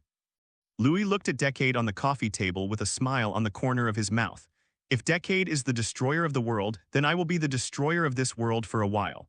No, Fury, I still think that's an outrageous request. Fury returned to the Tricurve headquarters, but had handling issues with the Tesseract. It was immediately stopped by countless researchers. They have been obsessed with the mystery of Tesseract all these years, and now they are suddenly told that Tesseract has given me the result of someone else. How can this group of arrogant researchers accept it? All of them started to make a fuss. Tesseract is here to stay. No matter who he is, he can come to study, but he can't take it away. The Tesseract is ours and no one can take it away. If Tesseract wasn't there, I wouldn't need to be here. I think so too. Everyone was talking, and if Fury wasn't around, they were all ready to quarrel. Tesseract is really important, and the powerful energy contained in it is simply obsessive. Fury quietly watched the group of scientific researchers quarreling, intellectuals arguing no differently from black rap on the street. It doesn't sound as good as my own Mayor Falk. This group of scientific researchers discovered something was wrong after arguing. Fury didn't say a word, just watched them quarrel quietly. The sound gradually diminishes and finally cuts to nothing. Everyone is looking at Fury, wondering what director Nick Fury, who has been in office until now, has to say. It's all over, continue talking, why are not you talking? The Tesseract is yours, who gave you the guts to say that? You have been here for so many years studying Tesseract, what have you researched? Fury glared at this group of useless researchers. If they hadn't been unable to research useful things, Fury would not have thought of making a deal with Louis. I have researched and used Tesseract to produce constant energy. A researcher whispered, damn Falk. Fury finally couldn't help but curse. You can get out of SHIELD from today, arc reactor, Stark Industries created it decades ago, what do you want? Before Fury finished speaking, several security personnel came over and dragged the researcher out immediately. Such waste staying here is also a waste of research funds. No, you can't do that to me, I sweated for SHIELD, you fucking wasted money on SHIELD, fuck off scum. Fury showed no mercy, and after dealing with an early bird, Fury's eyes scanned the audience. No one dared to look at him, everyone hoped that Fury's anger would not be vented on themselves. Who else wants to leave? Those who are going to leave without Tesseract can pack their things. Fury said with a sneer, but no one dared to speak. Just kidding, they are all agents of Hydra, how could they leave their undercover place? HMPH, a bunch of useless things. Fury didn't even bother to look at this group of useless researchers, so he turned around and was about to leave. The deal between him and Louis will be concluded soon, and SHIELD will also have an extra superhero. Fury has already felt the malice from the world, and many supernatural phenomena require an existence like Louis to solve them. Huge amounts of vans drove up to Louis's doorstep. Louis has been waiting here for a long time. This was informed by Fury in advance that certain materials are required to store Tesseract. Fury simply sent a copy of these materials. Louis temporarily cleared out an empty space in the basement for the Tesseract. Blue Tesseract, which is as clear as crystal, is carried in a toolbox. It is made of cosmic ore, which is very hard and can handle the power of Tesseract well. Looking at the installed Tesseract, Louis finally breathed a sigh of relief. Don't come into close contact with this thing. It's not clear what danger it is, but it's better to be cautious about this kind of mysterious object. Fury reminded, don't worry, I know its power very well. Louis admired the charm of Tesseract. At this moment, Fury would not have imagined that the space gem, one of the 6 singularities of the universe, is contained in the Tesseract. If I knew, I'm afraid I wouldn't give it to myself so easily. This is the treasure of the level universe. Louis, I hope that the deal between us you can abide by. Fury wanted to say a few more words to remind Louis, but was interrupted impatiently by Louis. I know, Ethan, see off. Louis doesn't have time for Fury, he needs to dig into the space gem. Moreover, what is in your hands is your own, do you want to take it back? Dream. Poor director Nick Fury was under Ethan's gaze and had no choice but to leave. When Tony came back, he watched rows of big trucks leave the house with a dazed expression. The director of the bureau before gave him a strange look. Did I provoke him? Tony wondered. P.S. This chapter is an additional chapter full of 15 monthly tickets. It is not a daily update. The daily update starts at 7:00 p.m. Louis, why is the house such a mess? As soon as Tony got home, he saw the mess in the house as if it had been robbed. Louis, Ethan, what exactly did you do? JARVIS, are you there? Tony yelled, but no one answered, not even JARVIS at the moment. JARVIS is being taken away by Louis as a coolie. For Tesseract's huge amount of calculations, JARVIS entered a snail-like forward speed. Sorry, Mr. Louis, the amount of calculation is too huge. It is like a galaxy. Although there are regularities, the calculation data is at least more than 1 trillion times. JARVIS said apologetically. Louis frowned, he knew it would not be so easy. Although JARVIS is already an artificial intelligence, it is still very small for calculating the singularity of the universe. Collect data first, Louis said helplessly, with the help of JARVIS. The progress of Tesseract data collection is very fast. Tony opened the door to the lab, but it was empty. Please don't tell me I'll just go out on a date and you're all abducted by aliens. Tony talked to himself. Start looking for traces of Louis and others. Eventually it was in the basement, where the lowest floor with lights was found. The pale blue light almost filled the entire underground space. Even with the isolation of many special materials, the power of Tesseract is still spreading constantly. Slowly affects the surrounding space. Louis and Ethan are in a corner collecting data for Tesseract. Includes the progress of Tesseract's influence on the surrounding environment. That force of space is slowly affecting the surrounding objects. Although the speed is very slow, it only takes decades to complete the infiltration. This proves Louis guessed that the special element in Tesseract is also a radioactive element. Louis, what are you doing? Why is my basement like this?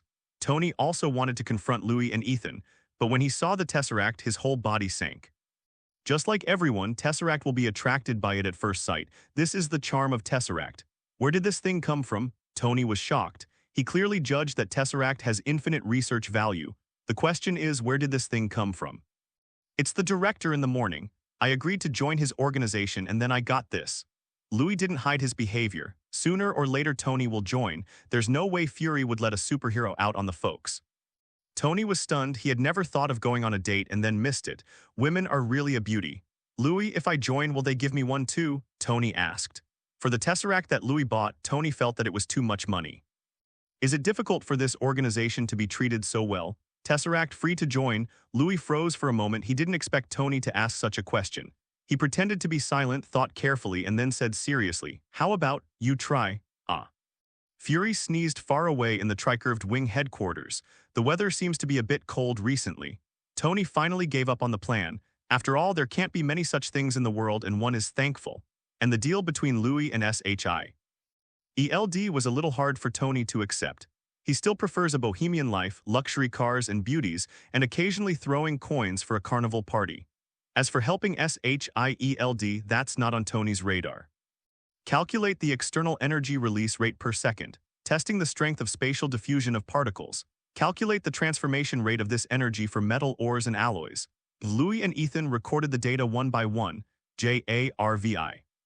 S is in charge of calculations. No one knew what Louis was going to do, even Ethan couldn't figure it out. What are you planning to do? Tony realized that he couldn't understand Louis' thoughts. The calculation of energy intensity and particle diffusion can also be understood. What is the operation of energy for the transformation of metal ore? Mr. Louis said that he is going to build new armor, which may be related to the new armor. Ethan helped explain. Louis was so preoccupied now that he didn't have time to recover from Tony's problems. He's in a weird state right now. I don't know if it was an illusion, but Louis felt that the weak space power released by the Tesseract was invading and transforming his body. It cannot be called transformation, but it is somewhat similar to absorption. The power of these spaces has been absorbed by oneself. Louis was very curious about why this happened, because in the notes of Fury and his cheap dad, Howard Stark, Tesseract will not affect the human body. So is my current situation a special case? Louis was lost in thought. Tony heard Ethan's answer and didn't continue to ask. In his opinion, Louis is definitely obsessed with developing armor. Just like his previous self, he likes making weapons. There's nothing wrong with that. If you have time, take Louis to the beach to relax. Tony gave the underground layer to Louis by default, but he has no time to study Tesseract yet. Today exposed his Iron Man identity. Tony decided to transform into Iron Man at night and took Pepper around New York. Come to a sweet date again to make up for the unhappiness at noon. This is the life a hero should have. P.S. This is the update chapter for 600 evaluation votes, and there are still chapters for flowers and rewards that have not been written yet. Thank you for your support. A dark and lonely basement. There is only a piece of quiet and peaceful blue light floating like an ocean. It has been transformed into a small laboratory by Louis, specifically used to study Tesseract. Tesseract is floating quietly, radiating the power of space gem all the time. Around the Tesseract, all kinds of metal substances and alloys are sleeping quietly. They are absorbing the power of the Tesseract, transforming their essence. Both Tony and Ethan had gone back to rest. Although Tony is very interested in Tesseract, he is more interested in Vanity Fair. He also wore Iron Man armor to a dance yesterday, also danced a classic Michael Jackson dance. Ethan has been busy with the phase armor during this time, so he went to rest early. In the entire ocean of blue, only Louis was left alone. Louis could feel that Tesseract's energy fluctuations were a bit too active today. In fact, when Louis is alone with Tesseract, Tesseract will have such changes. This made Louis think that he had some kind of connection with Tesseract. Louis walked towards the Tesseract in the center of the laboratory. The power of the space gem penetrated Louis' body but stopped. He felt the gracious meaning expressed by Tesseract. Louis tries to touch the Tesseract, his first attempt at doing so. A steady stream of constant power poured into Louis' body from the Tesseract. For the first time, the Thai particles buried deep in the earth, and the Eye of Agamotto on the top of the Himalayas emitted light at the same time.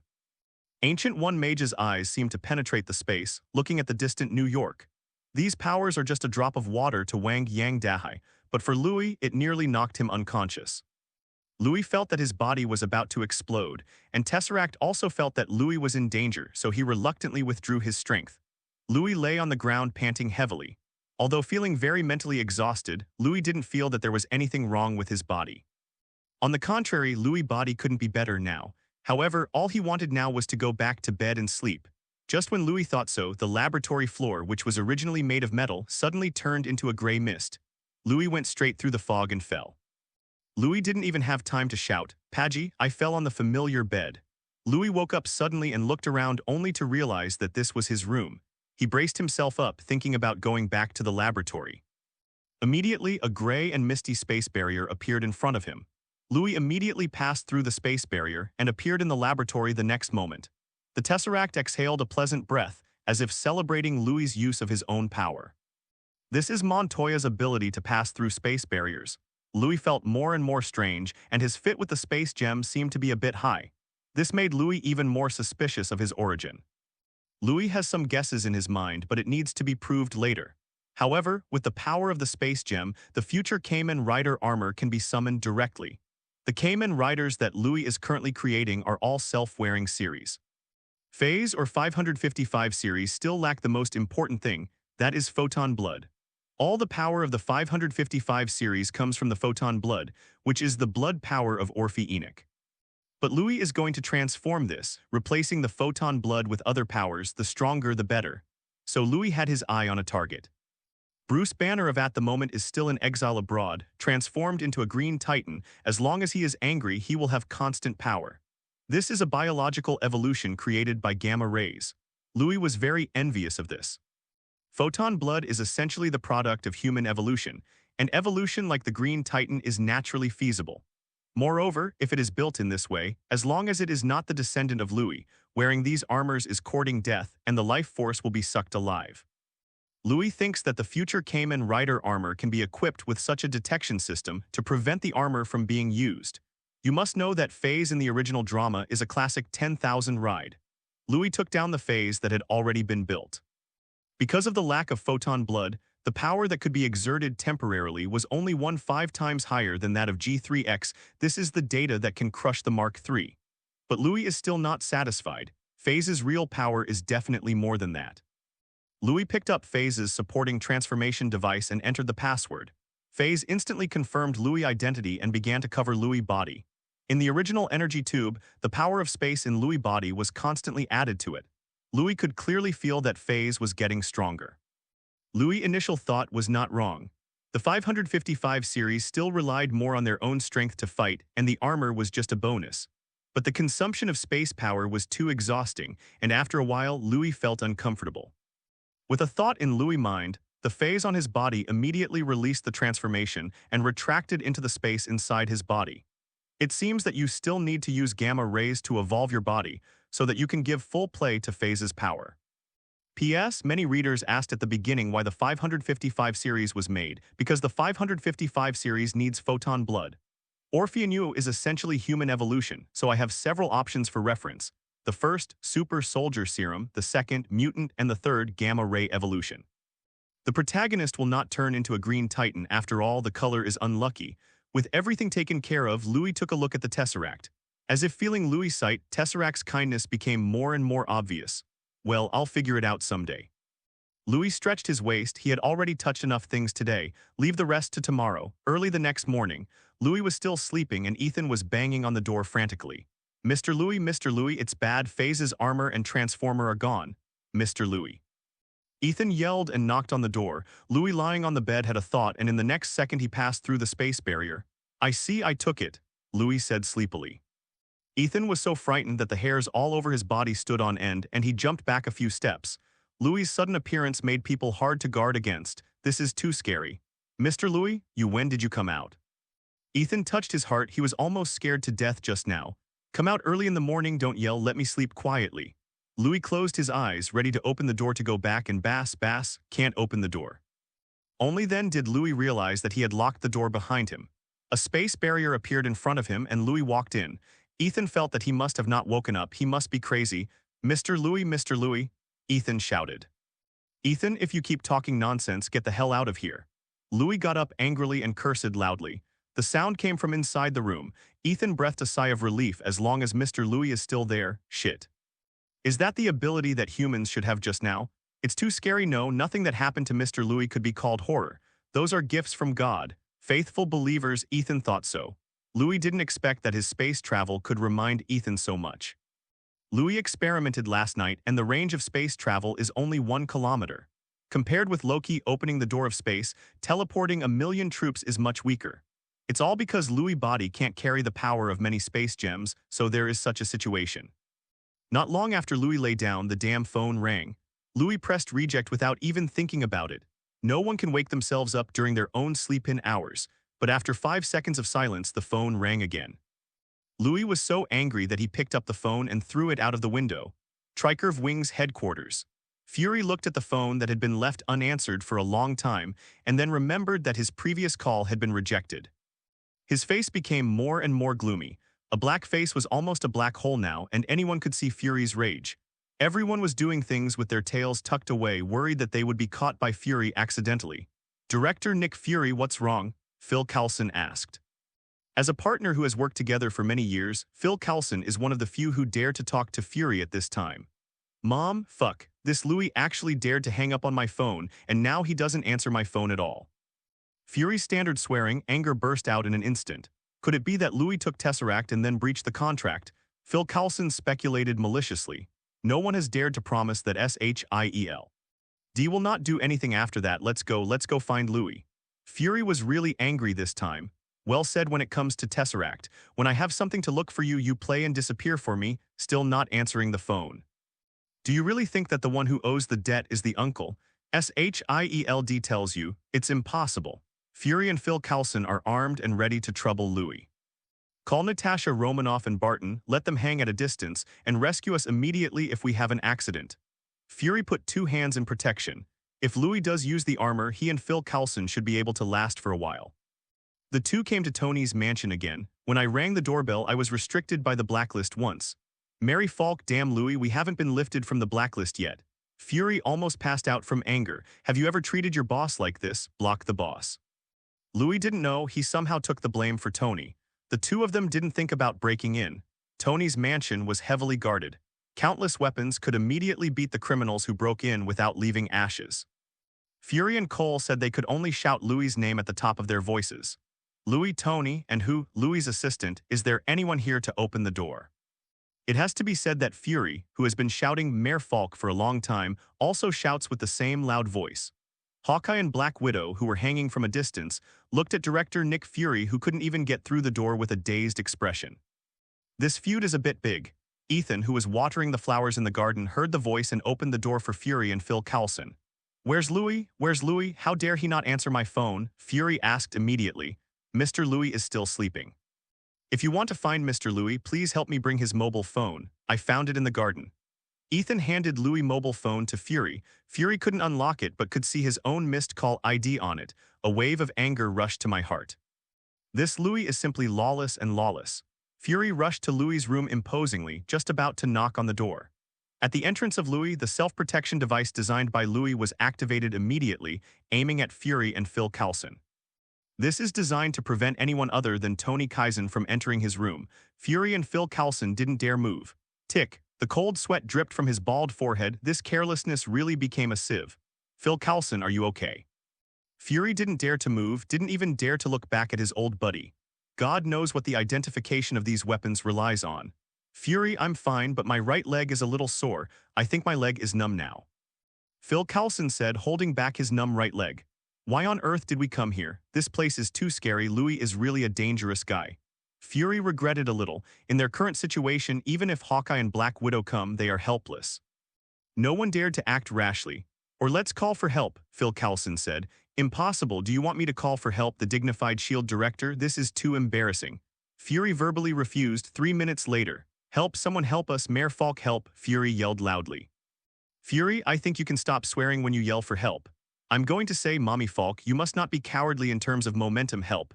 Boom, the door in front of Fury and Phil Coulson slams open. Louis rubbed his messy hair and looked sleepily at the two people at his door. The moment Louis came out, all the weapon defenses here were withdrawn. Good morning, Louis said lightly.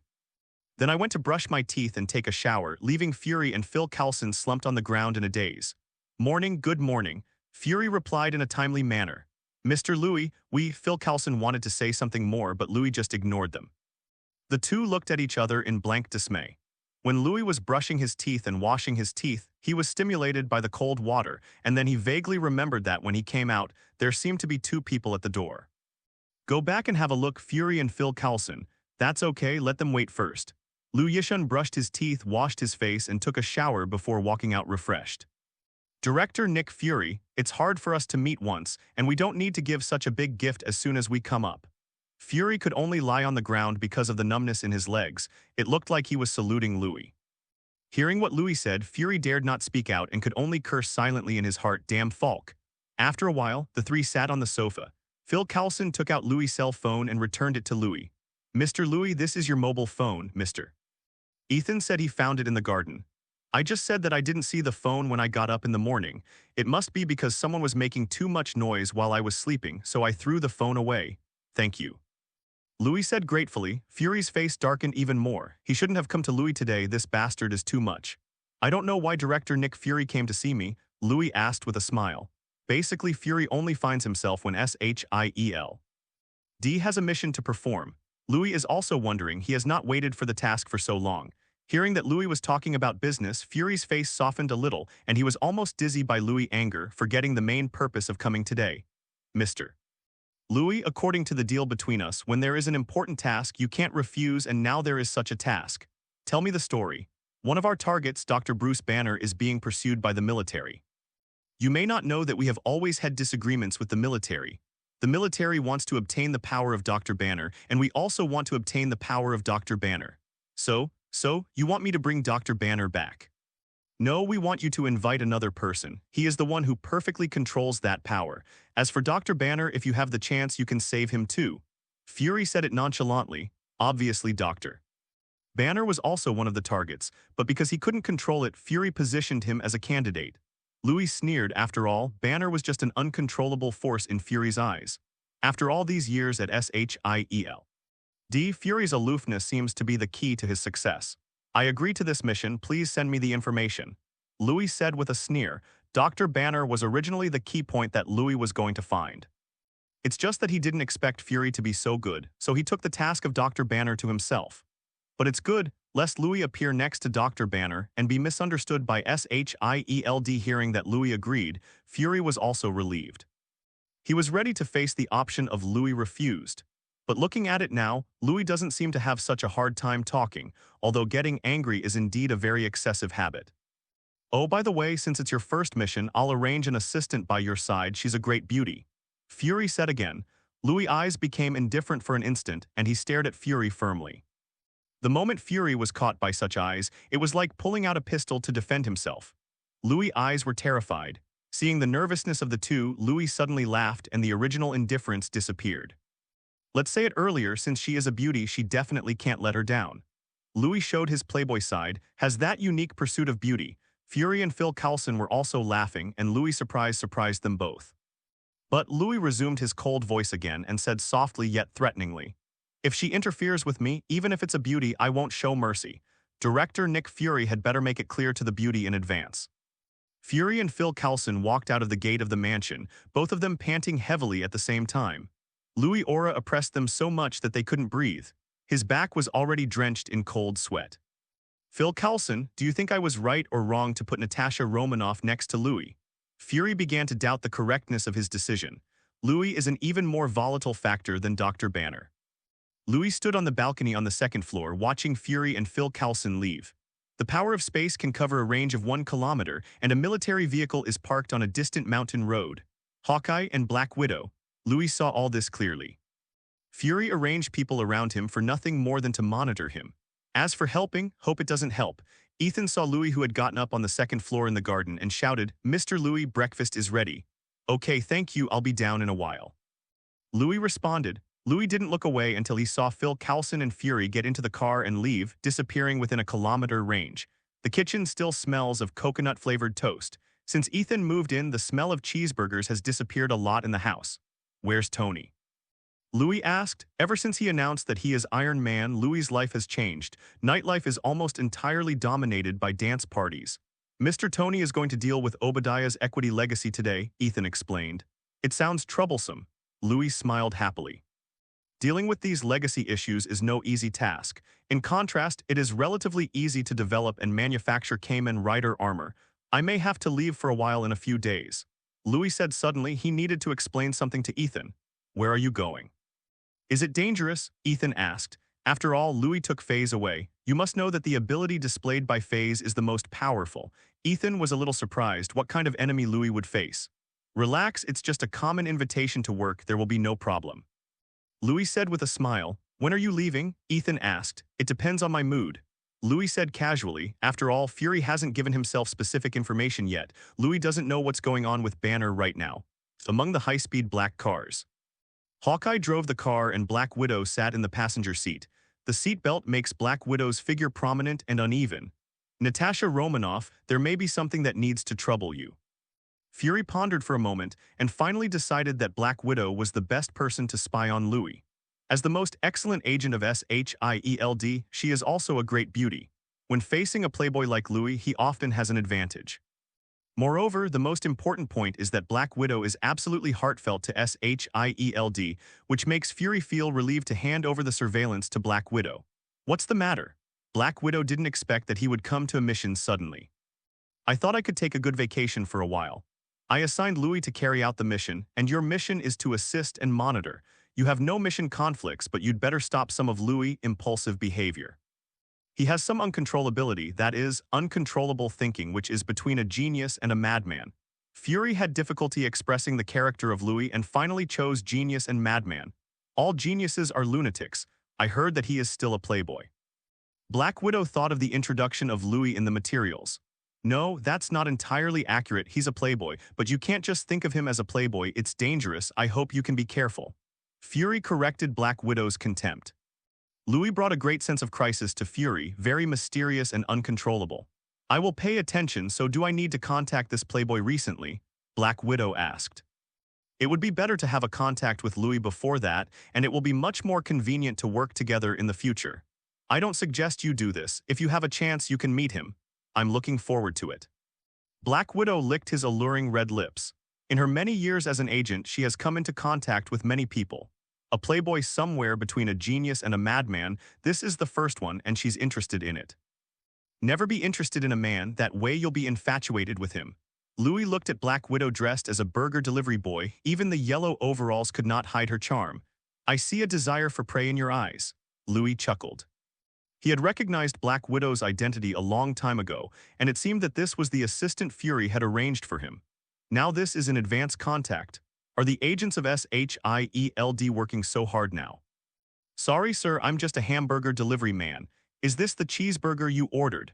Black Widow was surprised when he heard what Louis said, but he still pretended to be calm and said, "I don't like cheeseburgers recently. If you're willing to stay and chat with me, I can think about it." Louis' right hand naturally wrapped around Black Widow's neck, pulling her closer to him. Feeling the charm exuded by the man in front of him, even Black Widow felt it was unstoppable. She suppressed the impulse in her heart, pushed Louis away, and said in a somewhat flustered but cautious way, "Sorry, sir, I'm just a hamburger delivery person. Please don't make it difficult for me." Hearing this, Louis withdrew his hand, and there was still a unique and alluring fragrance on the fingertips. "Is it difficult?" Louis leaned under Black Widow's earlobe, lowered his voice, and said in a deep voice, "I thought you would stay with me. What a pity." "Sir, I'm really just a hamburger delivery guy. I still have work to do, so I'm leaving first." Black Widow couldn't bear the unique charm exuded by Louis, so he ran away. Louis looked at the back of Black Widow leaving, and the corners of his mouth slightly curled up. Among other things, Black Widow is indeed a stunner. Looking forward to our next meeting. Louis, where's the cheeseburger I ordered? Tony's voice came from the second floor. Louis froze for a moment. He was so busy testing Black Widow just now, he forgot to take Tony's cheeseburger. Tony, don't eat cheeseburgers all the time. Look at your stomach. Mark III is going to complain about your weight. Louis never showed mercy when facing Tony with his poisonous tongue. In the end, helpless Tony had a breakfast with toast in his mouth. I heard from Ethan you will be on a mission in a few days, Tony asked. It was Ethan who mentioned it by chance, and Tony only knew about it. Tony was a little angry. If Ethan hadn't told himself, then Louis would never have said this to himself. Yeah, you can't do nothing if you take something from someone else. I planned to tell you before leaving, but I didn't expect Ethan to be so talkative. Louis nodded. He had no intention of keeping Tony from carrying out his mission. However, during this period of time, Tony was busy day and night, so it was better not to disturb him. Don't ask me when. I'm not sure when I'm going to leave. Louis guessed what Tony wanted to ask and simply answered in advance. Tony didn't press the question, just said, be careful. Louis looked at Tony with strange eyes, finally sighed and said softly, Tony, you are the one who should pay attention to safety. If you go on like this day after day, your kidneys won't be able to bear it. Then Louis dodged the toast that Tony threw at him and left the living room laughing. Leaving Tony alone to meditate, it seems that he must be more restrained recently. Basement. After Phase was created, Louis's next target was not other armors of the 555 series. It is the Kamen Rider armor called Decade. Ethan couldn't see anything special about this armor, at least it didn't look handsome at first glance, and in Louis's painting vision the design is pink. Mr. Louis, why did you choose pink? It looks a bit. Ethan finally couldn't help complaining about the color of Decade's armor. How many times have I said it's brand red, not pink? Louis explained again, but discussing colors with a physics professor is a really stupid thing to do. Mr. Louis, are you going to build Decade for the next set of knight armor? In fact, it will be easier to build the 555 series. Ethan asked. The remaining knight armor of the 555 series, Ethan, you can already complete it independently. As for the Decade, it is quite special. Louis looked at the virtual model Decade. The card design of the logo represented the power of other knight armor. This is Louis' purpose.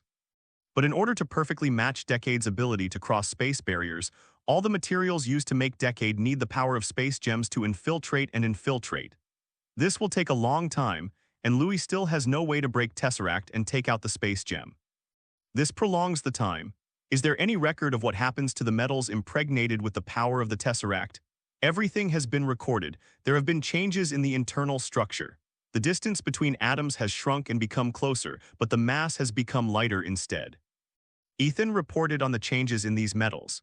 Louis nodded. These changes were foreseeable, and it was one of the reasons why Louis wanted to build Decade armor.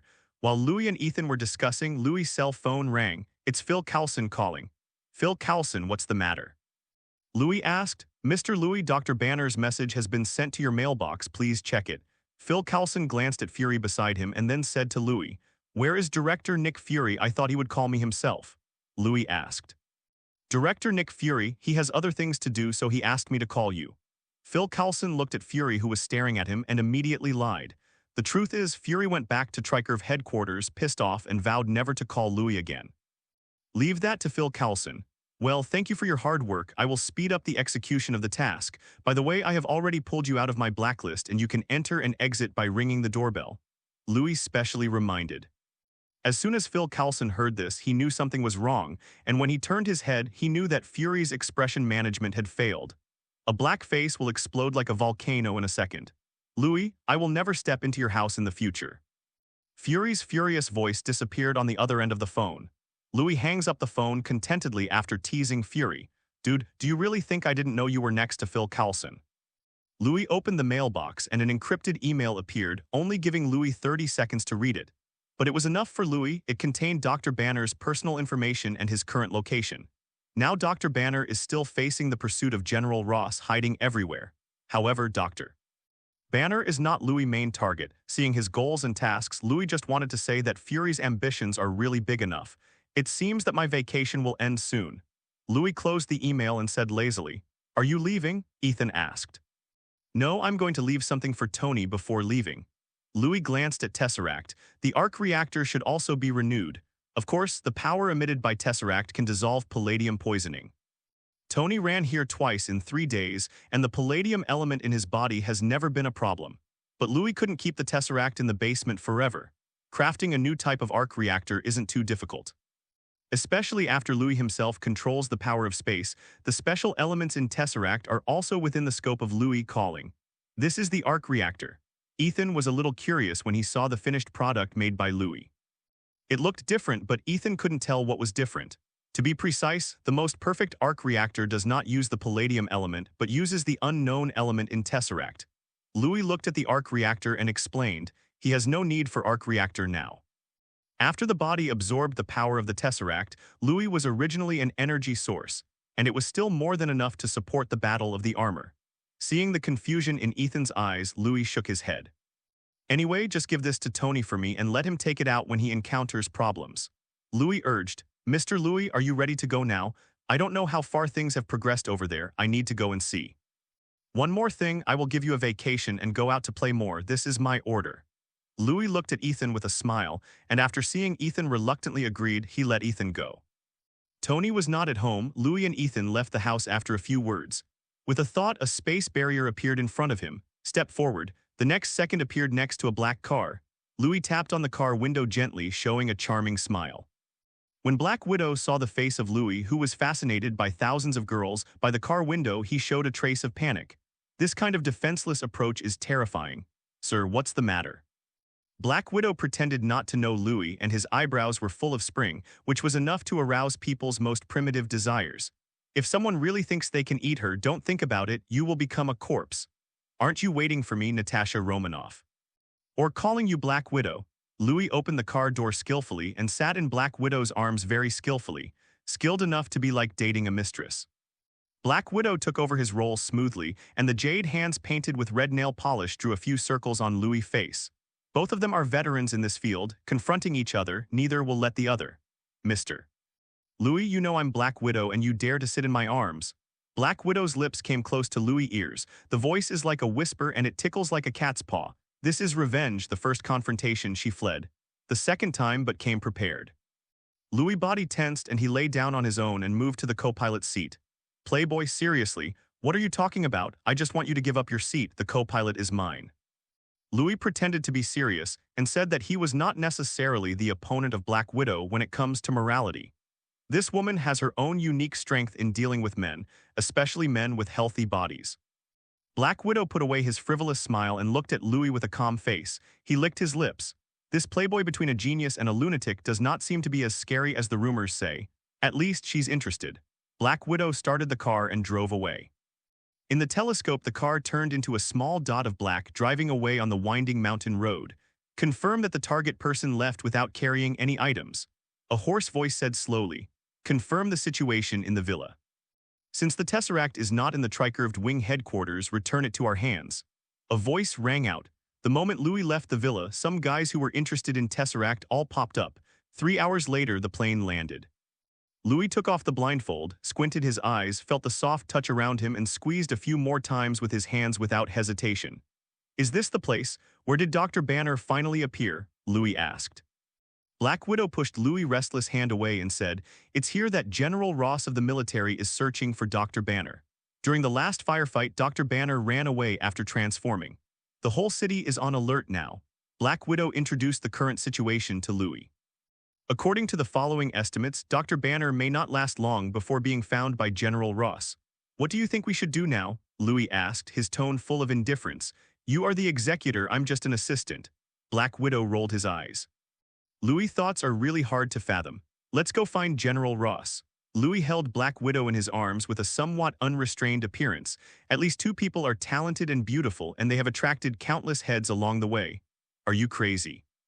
People from the military and SHIELD can't deal with it. Black Widow whispered with a warning tone. I'm afraid you don't know the content of the mission yet. Louis' nose was almost buried between Black Widow's neck, and his tone was slightly mocking. Fury asked me to find General Ross. Seeing Black Widow's reaction, Louis knew that she didn't know the real mission goal this time. It was always General Ross that SHIELD wanted to invite.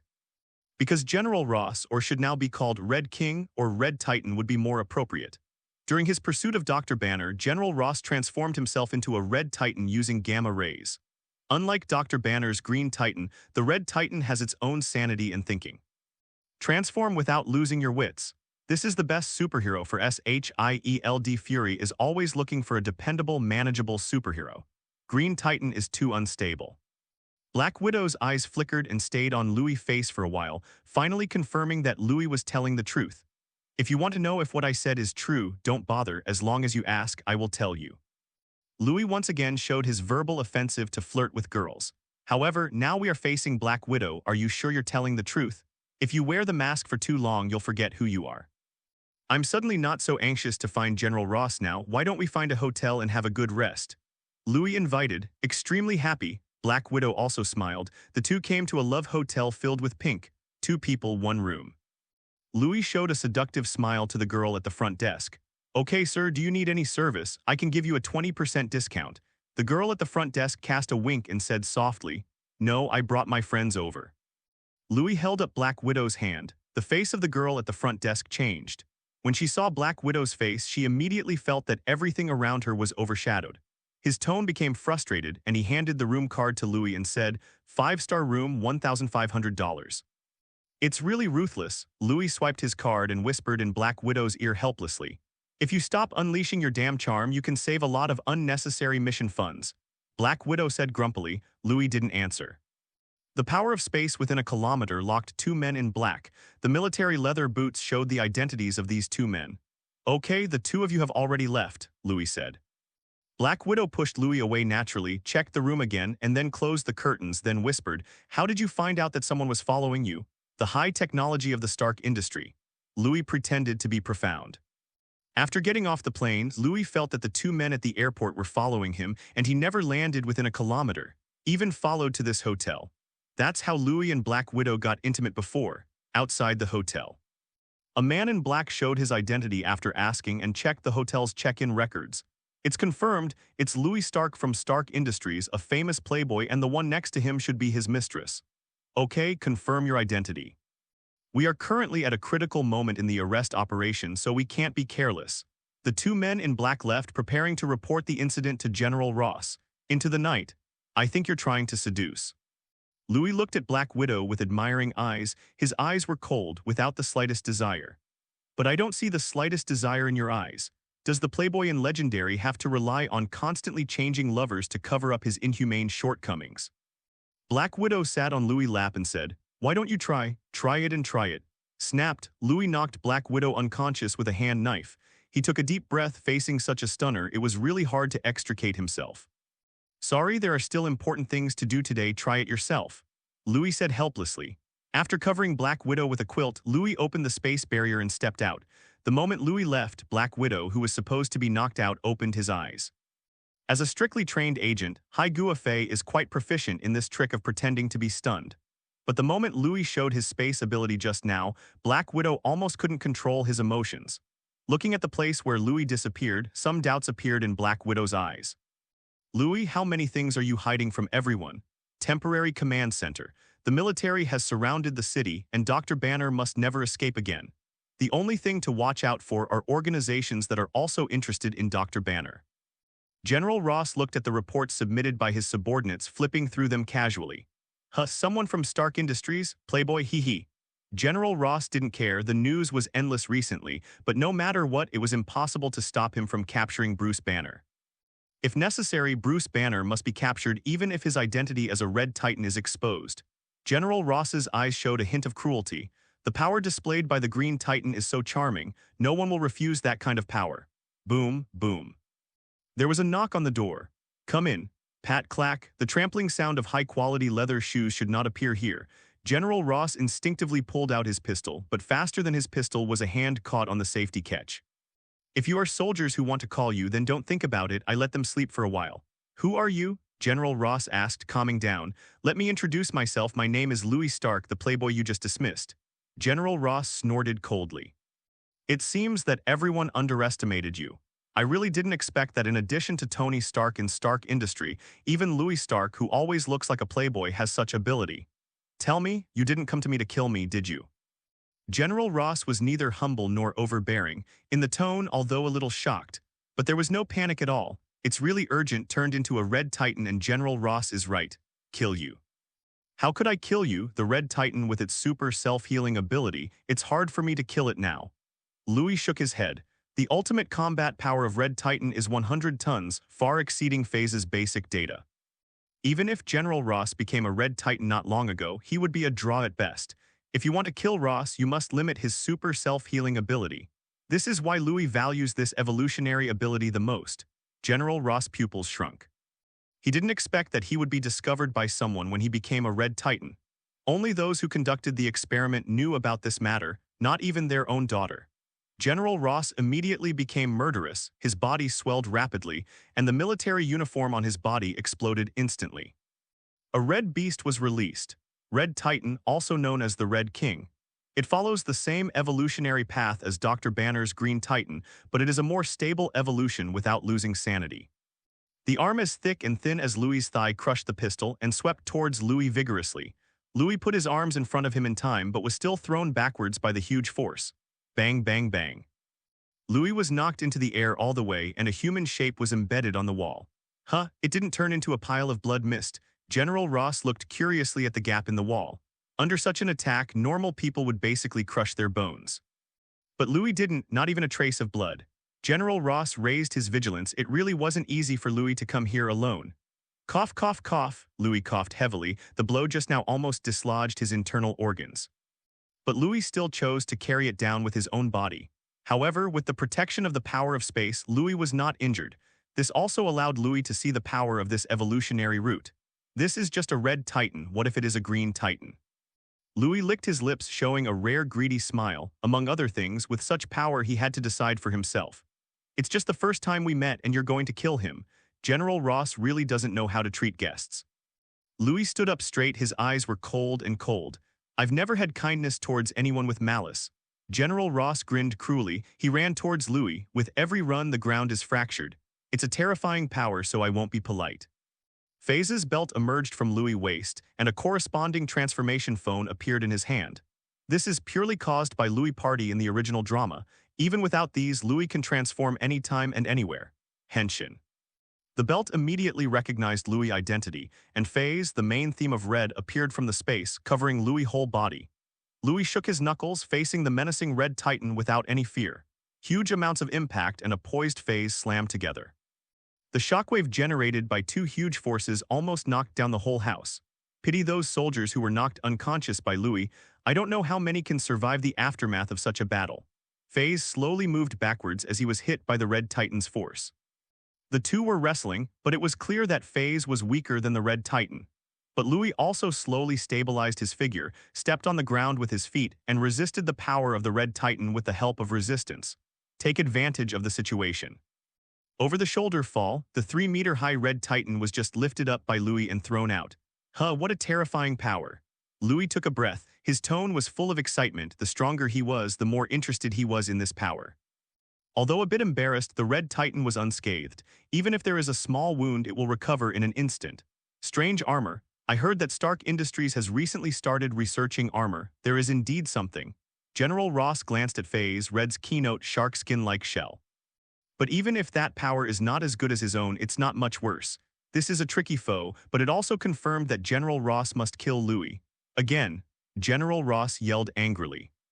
The aura on his body was even stronger, and he grabbed a stone and threw it at Louis. Boom! Louis crushed it with one punch, but the Red Titan figure in front of him disappeared. A huge amounts of shadows fell from the sky, trying to smash Louis into pieces. Die, General Ross snapped, but Louis' reaction was even faster. The space froze in an instant and the Red Titan's movements were slightly hindered, but enough was enough for Louis. A roll, dodging the Red Titan's attack. Boom.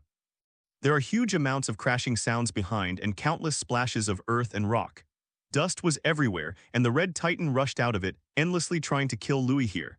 The fact that he is a Red Titan cannot let anyone know. Louis looked indifferently at the Red Titan who was charging again and said indifferently, Phase pointer. It fell with Louis' voice. In the void, a metal accessory appeared and fell into Louis' hands. Although General Ross didn't know what it was, he had a bad premonition in his heart. Rush forward, wanting to snatch. Louis moved even more quickly, avoiding the Red Titan's advance with a sideways move. Click. The phase pointer is installed on the leg and it makes a hissing sound of electric current. Louis moved his legs and a steady stream of strength gathered in his legs. The Red Titan rushed a long distance before stopping the car. Turning around is a super long-distance jump pounced towards Louis. If it's a beautiful woman throwing herself into my arms, I can still think about it. As for you, go away. Louis sneered. Loaded with phase pointer's right leg, he kicked at the rushing Red Titan. Before General Ross could react, he was kicked away by Louis.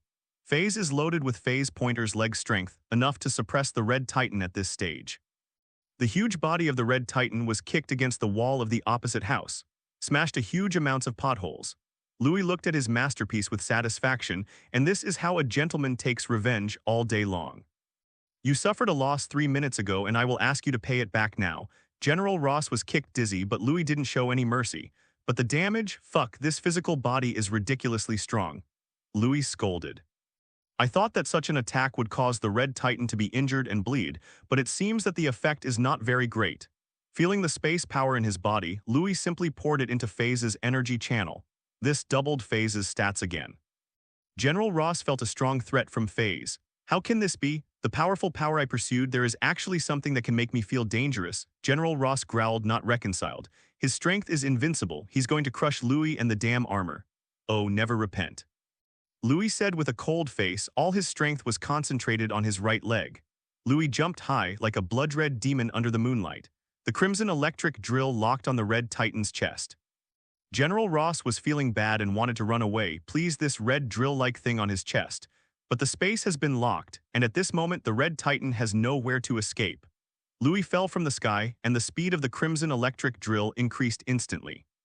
Phase passed through the crimson electric drill and also penetrated the Red Titan's body. The ultra-high drilling speed of the crimson electric drill made the Red Titan feel that his entire body was about to be torn apart. Roar! The Red Titan let out a heart-piercing roar. Phase lands and real men never look back at the explosion.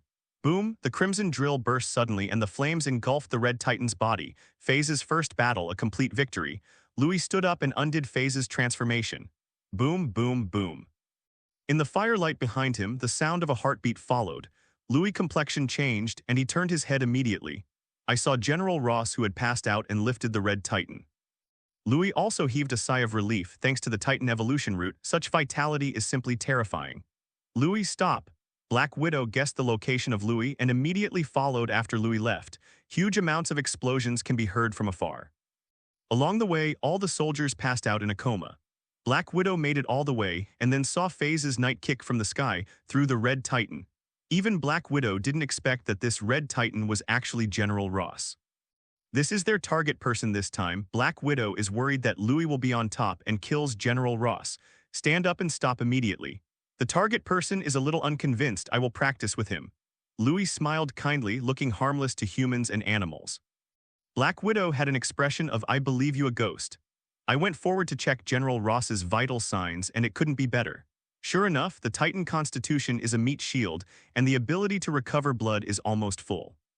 There was too much commotion here, and there were not a few military soldiers in the city. Louis and Black Widow quietly evacuated the scene with General Ross leaving a mess. Emmy Blankies was the first to arrive at the scene. He was searching the city for signs of Banner at the time of the incident. It turned out that General Ross was the first to be attacked here. Damn it, a bunch of trash. Emmy Blankies cursed angrily when he saw a group of unconscious soldiers. The scene of the battle, the horrific battle traces, and the wreckage of the explosion all showed the brutality of the battle. It must be the Green Titan, its revenge, its targeting. I don't know whether General Ross is alive or dead.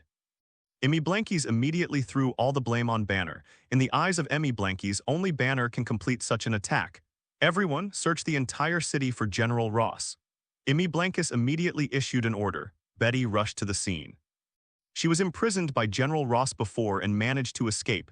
Seeing the scene in front of her, she thought that the military had fought Banner again. What did you do to Banner? Betty glared at Emmy Blankies. Banner, Banner. Betty, the only thing on your mind is Banner, that green demon who attacked General Ross.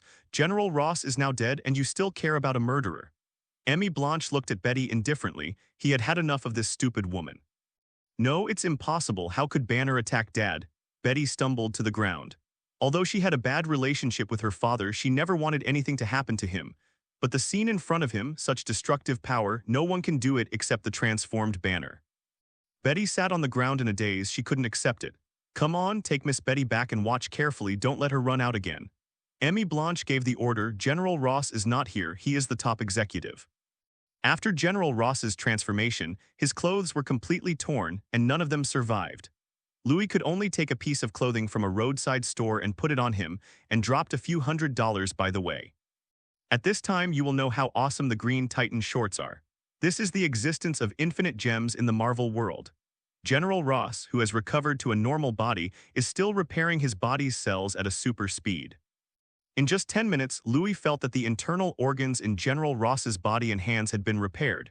The ups and downs of the heart gradually stabilized.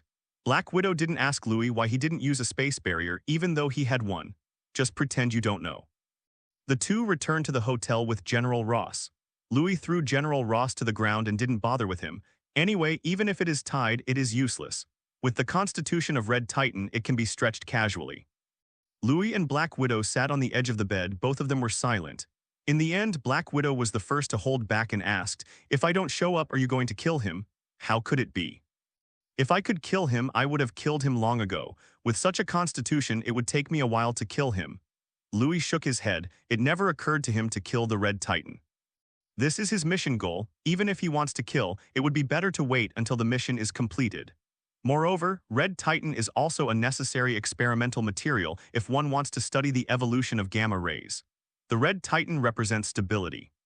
Stay sane and strong, but there is little room for improvement. Green Titan represents the uncontrollable. Losing his mind, rage will make him stronger and stronger, and his strength depends on his emotions. Hatred represents chaos. Although it is a failure, it is more like an error in the evolution process, a more extreme existence than the Green Titan. Therefore, Louis will not let the Red Titan die. He even wants to continue to promote the development of the plot. Red Titans, Green Titans, and Abominations, he wants them all. Black Widow did not speak. Although Louis said it casually, her heart skipped a beat because of the unintentionally revealed ambition. Louis would definitely not be as harmless as he appeared on the surface. Whether it's a playboy, a strong man under armor, or a provocative master, neither one is the real Louis. Black Widow feels that Louis is more like a king, with the ambition and arrogance of being born to be a king, after a while. General Ross's vital signs are getting stronger and stronger, and his recovery ability is getting stronger and stronger. General Ross yelled. His memory is still stuck in the last second of facing the Crimson Electric Drill. Out of instinctive defense, his body instantly turned into a Red Titan with an astonishing momentum. It was also the first time for Black Widow to observe the transformation of General Ross up close. He was a little surprised and curious. General Ross saw the existence of Louis and there was hatred in his eyes. This faint soul almost killed himself. Why not convinced? How about we practice again? Louis laughed. General Ross didn't respond. He controlled his emotions and calmed down slowly. The body also returned to normal. Snapped. A quilt was thrown on General Ross's body by Louis, covering the position that should not be exposed. "Who are you?" General Ross said coldly. Although Louis let him go, he still couldn't judge the purpose of this man and woman. "I'm SHIEL. D Agent Natasha Romanoff, this is..." Black Widow didn't know how to introduce Louis for a moment. "I am a part-time Kamen Rider of SHIELD. Louis introduced himself generously. Then both Black Widow and General Ross ignored Louis's words. "Work to earn a living." "Oh, trust me, you are very bad, old man. SHIELD's agent, what's the point of finding me? Although our military and SHIELD have conflicts, they don't interfere with each other." General Ross was also relieved to hear the identities of the two people. Although they don't fight each other, they haven't reached the point of killing a general. Black Widow gestured to Louis, and only Louis knew the real purpose of the mission. "We would like to invite you to join us, Director Nick Fury to be precise," Louis said. "Ha ha ha ha, invite me to join SHIELD? I'm from the military." General Ross looked contemptuous. It was the funniest joke he had heard in a while. "Definitely not SHIELD, Louis narrowed his eyes, and his tone was a little bit bad, warning Ross not to laugh too much. Ross put away his mocking smile, wanting to see what Louis had to say. "Director Nick Fury wants to invite to form a new team." Louis said his real mission. "New team?" General Ross looked puzzled. "That's right, a team of superheroes, General Ross. Director Nick Fury wants to invite you to join and form with him." General Ross fell silent. It's not judging the authenticity of Louis, but just considering the feasibility of this matter. A team of superheroes, this Fury really feels. Such a team, who is the captain, who will lead, who is in charge. General Ross felt that this would be difficult to do when he thought about it. Once a contradiction arises, a group of superheroes will instantly become a group of supervillains. Moreover, he is also a supervillain with explosive destructive power. I reject. General Ross thought for a moment, then gave his own answer. Apparently, he didn't like Fury's plans. Louis didn't show any disappointment. He had guessed General Ross's answer a long time ago. In that case, General Ross is also requested to stay here for one night, and we will send you back tomorrow. Louis' mood didn't fluctuate in the slightest. It was as if General Ross had nothing to do with him whether he agreed or not. General Ross looked at Louis suspiciously. He never thought that Louis would let him go so easily. It's hard to understand, Louis laughed. My task is just to invite you. It's best if I invite you. If I don't invite you, there is no loss. Louis explained. General Ross snorted coldly without making a clear statement. To him, it was all bullshit. It was an invitation, but it was Fury's unilateral coercion. It's just that because he is from the military, Fury can't do too much. General Ross didn't think Fury was a good guy. It's no accident that the guy who scolded Mayor Falk every day was able to sit in the position of S.H.I.E.L.D. director for so long. If he could kidnap himself, he believed Fury would do it without hesitation. Early the next morning, General Ross jumped out of the window and left. Black Widow woke up immediately, went to the window and closed it. Louis on the bed slept like a dead pig with no intention of waking up. Louis, did you just let him go? He's a Red Titan. Did director Nick Fury really say nothing? Fury, are you a pig? Are you awake? Black Widow pushed Louis several times and finally recognized the reality helplessly. Louis put his arms around Black Widow's waist in a daze and muttered, "Don't make trouble, there is no Red Titan, we still have alternatives." What did you say? Black Widow didn't hear the words clearly. But Louis's voice became smaller and smaller, eventually becoming a series of long breaths. The angry Black Widow punched Louis on the back. A smile appeared on the corner of Louis, who seemed to be sleeping. Military garrison. The damaged houses have all been demolished, but there are not many soldiers. All were sent by Emmy Blanche to search for Dr. Banner and General Ross. When the remaining soldiers saw General Ross, it was like seeing a ghost. They have seen the horror of the Green Titan. In their view, no one can escape from the hands of the Green Titan, so General Ross is basically presumed dead. Now it suddenly appeared, making everyone feel like General Ross has returned from the region. Call me over, Emmy, just say I'm waiting for him. General Ross ignored the soldiers' fear. He must hurry up and grab the Green Titan now. The intervention of S.H.I.E.L.D. made General Ross feel the pressure. The purpose of that bastard Fury is definitely not as simple as inviting himself. After learning that General Ross had returned, Emmy Blankies immediately rushed back. Seeing that General Ross was safe and sound, Emmy Blanche immediately knelt on one knee to show his loyalty. It's okay, you're right, if something happens to me, the command of this army is in your hands. General Ross didn't blame him. Emmy Blankies is a general he admires very much. However, when facing the Green Titan, an excellent general plays very little role. Looking at the loyal Emmy Blanche, General Ross made up his mind and asked, "Yimmy, do you hate the Green Titan?" "Hatred? If there was a chance to defeat it, even kill it, trust me, General, I'll do it without hesitation. Even if turning into a monster." Emmy Blanche raised his head, looked at General Ross, his eyes were full of determination. He said in a deep voice, "Yes, even if it becomes a monster, I will kill it." General Ross took a deep breath and said, "Then go get ready, in order to catch, even kill the Green Titan." General Ross decided to start his own super soldier plan ahead of schedule, transforming Emmy Blanche without any experiments. General Ross expects that Emmy Blanche will have the ability to turn into a Red Titan like himself. Everything is going according to Louis's vision. Louis came to the military station again. Most of the damage here was done by him. Now the culprit appeared here swaggeringly with a look of pity on his face. Report to General Ross soon. When he saw Louis' disgusting face, General Ross let the two of them into the new reception room no matter how reluctant he was. "What are you going to do here? I won't change my mind." General Ross stood firm. No, I'm not here for you, General." Louis laughed. The power of space spread out, and countless people were busy coming and going in the bottom 10 meters below. "My purpose is what's going on in the subterranean space." General Ross's heart tightened. Damn it, why does this smiling man seem to know everything? "What else do you know?" General Ross suppressed his anger, and the form of the Red Titan flashed past. "I know what I should know, and I know what I shouldn't. General Ross, don't you invite us to go down and take a look. I'm very interested in this experiment." Louis sat comfortably in his seat, waiting for General Ross's answer. Black Widow was sitting next to Louis. Although she was curious about Louis' behavior, it didn't prevent her from understanding that Louis probably knew some terrible secret about General Ross. General Ross gave Louis a resentful look, turned and walked out of the room. Come with me, but don't forget this is my territory.